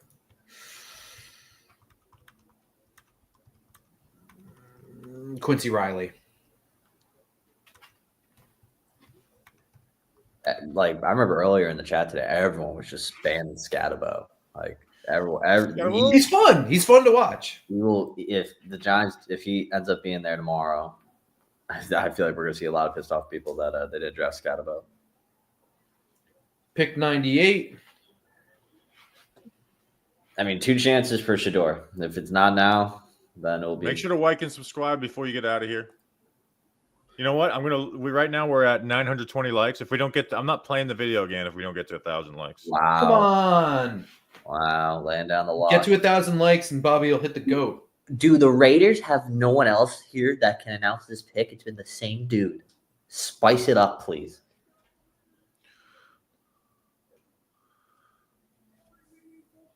So hopefully we get to 20K by the end of the draft tomorrow. Subscribers. Does this guy have a speech for every? Yeah, dude. Seriously, you do a speech your first pick. The next one's just pick the player. They have back-to-back picks, by the way, too. No, he's gonna have another speech ready to go. Actually, how much do you have? Again, the funny thing is, well, we listen on mute on these, and these guys are like talking about like cancer treatment, and we're like, "Shut up!" Oh yeah, Make the pick. Nerds. but it is kind of just like, yo, come on, like I don't mind. It's an event. Nah. And it makes this take longer, which makes us be on stream. This was a fast day too. We're Wow. only on stream for a little over 4 hours. More Rogers. Guard out of Texas Tech. Oh gosh, Caleb Rogers. This guy, he played Let's left guard, go. right guard, and right tackle. 4 or fewer sacks allowed. 4 or fewer sacks allowed in 4 or 5 seasons. I feel like is not that impressive for a guard. True. That's bad. Although Texas Tech, I mean, yeah, I know you're right. What the hell was that play call? They just handed the ball off to someone and then he threw it. Like, Yeah.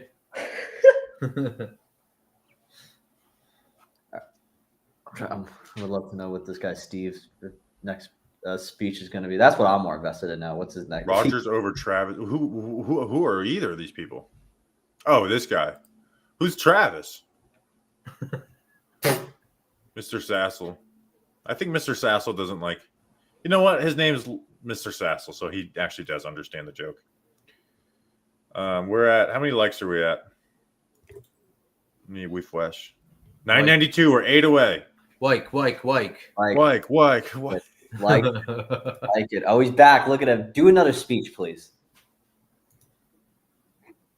Do another speech. You know what we need? Is there anyone else in the draft named Shedeur? And someone needs to pick that guy. Is there anybody else in the draft named Shedeur? Shedeur is a biblical name. It's not. It is, but it's not. Wait. What pick was Brady selected? It means like young. I cannot wait till we get to the Brady pick it here. That's one of my favorite things every year. Charles Grant of William and Mary. Oh, that was a guy that's a guy that people have been talking about for the Giants. And I'll be honest, I didn't watch film on him because he went to William and Mary. I think they did D3 recently. So I remember being like, oh, because these small school guys like William and Mary and shit like that, when they go to the Senior Bowl, like the week of the Senior Bowl, and I always, because it's always like when I'm boarding my flight to go down there, I start seeing like all these people talking about like, the small school guy, and there's like 2 clips, and you're like, whoa, okay, this guy's hyping him up. I can't wait to look at him. And then I watched him, and I was like, some of this is not very good, but there's very limited film. And then he went down there, and he was just invisible at the Senior Bowl. I also had it wrong. William and Mary's going to Division I in the Patriots League. They're switching conferences. he's a wrestler. Wrestler. Humping this dude.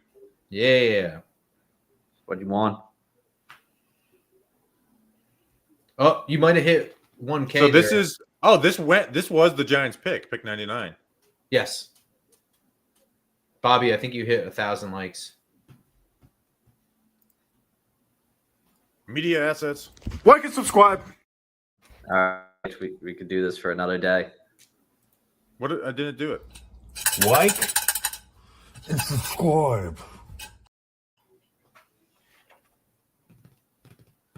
Other things there's a great we won't do this because we get demonetized, but we should start Simple Man Radio with I wish I could just play it, but it's Eastbound and Down. Oh. All right, is there anything you want to name the file or whatever? And he's like, just do it, Stevie. He's like, all right, is there any he's just whatever. And then he says, is there anything you want to name it? He's like, yeah, name the fucking file, press play, or I'll punch you in the face. He's like, and we're rolling. And then I would do the fucking the Simple Man.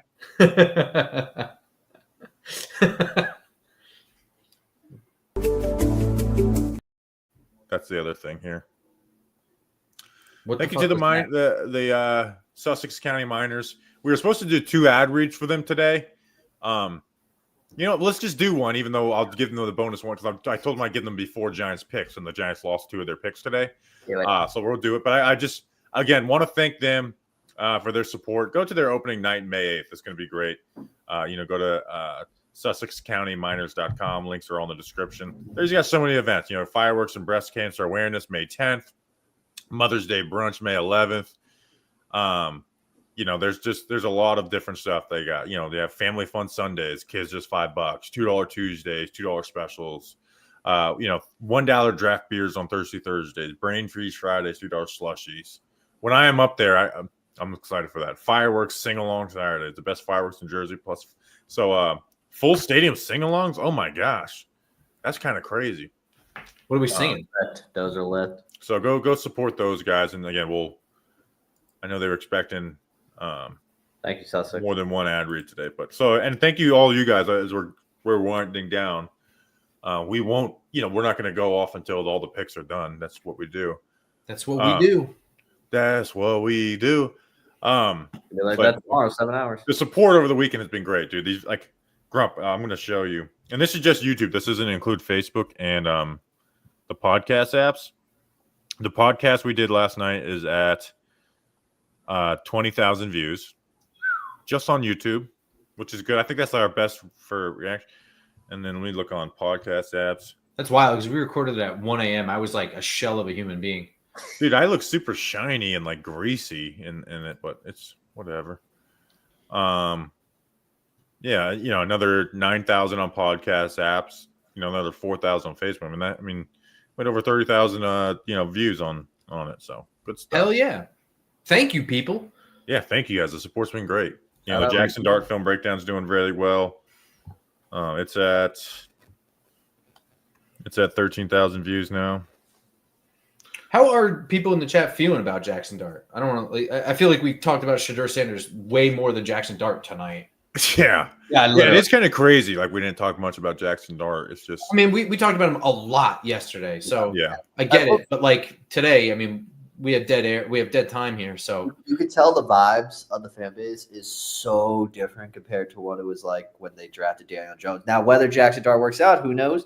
But the vibes are much higher with Dart than it is with Jones. Jones was a miserable time to be on the internet.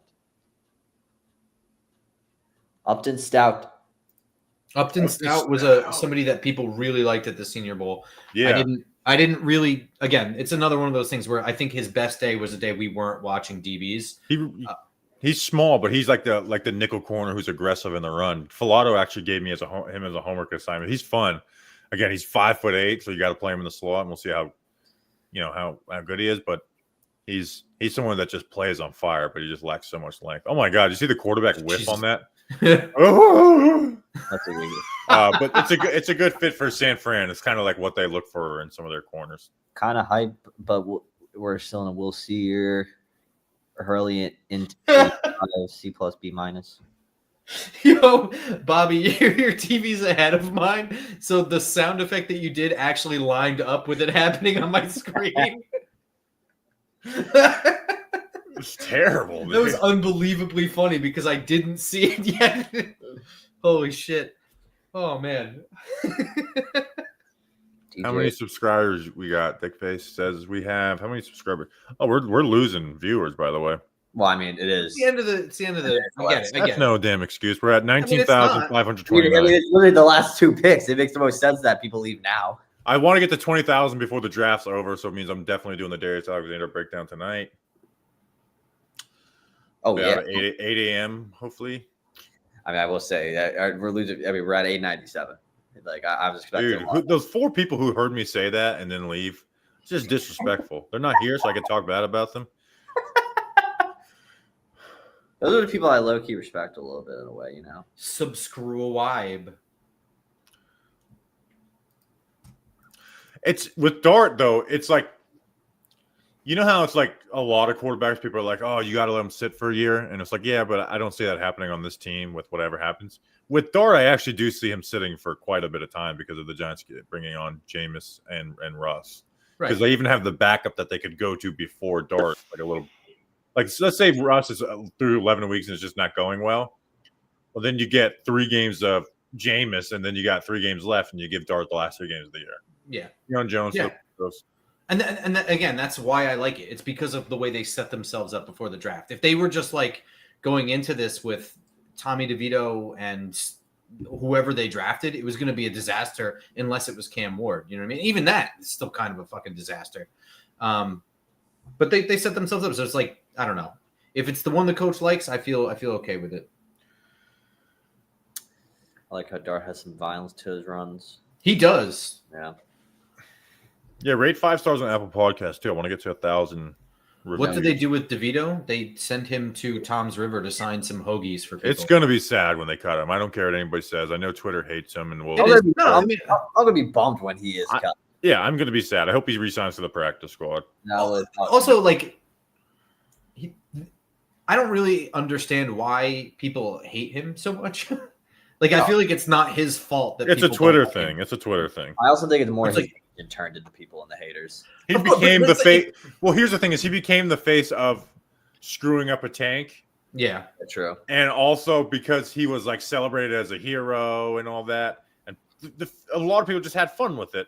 Yeah. And people don't like that people were having fun with something that lost us Drake May or Jaden Daniels. Bobby, It's fair. Someone asked The agent thing is stupid because the agent existed before Tommy DeVito. He was already a guy. Is the show not on Spotify? He's also Chris Manhurst's agent. Sorry, Danny, what were you saying? Is the show not on Spotify? It's on Spotify. Someone asked when you're going on Spotify. So It's on Spotify. We just informed you of that. We just got a new listener on Spotify. How about that? Spotify. More people rate on Spotify because Spotify like asks you to rate it, and you can comment on it too. I am not a fan of Spotify.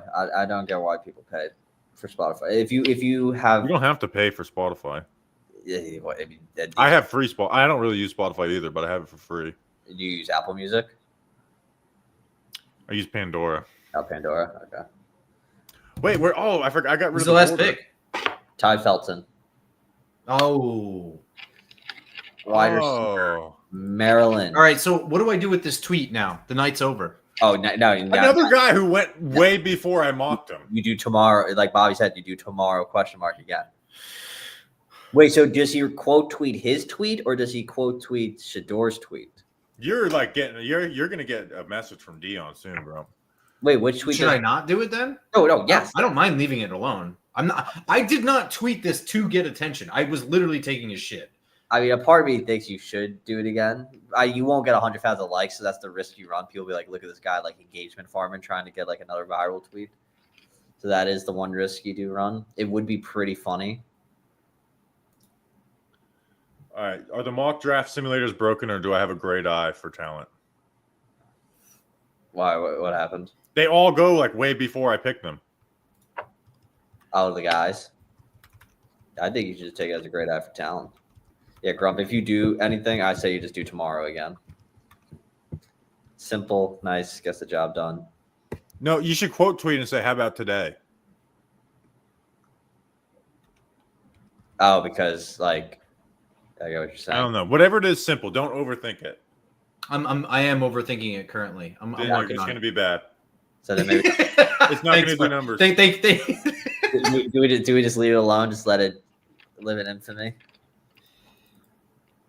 Or I mean, you can maybe do it. Yeah, the sequel's never as good as the original. Oh, you know what you could do tomorrow when he does get drafted? You could be like, "Oh, you meant today." I say right now, just leave. I want to respond to this one dude. This one dude in here has been like replying to everyone about how it literally doesn't make sense and like really fighting people on it. But now it does literally make sense. So I'm just gonna. Dude, Shedeur Sanders didn't go on day 2. He will be a day 3 draft. Jalen Milroe, Tyler Shugg, Dylan I'm not gonna do it. Gabriel. I'm not gonna do it. I don't know. You're overthinking it too much, dude. No, I meant that guy. I'm gonna let it go. I don't give a shit about people actually getting butthurt about this. It's a fucking joke. Grow up. The media case study they're going to do on about how they transform Shedeur into a top 5 pick, only for him to be drafted on day 3, will go crazy in a college classroom one day. Will go crazy, absolutely crazy. All right, so I guess we can get out of here. I hate to do that to the 848 people that are in here. Appreciate you guys. We'll be live for obviously all. We'll start at noon tomorrow, correct? Right? That's what time the draft starts tomorrow. Mm-hmm. Yep. So be at noon. We'll have a Darius Alexander breakdown tomorrow. You know what's gonna be crazy is usually I'm like behind at this point. I'm gonna have all the draft breakdowns done going into day 3. So let's hope they draft someone we know. Marcus Bowe would be sick. Again, there's only 3 picks until the Giants go. So put together a 3-man big board. Mine's Bowe, Scatterbo, and Cam Jackson. So yeah, put together a 3-man big board. I'm gonna go Bowe, Scatterbo, Jackson. Do I have to do it right now, or Yes. am I doing it? Okay. Just you don't have to, you could do a different one tomorrow or whatever. But remaining guys, I'm going. Scatterbo, like I said before, Quincy Riley, and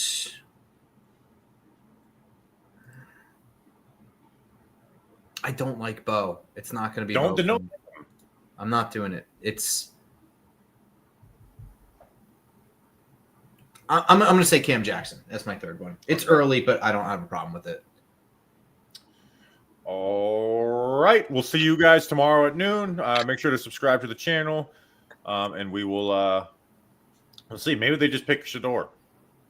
Yeah. If I had a breakdown done with him, Just like everybody thought. Ryan that'd be Dunleavy was convenient right for all me. along.